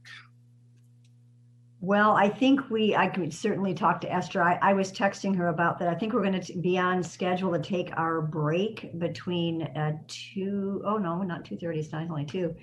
Well, I don't think, can we start, John? You're thinking starting him and then finishing up later? Or? Well, I don't know. I know that the city of Sandy is time bound, but since you had spent a fair bit of time talking about the wildfire rulemaking, I was wondering if we could possibly squeeze it in before picking up the city of Sandy at 2:45. I mean, we're 50 minutes early. Yes, totally get that, and that would be delightful. If John, I see his wolf or his bear there. Yeah, is there a real person that could speak to us? I think that's his pup, but it's his what? It's his dog. Excuse me, Chair. I am here. Just give me like 30 seconds, if that's okay. Yes, you have 30 seconds, and Jim's going to tell jokes. No, I thought that was a bear. That is a huge dog. So Chair MacArthur, with the scheduled break at 2:30 and City of Sandy scheduled for 2:45, we would have about 30 minutes for John to present perhaps half of his presentation, or if it's a timely presentation, perhaps we can finish it in 30 minutes. That's going to be a challenge to John. So let's just say that John's going to get it done in 35 minutes. I think it's a challenge, but I also I wonder. I know the City of Sandy was invited for a certain time, and I appreciate that. I wonder if we could push that back 15 minutes or up, I guess, is the way it would work, and maybe have that agenda item start 15 minutes later, just to give us a little bit more leeway. I am goofing around a little bit with the break too, and I apologize for folks who had planned to do things with kids or whatever during that time frame. But let's go ahead with John and see what we can do with that. And if it feels like it's too rushed, we can continue it till later. Apologies for that. But if we can get it done, as Jim said, we talked a lot about this in May. We were very close to adoption, but there was just one particular issue we wanted to look at, and that was the Goal 14 process. So John, take it away. So thank you, Chair MacArthur and Vice Chair Holova. I'm John Jennings. I'm the Department's Community Services Specialist coming to you this afternoon from Redmond, Oregon. I'm going to share my screen, I hope. And it's not what we want to see, is it? Let me try this again. Please bear with me. I got caught a little flat-footed. Yeah, go ahead. Yeah, I'm sorry about that. Let's see here. I want to do this one. This. We'll try this. Then let's try this. Okay, are you able to see that? Yes, we are. If you are, what I'd like to do, and I apologize, my son's working his market hog and has left the dog inside, and so he is disappointed with that situation. So he may express that disappointment throughout this item here. So I apologize in advance. What I'd like to do is kind of sail through this PowerPoint, and then we can look at the draft language or not. But as you recall, and some of this will be redundant, so I'll try to move swiftly. We're really looking at amending 6 administrative rules. 5 of those rules, I believe we settled last time. So this afternoon, I'm really going to focus only on the Division 14 part. Again, these rules apply to unincorporated communities. You know, they resemble towns, but or cities, but they're not. They don't have their own municipal government. This is Odell and Hood River County. Rural residential areas, which again are rural areas that have the features of a neighborhood and are not protected under Goal 3 or 4. Forest lands, that's a beautiful shot from the Department of Forestry. Farmland, which is also a beautiful shot of some, I believe it's Yamhill County, credit to the Department of Agriculture. And so this is kind of a summary of our items. And on the left-hand side, the direct land use opportunities for those 5 divisions that I think we've covered really speak to counties being able to directly apply provisions to have opportunities for temporary residences and campgrounds and storage. What's left is to talk a little bit more about honing the Goal 14 exception piece. Now that would be a comprehensive plan amendment that would be available in a way that's not available right now. Real quickly, I thought it might be helpful, maybe not, maybe you can't even see this, but I wanted to try to just very quickly sort of identify some differences.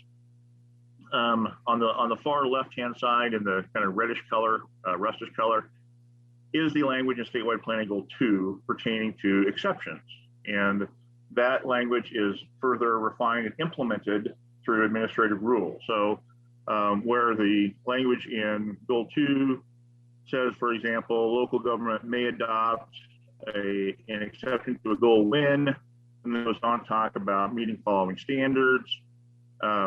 The language in Division 14 right now, which we'll be looking at, generally and interprets that and carries through it with pretty discretionary types of tests. So it talks about, for example, in the bottom, down here if you can see that, the provisions of Goal 2 are met by showing the proposed urban development cannot be accommodated in or through expansion of existing urban growth boundaries, and so on and so forth. So that's a pretty discretionary test. It requires a lot of evidence and judgment on the part of the decision makers.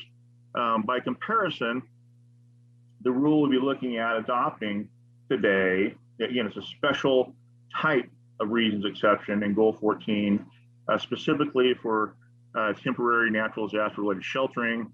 And it's really tied to there being losses due to wildfire and those losses being recognized through executive orders by the governor, and that instead of applying very discretionary tests, that we've tried to make it more clear and objective. So for example, rather than showing that it cannot be reasonably accommodated, so on and so forth, we're saying the commission would be declaring that that provision is satisfied because, you know, for example, here in the last box on the right-hand side, the applicant is a tribe or a public agency, and that the area, I'm going through this pretty quickly, I know, but the area is within an area identified in an executive order issued by the governor. So we've really reduced that highly discretionary test to something that's more clear and objective and can be identified more swiftly. So we've really kind of provided, I would call it a turnkey type of exception opportunity. Just as, you know, turnkey means all you got to do is open the door and everything's ready. We're really kind of creating that sort of pathway forward for this special opportunity. As before, we're really looking at temporary urban development outside of urban growth boundaries, nearby but outside, and we're really wanting to, you know, provide an efficient response, enabling applicants and jurisdictions to act quickly and efficiently. You know, again, tied to the governor's disaster declarations, the applicant must be a public agency. You know, again, that we believe that will safeguard against any sort of mischief. Not that that would necessarily happen, but I think that would help. And also that this needs to be removed. It's removed when it's no longer necessary. So the items that we went through and spoke to last time, the last hearing in May, was that we revised some language choices. You'll recall we shifted from interim housing to just really relying on the term sheltering to avoid any confusion between the needed housing conversation and anything else. Really went with sheltering. Same thing, means the same thing. We made sure of that. The cities will look into some urban growth boundaries first. You know, we thought that was a reasonable thing for them to do. Now, it's not as arduous as a buildable lands inventory or something like that, but we want them to look first. A removal plan is required so that the applicant would present the county with their plan for removing things when it's no longer needed. And we provided some direction for implementation with regard to overlay zones, how the actual implementing ordinance or instrument would function, and offered the relief from the timeframes and the ordinary post-acknowledgement notice requirements. We helped them out in that the 35-day time frame is waived, so it gives, you know, allows a little more swiftness in terms of application. The things we heard from the commission, which we worked hard to address, I think we have done a pretty good job at that last time, was proper recognition of tribal nations. And we can talk a little bit more about what that means, but really to make sure that tribes were able, as public agencies, to represent communities, and then secondary, not second in importance, but also that tribes have the same opportunities to pursue these types of approvals should there be necessary for their residents. We complemented the implementing ordinance language with requirements that the comprehensive plan also specifies that these are of a limited duration, no longer than 5 years, and identifies that these lands where the exception has been taken are not elevated in their status for inclusion in urban growth boundary. Those two items were pretty important to some of our stakeholders, and I know you heard directly about that from Greg Holmes with Thousand Friends of Oregon. And then we've got some miscellaneous corrections that we've done. We think we've improved upon. The items regarding the tribes, tribal nations, again, in the draft that you received, we included language that, you know, really identified tribes as being among that category of a public agency that may represent a city. This was really what we heard from Commissioner Jacobson with regard to their experience, I believe, in Lincoln City in the Sletch tribe, where that tribe really stepped up and was able to and willing to partner with folks. That was inside of urban growth boundaries. So this rule wouldn't bear on that. This isn't necessary, but should there be that arrangement desired in the future, you know, we've got that covered. Also, should there ever be a circumstance where there's a wildfire that destroys homes on trust lands, let's say a community, let's just say Warm Springs, Oregon, for example, which is the base of operations for the predator tribes of the Warm Springs Indian Reservation. If that were to suffer a wildfire damage, and the only reasonable place, the best place to shelter the victims of that wildfire was on lands outside of the trust status, on lands governed by Jefferson County, let's just say, and subject to the land use rules, then we've ensured that the tribe could make an application to that county just as any other city or county or other public agency could do. In our outreach to the tribe, subsequent outreach and request for consultation, we heard a little bit back. Understandably, it was a tight time frame, and everybody's really busy. Some of these tribes are responding to wildfires right now as we speak. I'm sure you talked about some of them. What we did hear back was, hey, it'd be great if we could feel confident that archaeological resources weren't going to be disturbed. And so what we did is choose to treat them where they're inventoried, where we have archaeological resources inventoried in the local comprehensive plan, similar to the way we decided to treat wildlife habitat and hazard areas for these purposes, which is to say those lands would be off limits. Lands or properties that have a inventoried archaeological resource on them are not candidates for this special type of exception process. Furthermore, we had language that we really kind of borrowed from a rule. Some of you maybe none of you will remember it, but the youth camp rule several years ago, which basically said that it's a restatement of existing law. It's not a creation of a new authority. There's an entire body of statutes that describes what is to happen when and if there's an inadvertent discovery of archaeological resources. And so we've placed that in the rule too. We just kind of wanted to kind of elevate that understanding and make sure everybody was aware that if you accidentally or inadvertently discover archaeological resources, whether those are human remains or something else, you're going to follow the law. You're going to follow the legal protocols.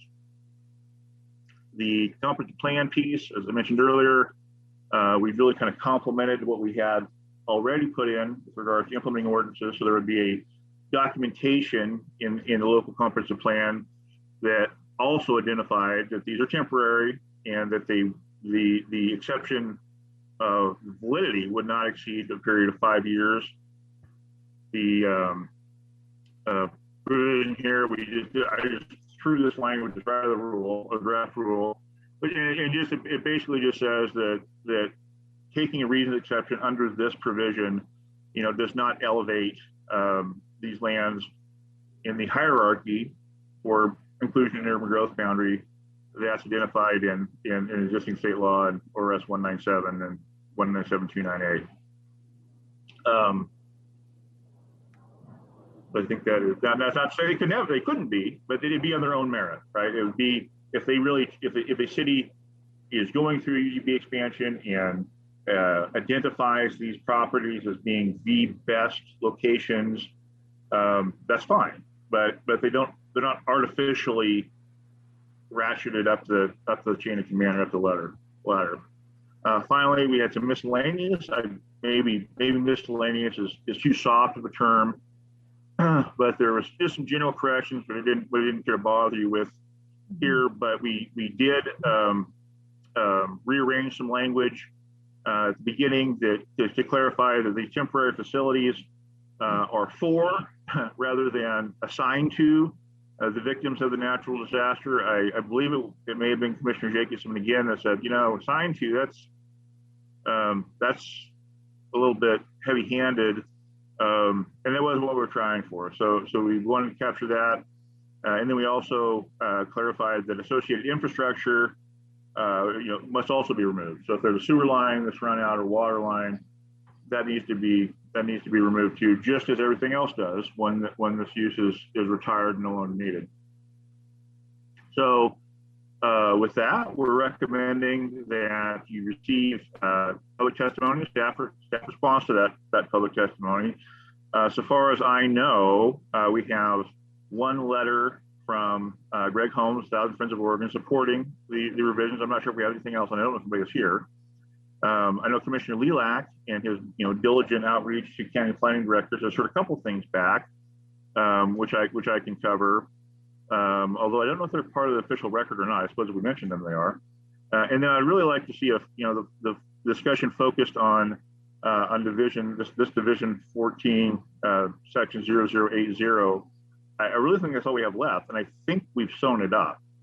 And then ultimately, we would recommend that the commission adopt these revisions today, and we provided a recommended motion, which basically says we're adopting this as recommended by the department, and highlights the attachments to the staff report as well as the items that I just covered with you.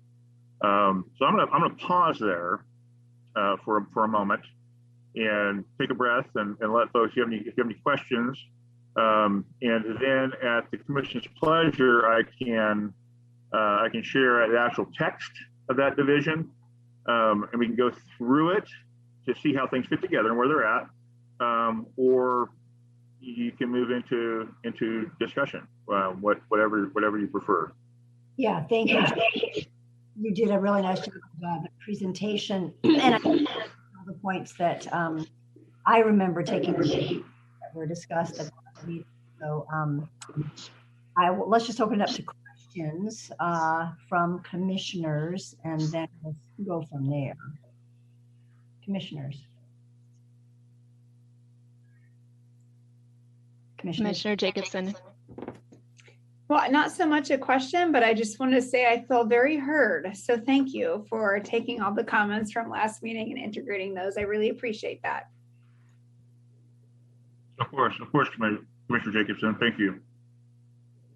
Commissioner Lilac, since you've been working extensively on this with your other hat, as well as feeding information to this process, what is your thought about where we are with this rulemaking? Well, thank you, Chair MacArthur, and I'm sorry if I jumped ahead of Commissioner Warren there as another directly impacted county from 2020. John has just nailed it, and I've really done all I can throughout this process, as John mentioned, continuing to forward his emails with the draft rules and really pushing my colleagues to review them and to provide comments so that everybody will have read them and can provide informed comments. There were a few comments, John and I talked about it, and I don't know that they are formally a part of the record. I don't know that they would have added anything to it that John didn't mention. I completely support the rules as drafted now. I can just tell you, living here in Bandon and Deschutes County, I look outside and we don't have any smoke at all today, but it's very windy and we are just on edge. And to have rules like this in place at least gives us some comfort that there's an ability to respond when we need to. It's not a matter of if we need to, we're going to. It's just that we have something to fall back on. And one of I did check with John just to confirm, as I had received some questions, and this wasn't the rule, John, that you just mentioned. It's 660-004-0040, 14A, the temporary residential uses in conjunction with a dwelling that existed or had received, et cetera. They can only be allowed located outside of a flood, geological area or wildfire hazard areas as identified in the adopted comprehensive plan to the extent practicable. And this was important because those of us in Central Oregon realize and recognize that it's very, very likely that our entire region will be extreme wildfire hazard. And to the extent practicable, we might not be able to house anybody outside of these wildfire hazard areas. So John confirmed that language is intentional so that we may find areas to house residents in compliance with the new rules. So that's very, very important as well. So I've heard strong support from counties otherwise for the rules as proposed. I do hope regarding the tribal issue, and I think we've also addressed that. I do hope that a work plan item, a policy agenda going forward, is we can help some of those counties with the Goal 18 ancestral sites, help them identify and figure out a way to identify those sites going forward, as we discussed many months ago, and everybody's been so busy that we haven't been able to get back to it now. But hopefully that's just a kind of a placeholder. We can get to that in the next policy agenda. So long-winded, lots of comments. Thank you very much. Great work, John. Thank you. Commissioner Warren. Yeah, just to echo the other commissioners. Thanks, John. I think you've done a fantastic job with this. And I'm glad we're revisiting it again versus just kind of rushing ahead in the last meeting. My question's really around Division 22, and that would be lines 32 through 36. And I'm just wondering here why we have a limitation to, a single manufactured dwelling, or 2 yurts or 5 recreational vehicles. I mean, I just am thinking about these unincorporated lands in the Rogue Valley. We have a lot of them, and a lot of them did burn. And if they were trying, if we're going to identify those lands as a potential place for interim housing, why are we limiting it to, say, 5 recreational vehicles? I just want to know the thinking there.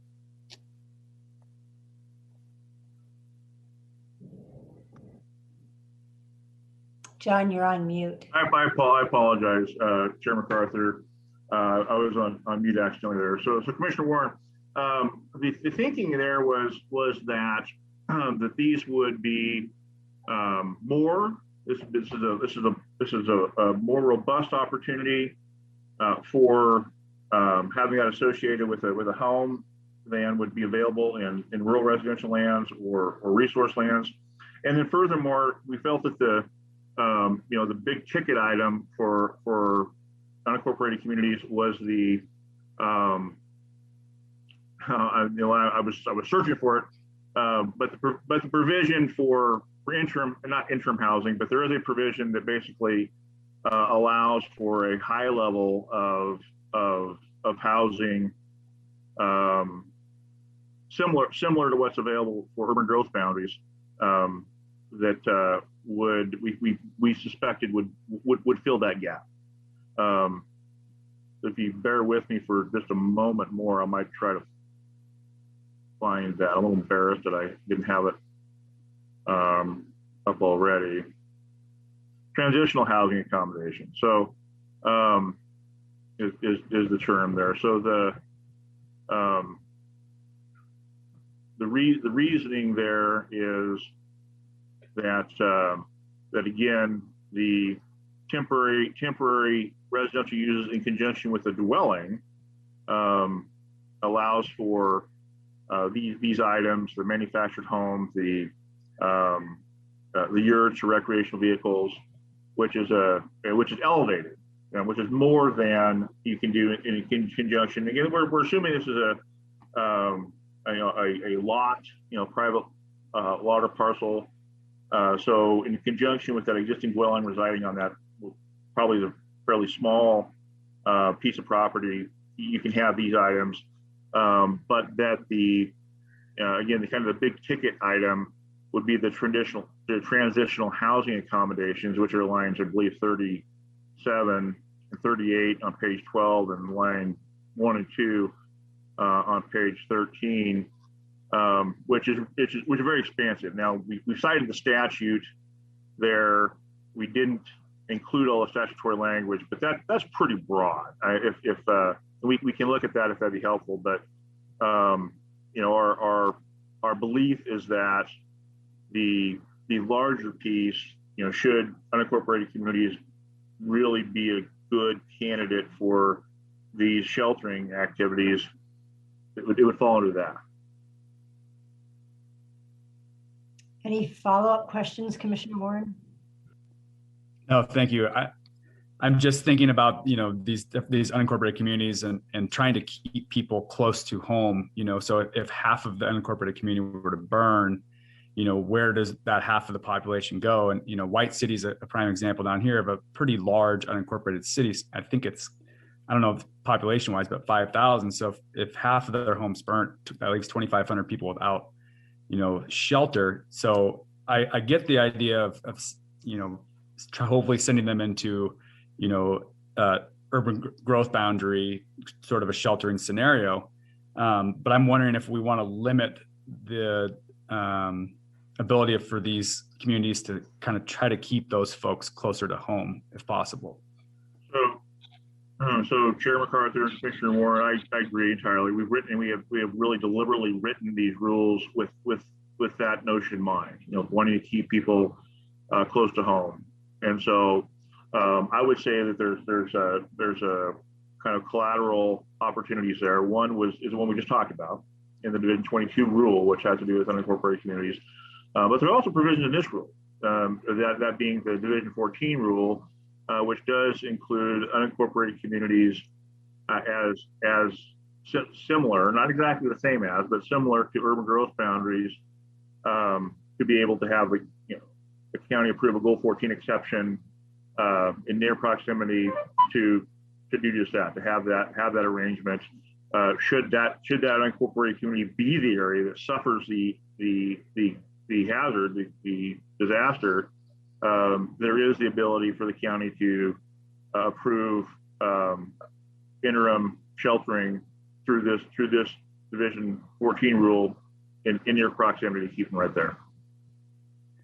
Great, thank you. I understand now. Chair MacArthur, can I just provide one quick response?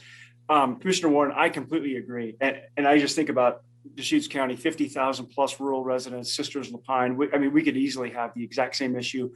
The reason I'm comfortable with the rule as it's drafted is I've seen how quickly DLCD has responded to this issue, and the fact that it's in rule and not in statute, that our commission will have the ability to work with agency staff to amend it should we find ourselves in this situation. So just to share with you why I'm comfortable with it written as it is.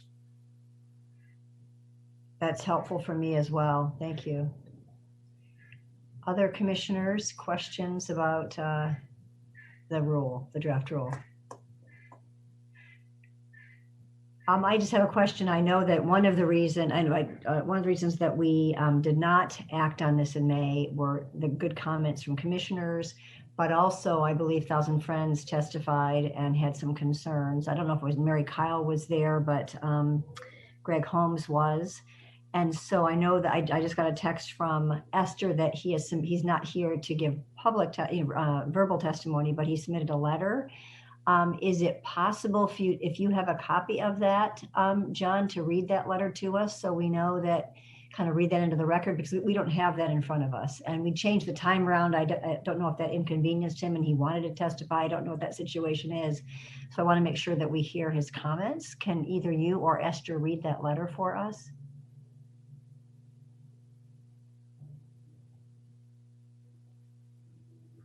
So it looks like Esther has put that up there. Thank you very much. And so there we are. And I can read it, or you guys can. I can see. So Chairman. Yeah.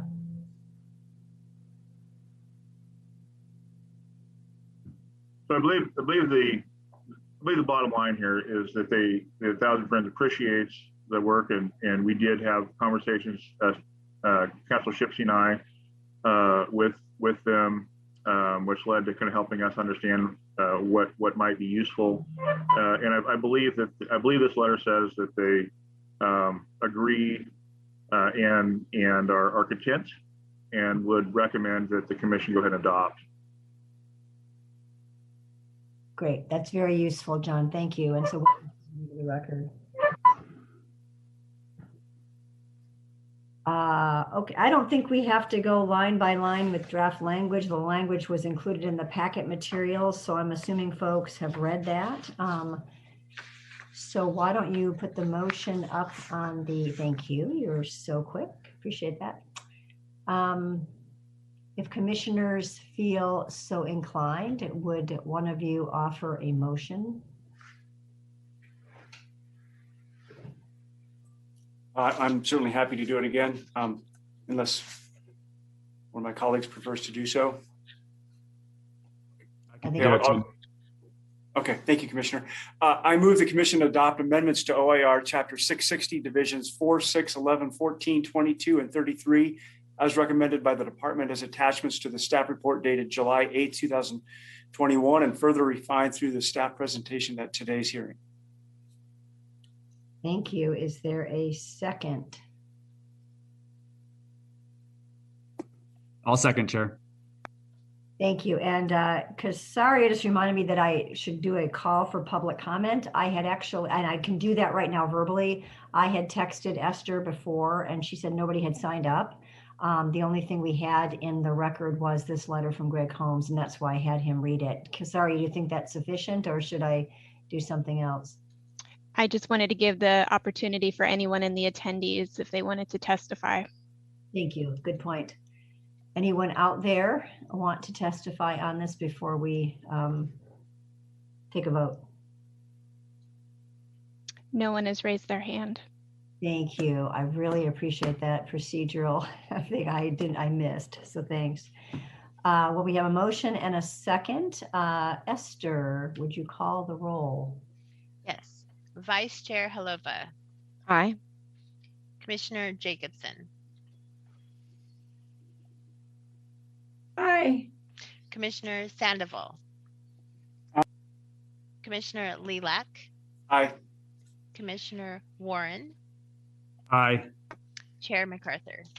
Aye. The motion passes unanimously with all commissioners present except for Commissioner Permine, who has an excused absence.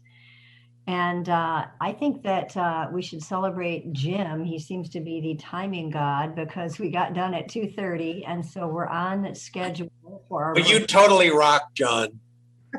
Knew you could do it, dude. Well, thank you, Chair MacArthur, Director Rue. I felt I needed to rise to that challenge. So hopefully, and Commissioner, I want to thank you guys. I want to thank all the commissioners very much. I really want to thank Esther and Casaria and Deputy Director Green, and of course our manager Gordon Howard. Thank everybody, and I'll go ahead and carry on. Thank you very much. Well, carry on. Take that dog out for a walk, would you? Okay, thanks everyone. We will take a break and return at 2:45, and we are back on schedule. Recording stopped.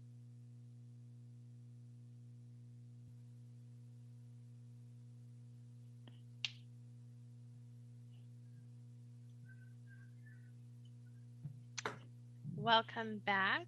Recording in progress. Welcome back. The time is 2:45. We are returning from our afternoon break. The next agenda item is item 8, reporting and monitoring of middle housing compliance. City of Sandy staff has also joined us. And Chair MacArthur, you have a quorum. Thank you, Esther. Welcome back, everybody, from the break. Excuse me. Let's just jump into this really important topic. This is just as a reminder of the commission, because this work in housing is so important to us. We had asked for regular briefing times on each agenda on various aspects of our middle housing initiative. And today we get an update from staff, but in particular, staff wanted to bring sort of some real life experience to how some of this rural work happens on the ground or is being processed on the ground. So we want to welcome the city of Sandy as well, but I will turn it over to Ethan, I think initially to give intros, and then Robert will dive into details. Thank you, Chair MacArthur. Good afternoon, Commission. Like Chair MacArthur mentioned, today is just really kind of a follow-up on our standing agenda item for updating the Commission and others on the implementation of House Bill 2001 and middle housing codes in particular across the state. And I'm really going to hand this presentation over to Robert, who's going to give a general overview of how the medium cities implementation has come and gone now that that deadline has elapsed on June 30th of this year. So without further ado, Robert, please. All right, thank you, Ethan. Chair MacArthur, Vice Chair Holova, members of the commission. My name is Robert Mansalillo. I'm a housing planner with DLCD, and I am here today to give you an update on the House Bill 2001 implementation. And that is our desired outcome, is to update the commission on the implementation so far.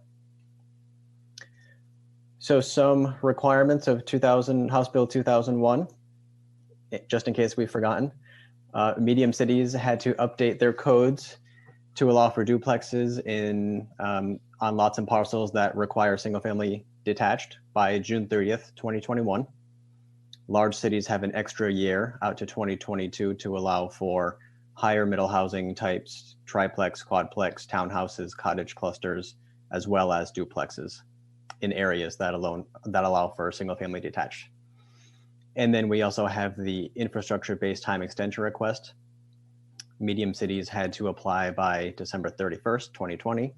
And for large cities, the deadline just passed, and that was June 30th, 2021. And so some updates that we're going to go through today.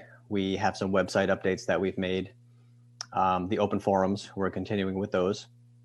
And then I want to give an update on the 2021 to 2023 grant funding that we received. And then local government support, we're going to be hearing from the City of Sandy, Kelly O'Neill, who is the Development Services Director. And so for website updates, we always do some general updates of documents. There's an FAQ up there that we update every time we have an open forum. We add questions and responses to that document. We've also added some guidance documents. There is a little feature called an accordion that has guidance documents within it. If you're on the House Bill 2001 webpage, you'll see a quick links accordion feature with a little plus next to it. If you hit that plus, it opens up and shows documents that are in that feature. So we also added one for guidance documents. So that feature is there. The documents are still yet to be uploaded. So if you go to that part and you don't see any documents, that is correct. There are no documents in there quite yet. That will be happening later today and tomorrow. And then we also have this city progress tracker. Let me show you an example of that here. This is the large city progress tracker. So what we're doing is we're following the city, the compliance date, grant type, either a direct grant or if the city wanted a DLCD consultant provided, we have that there. Product type. This is the 2001 side. So this is all either code assistance or the infrastructure time extension. The 2003 will have their different products, housing needs analysis, housing implementation plan, so forth. And then for the post acknowledgement plan amendment status. So far we haven't had any submitted for large cities. I actually think one came in this week. So this is not quite up to date, but we did receive quite a few planning assistance grant requests from these large cities. So that was large city. This is medium city. As you can see in the PAPA draft code review, there are quite a few effective, which is great, because that means that the medium city made code changes, submitted those code changes to us for review, and we didn't have any comments on them. So they were adopted by their local city council, and at this point they are effective. And there are a few cities in here, Canby, Central Point, and Klamath Falls. Those cities elected to use the model code. Klamath Falls temporarily until they can get staffing and resources together to tackle this project themselves. And then the city of Roseburg, who we heard from at the last meeting, theirs have been adopted and they're going to be effective on the 28th. So next Wednesday, the new code changes will be effective. Moving into the open forums, we are continuing the monthly open forums. The latest one in July had to be postponed a week because of the observance of the July 4th holiday. And these are on the first Monday of every month. And the questions that we receive and the responses that we give to these questions are all incorporated into an FAQ document that we keep on our website. And the format for these meetings, they are typically 90 minutes, and we usually go the full 90 minutes, including follow-up from any previous meetings. So we will usually open with a brief presentation from staff to hit on some items that maybe needed some follow-up from the previous month. And then the rest of the time is dedicated to question and answer from people in the meetings. And these meetings are open to large and medium city representatives, consultants. Some advocacy groups have been to these meetings. So really, any of the groups that were in the rulemaking process and still want to keep up on what's going on, they're invited to these open forums. And then the written responses are sent out to the participants for reference. And we also do record these meetings. So for the IBTERs, the large city deadline was June 30th, 2021. And Forest Grove was the only large city to submit an application. And they did that on the 30th. So now staff has 30 days to deem the city's application complete. And then following that, there is a 21-day public comment period where the application will be posted to our website, and public comment period is for 21 days. And then staff has 120 days to review the application and give a decision as to approve with conditions, or deny. And that is within that 120 days. That has to be done. So getting into the 2021-2023 grant funding cycle, that deadline for large cities is fast approaching, June 30th, 2022, for large cities to comply with the rules for middle housing. And we wanted to begin this application process as early as possible. So we actually started,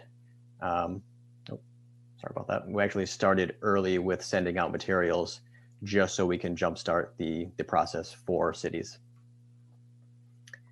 And the legislature approved funding for this program for $2.5 million for the 21-23 biennium.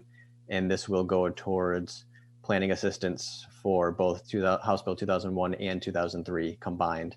If you remember last time, the funding was separated out between the two, 2001 and 2003. This time, it is a lump sum that can be used for both. And there was also a passage of House Bill 5006, and that provided an additional $2 million for technical support and capacity building for cities working to increase housing choice and housing affordability. So we see this really as sort of strengthening Goal 10 for us to help cities with complying with Goal 10. And we are hopeful that some of this money will go to fund housing planning efforts in small cities across the state. And some of the products that the funding is available for large cities, it is the development code updates to allow for middle housing. And for the House Bill 2003 side, this is available for housing needs analysis, housing production strategies, and housing implementation plans. And also with the passage of House Bill 3155, the legislature approved expanding funding for those three products to cities with populations less than 10,000. Previously, it started at that 10,000 population level, but now these products are available for small cities under 10,000, which is great because we've heard from some smaller cities that they are interested in these. And the expected timeline, again, we started early with the RFI process. We wanted to get an idea from cities throughout the state what type of funding they were looking for and what type of product they wanted to do this time around. So we started that early. We started that in May. That RFI process ended the 31st of May. And then once we had an idea of the cities that wanted some type of funding for a project, we sent them a formal application, and we sent that out early June, and cities had until the 30th to get that back to us. And now in July, we are reviewing those applications, and we anticipate award decisions. We should get that done by the end of July the 31st. And then August is contracting with IGA, MOU development. Funding will likely be delivered to DLCD in August. And then by September 1st, we want to kick off these projects for code compliance, mainly House Bill 2001. The House Bill 2003 timeline may be a little longer for DLCD provided consultants if the RFP process is opened. So we have a little longer of a timeline with the House Bill 2003. But for 2001, we really want to get this kicked off as soon as possible. And then I want to focus in on these applications. So in May, the RFI process, we wanted to hear from cities who was interested. We received 75 applications from 45 jurisdictions. So some jurisdictions did have a few different products that they wanted to get funding for. And then of those 75 applications, when we sent out the formal application, we received 55 applications from 40 jurisdictions. So not all of them came back with a formal application, but a fair amount did. And then the breakdown of that is 16 of those were related to House Bill 2001, so code compliance. And then 39 of those related to House Bill 2003 with housing needs analysis, housing implementation plans, and the other 2003 products. And then, as I said earlier, July, we are in the middle of the application review, and we expect to have those decisions awarded fairly soon. And then local support, this is going back to the 2019-21 biennium. So DLCD funded 33 grant applications for 29 jurisdictions. So again, some jurisdictions had more than one product. And of the 18 of the 21 medium cities that submitted PAPA notice to require changes, all but one are effective. And then those remaining 3, as I mentioned earlier, will use the model code until they are able to implement the minimum compliance if they wish, or they can just keep with the model code. And as I said, 3 cities have adopted the model code. And then Baker City, they didn't reach 10,000 population until December of 2020. So they have until December of 2021 to comply, but they have their final hearing, their final city council hearing on August 25th. So they're moving right along with this process, and they should finish up well within that year. And Chair? I was going to wait till the end, but I might forget. Do you have any insight on the ones that chose to use the model code versus not? Any insight on that? Just more out of curiosity. Yeah, thank you for that. Chair MacArthur, Vice Chair Hlovo.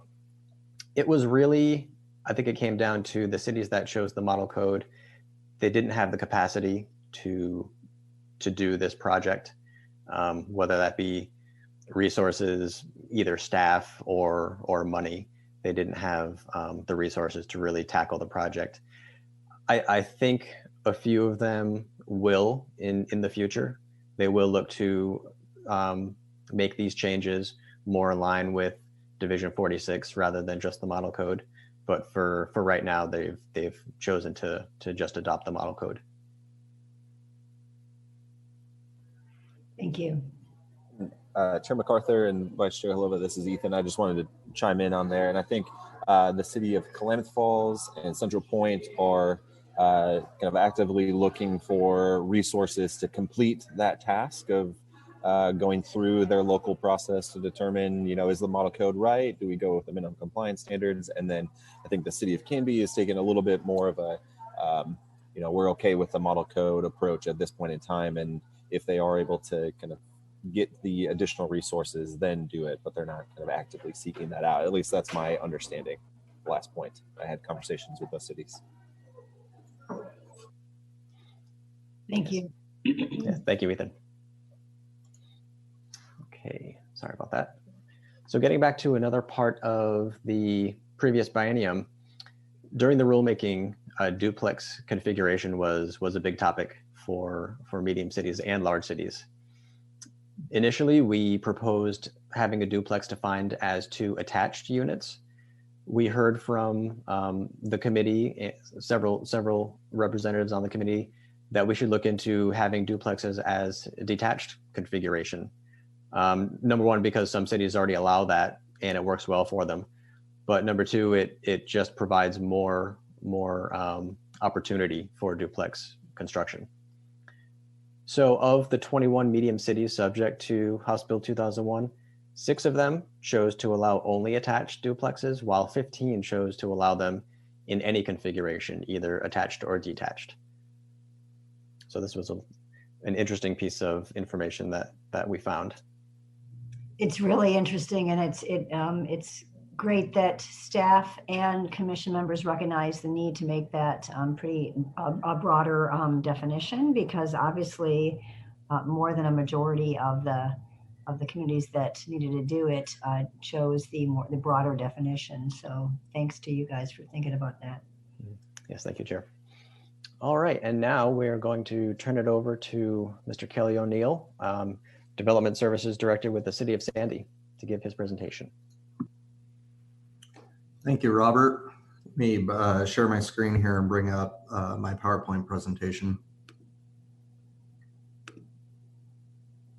It's a very brief one, and I'm just going to go through it and then mainly turn it over for questions that you might have of me that hopefully I can answer. So first of all, thank you, Commission, for having me today, and thank you for DLCD staff for the invite to come and speak before you. You know, being a small town planning director, I find a lot of value in the state taking the time to hear our experiences, and so I really appreciate this opportunity. So just jumping right into it, I wanted to first thank the project manager on this, Emily Maharg, who's the senior planner for the City of Sandy. She couldn't join us today, but she helped me prepare this slideshow, and she did a lot of the heavy lifting with the code changes. And then I would like to also give some thanks to Ethan, Sean, and the late Jennifer Donnelly. They were all very helpful during this project, and all very helpful in saving us time and money through going through our attorney's office for some questions that they handled pretty quickly. And then also just for support during the different public hearings and being willing to come and present to our commission and city council. And instead of just taking the evenings off, they were very dedicated and helpful in that regard. So I just want to show my appreciation to them. So a little about me. I've worked for the City of Sandys for about 10 years now. I've been in my current position for about 4.5. And previous to that, I worked with in the city of Klamath Falls and the city of Coburg. So I've had about 16 years of Oregon land use planning at this point. I'm a native Oregonian, born and raised in Central Oregon. And I earned my bachelor's and master's degree both at the University of Oregon. So go Ducks, for any people out there that are Duck fans. And then for the past 10 years, my wife and I have raised our 3 boys in Sandy. So we're very rooted in this community, and there's pluses and minuses to that, being a planning director in the town that you also live in. But just a little bit about myself. And then a little bit about Sandy. It's about 50 minutes right now from downtown Portland when there's not a lot of traffic. It goes up to about 1 hour and 20 minutes when there is.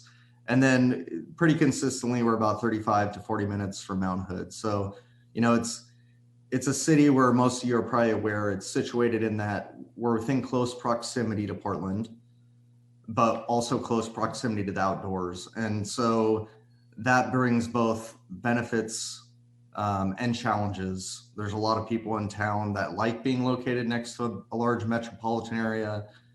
There's a lot of people, though, that they're located in Sandy because they can easily commute to the metropolitan area, but they have no desire to go to the metropolitan area besides for work. So it is a very interesting town to work in. We have a population of about 12,000 people right now, and it's growing rather significantly for a population rate increase, as we only had about 9,500 10 years ago. So percentage-wise, it's a pretty fast-growing community. We did a housing needs analysis in 2015, and based on that, we expanded our UGB by about 500 or 600 acres in 2017. And I worked closely with Ms. Donnelly and Mr. Howard with DLCD. We did that project all in-house, but DLCD staff was phenomenal, and it was really beneficial for us to work closely with them to get that acknowledged as quickly as possible. And just since you guys were talking about House Bill 2003, I think we're due to do our next housing needs analysis and then the housing production analysis by 2024. So we'll be applying for one of those grants in the near future. So a little background on the code adoption. We did some education of the public, although in a smaller town like this, it's very hit or miss when the public gets involved in planning. As you can probably imagine, it's usually based around actual development proposals, which is unfortunate. We don't hear from the public nearly as much on code proposals, which that's where they can have more influence. And it's unfortunate because by the time you get a development, especially for residential housing, there's very little the city can do to satisfy some of the concerns from the residents. So we really always encourage people to get involved more at the code stage when we're rewriting code, but we don't really get a lot of input usually. We modified 10 code chapters in our development code, which when we started the process, we thought there was only about 6 we needed to modify, but then we started digging deeper and we found more references to duplexes or ADUs. And so it became a much larger project than we anticipated. When we first set off on the project, we didn't apply for any DLCD grant assistance because we felt that we could handle it easy in-house. Then once we started digging through the HB 2001 code requirements and through our code ourselves, we realized we should have applied for a grant because it was a much larger project than we anticipated. We ended up having 1 planning commission work session and a hearing. And then council, we had a few hearings plus another hearing to adopt the amendments. And then they became effective on June 16th. So not only did we meet the deadline of the end of June, but we also had the actual code amendments apply before the end of June. So we were kind of ahead of the curve there, I think. Some of the primary House Bill 2001 code concerns and I think this would have been consistent across any medium city in Oregon. I've worked for, 2 cities that qualify as medium cities in the state of Oregon, and then one that would be a smaller city. But one of the most common concerns you always hear with development is vehicles and having enough parking. And I think that really comes down to people in smaller towns choose to locate in smaller towns partially because their lots are usually a little bit larger. They have more available parking spaces. A lot of people also have recreational vehicles and ATVs and different things. So that was actually probably the biggest concern we heard with HB 2001 from our elected officials, the Planning Commission, and the public. And then the other concerns we heard were more around lot size and density concerns. There's a lot of concerns that I heard from our local politicians that there's a lot of, and I'll talk about this more on the next slide, but a lot of their home rule authority decision-making is being taken away. So that was kind of brought up a lot. And they feel like they're being forced to put more units on the same amount of land. So I'll talk about that more in a minute. And then the last really big concern that they had some confusion over, and I admittedly, the first presentation or 2 that Emily and myself did, we probably didn't do as good of a job we could have. So we kind of learned from that. And it's really describing what is legislative required as opposed to discretionary. So I think that was a learning curve for our local staff here, that really just telling them what the state's requiring and being very upfront and making it very obvious for them, and then letting them know, like Robert mentioned, do we have to allow both detached and attached duplexes, or do they have decision space on that? So I think that was one of the most important things that we took away from it, that next time when we go to pass code changes that are from the state, that we'll make sure to lead off with that more. And then kind of the lessons learned, which I was kind of already starting into there, but I think the biggest lesson for Sandy, at least, and I would say when I worked for Klamath Falls, it was probably something similar, is don't compare the smaller city to anywhere else. They like to be kind of known as, the city of Sandy.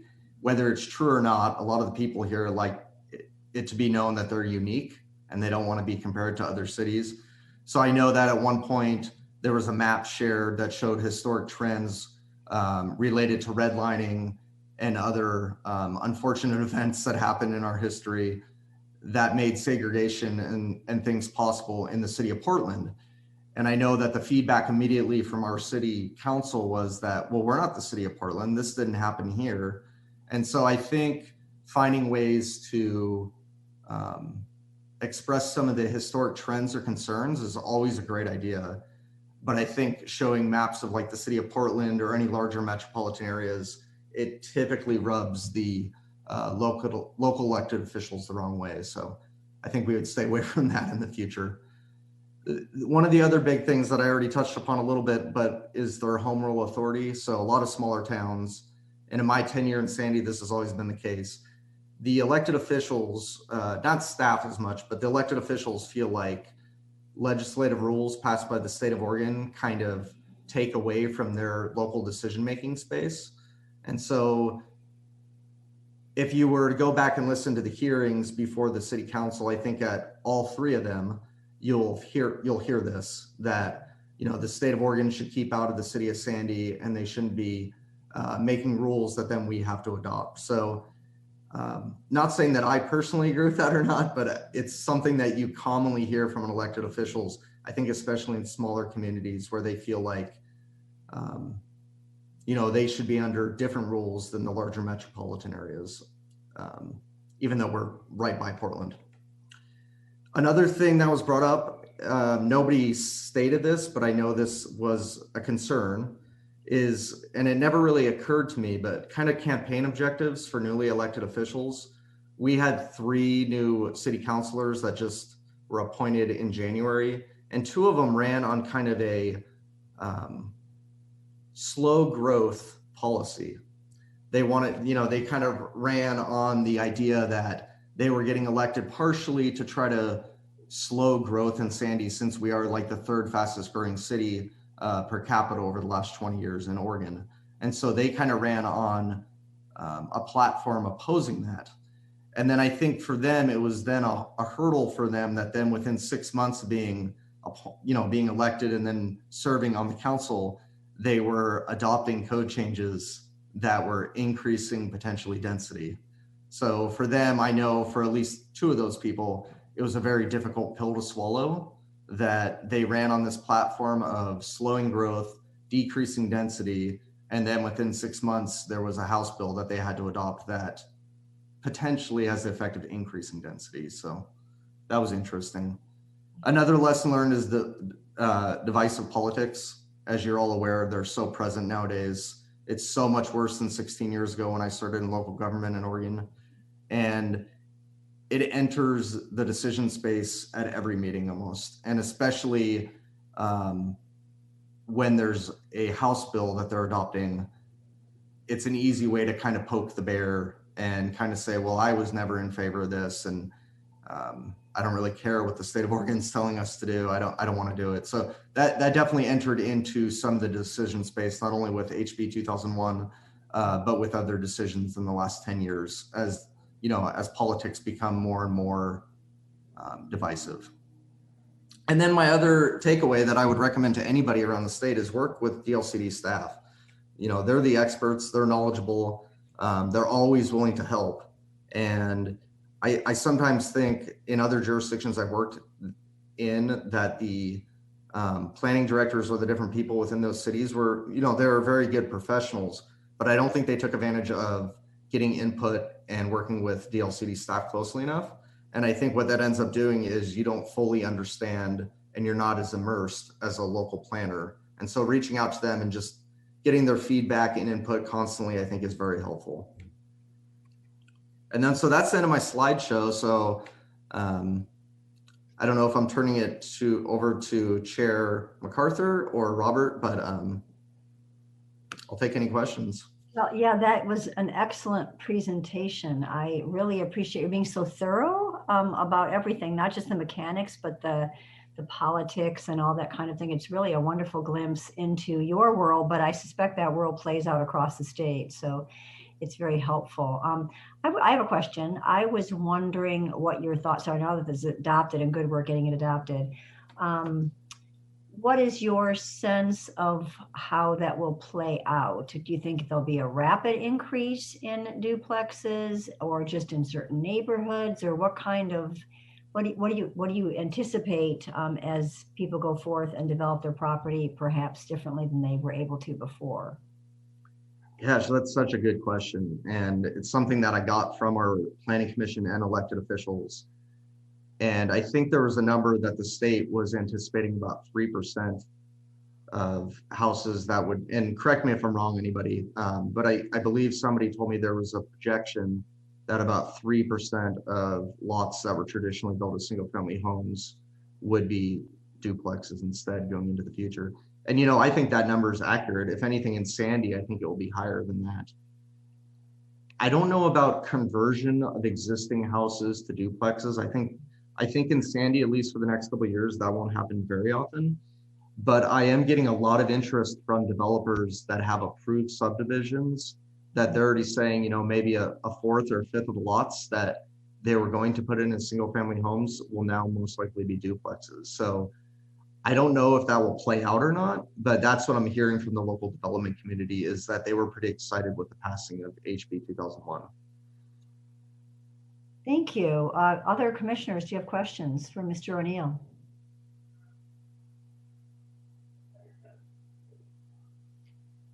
Yes, Commissioner Warren. Yeah, thanks, Mr. O'Neill, for being so candid with us. I'm a previous city councilor, so I understand, you know, being on the other side of the dais, but it's always great, I think, especially for, you know, this commission to hear staff's, I don't want to say struggles, but what you have to work with your city council, because it's a big job. So thanks for doing it. And just a random question. Did you feel like your city council was trying to kind of undermine this in any way? You know, were they really, you know, starkly opposed to it? And then did you have to explain to them that this is kind of what they have to do, or how did that play out? You know, yeah, it's an interesting question. I think, you know, some city council members and over my tenure in government like to grandstand a little bit. So they like to kind of take the opportunity to kind of say what's on their mind. And so a little bit of that happened. And even one of the city council members, that council member even said, you know, right before they even made the comments, they said, I know we have to pass this, but I want to get this off my chest. And so there was definitely some of that going on. But, you know, by and large, our council was they understood that it had to be passed. And so that's why I said that they really wanted to know what their decision space was. But I never heard from one of them that they were saying, oh, let's delay this, or let's not try to adopt this and just use the model code. They very well understood that it had to be adopted. So that was a relief for staff. Because if that wouldn't have happened, then we would have had to learn what the model code says. And I actually don't know what it says, so. I totally get that. Vice Chair Holova. Yes, thank you. I wanted to thank you for giving us so much insight. It's interesting having been on the other side, you know, of talking about this so much about what you think people will say or not say, or what will be the topics, to actually hear what they are. So I wanted to thank you for presenting that. I think there were just two comments I wanted to talk about. One was I like how you said kind of that required versus allowed discussion, and having people understand that. I think we struggled with that even in the RAC, where it was saying that the city wouldn't require the developer to make this certain amount of parking, let's say, but the developer could make more if they wanted to, right? That whole required versus allowed really gives that kind of market flexibility that you'll see developers like, and it tunes it more to like what's feasible financially and et cetera, if it's needed or not needed. I think the other one that you gave that was interesting was the idea of using other people's, you know, cities' histories to tell a story with regard to Portland and redlining. And it just made me think, you know, every city has its own history with regard to discrimination, especially racial discrimination. it probably would be beneficial for every city to kind of see, well, what happened in our town, in our city. And that might actually be a harder thing to deal with. I think it's easier to say that it was them over there, right? Not us. And even if there wasn't public like redlining or banking regulations even if there wasn't public like city or governmental, there's always been private discriminatory practices, and there's always been lending, banking discriminatory practices. And so attuning that understanding for your particular locale actually will result in better outcomes, because it will actually identify what are the problems in your community. So I thought that was a good lesson in thinking about that. Thank you. Thank you, Vice Chair. Other commissioners have questions, comments? No, I have a comment, Chair. Yes. Yeah. Well, I mean, first of all, I want to second what Vice Chair just said about different market-based kind of discriminatory practices. So I wanted to learn more about. I think one of the rationales for passing,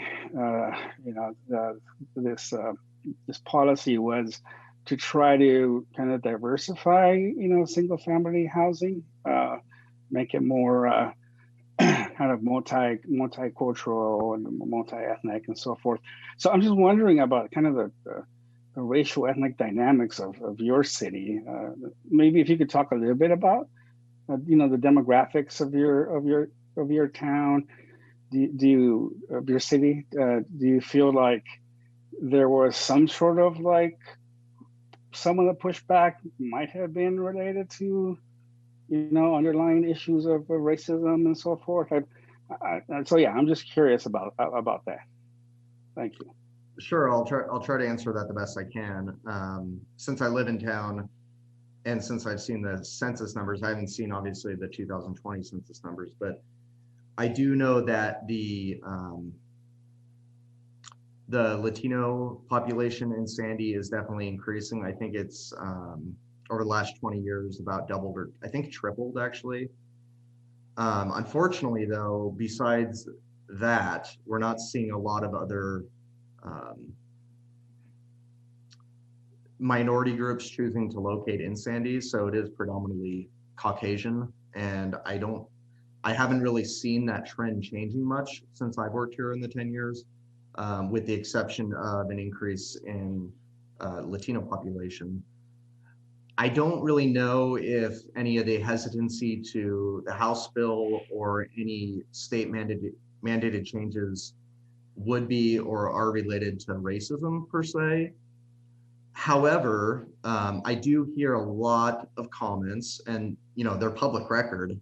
We get a lot of feedback and comments when there's multifamily housing proposed in Sandy, that it's going to bring in those people and low income people and crime and different comments like that. And typically when I see personally comments like that, whether they're expressly intended to be racist or not, to me, it's definitely a concern.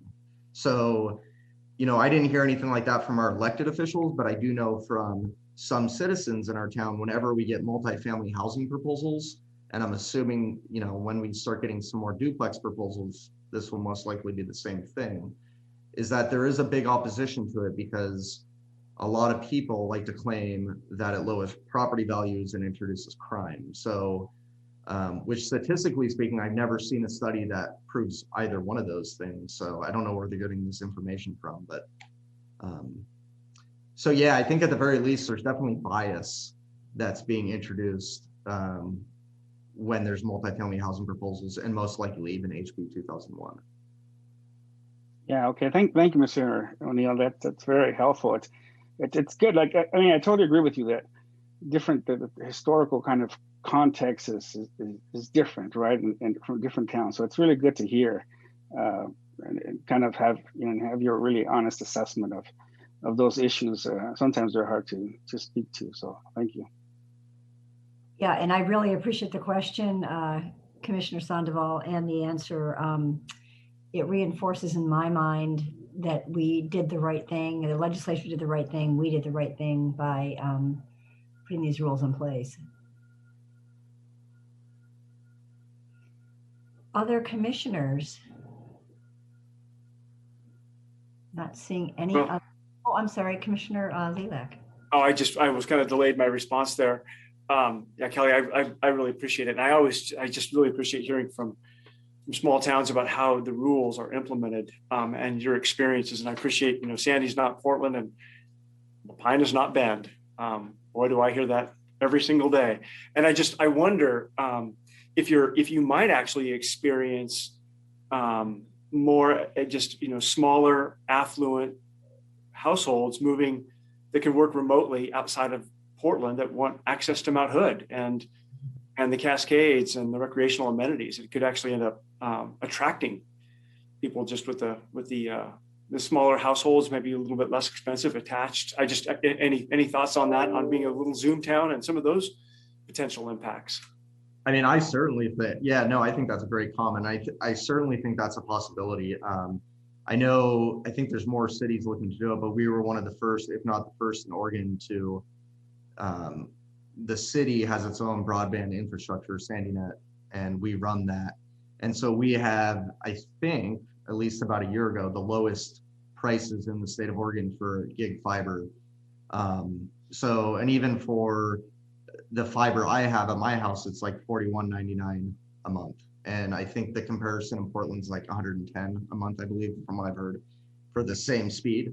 So yeah, I definitely think the city of Sandy has a competitive advantage for having people that are Zoom commuters that might have to go into Portland 1 or 2 days a week, and then it's very close to the outdoors.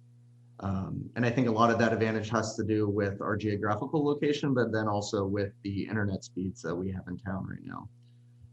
And I did want to comment on your Bend is, or La Pine is not Bend comment. Yeah, I grew up in La Pine, so I think the difference between like La Pine or Klamath Falls, where I also worked in, is there's not as much, there's more poverty, more income issues in both of those communities. Whereas in Sandy, there just isn't. I mean, not on the same level that either one of those communities face. So it is interesting living in all three of them and being a native Oregonian. They all have kind of similar, like elected officials have the same kind of similar thought process, I believe, in those small towns. But the actual obstacles and things that we face in Sandy are not nearly as dire as other communities I've lived in Oregon. That's definitely true. And you've also made your downtown really attractive. There was at one point, probably 30 years ago now, when I used to, a long time ago, go up and ski on Hood going through that area. It just seemed like there was no there. And in fact, there was a period of time during the last 30 years, early on, maybe 20 years ago, that it seemed like at some point that sort of the big box retail, because of 26 affording the kind of easy in and easy out and big spaces, big box retail located outside of your downtown. And there was a real opportunity or chance that might go the other direction and there wouldn't ever be a there. But I think the work you've done and probably some of your predecessors, I think there's a real community in the downtown area. So good on you for that. I appreciate that feedback, yeah. So seeing no more questions on this, thank you, Mr. O'Neill, very, very much. Wonderful conversation. As other commissioners have said, it really helps us so much to hear from local folks who are actually doing this work on the ground. It helps us understand the work we've done to date, but also informs the next rulemaking effort that we have. So thanks very much. Thank all of you and have a great weekend.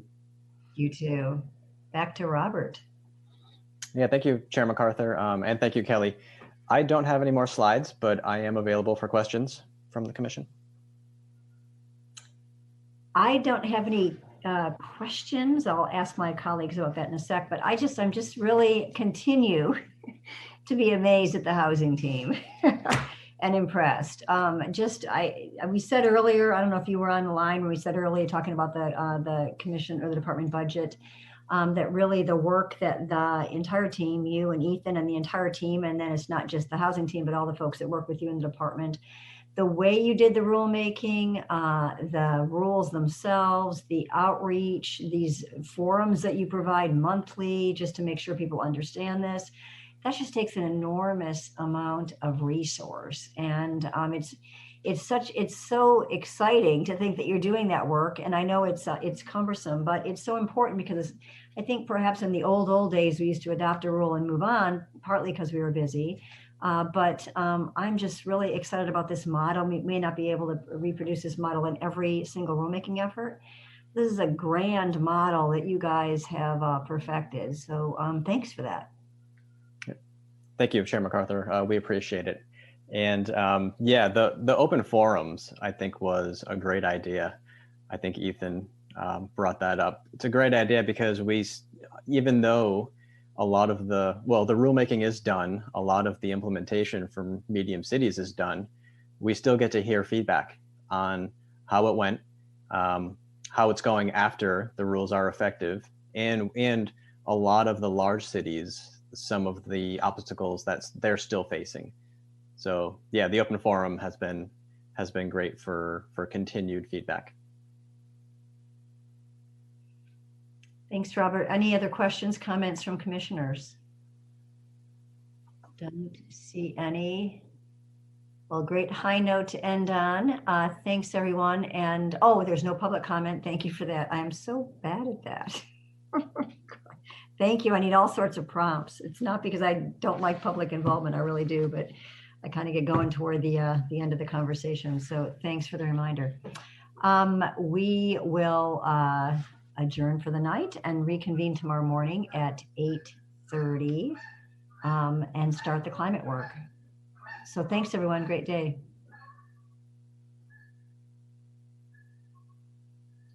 Thank you.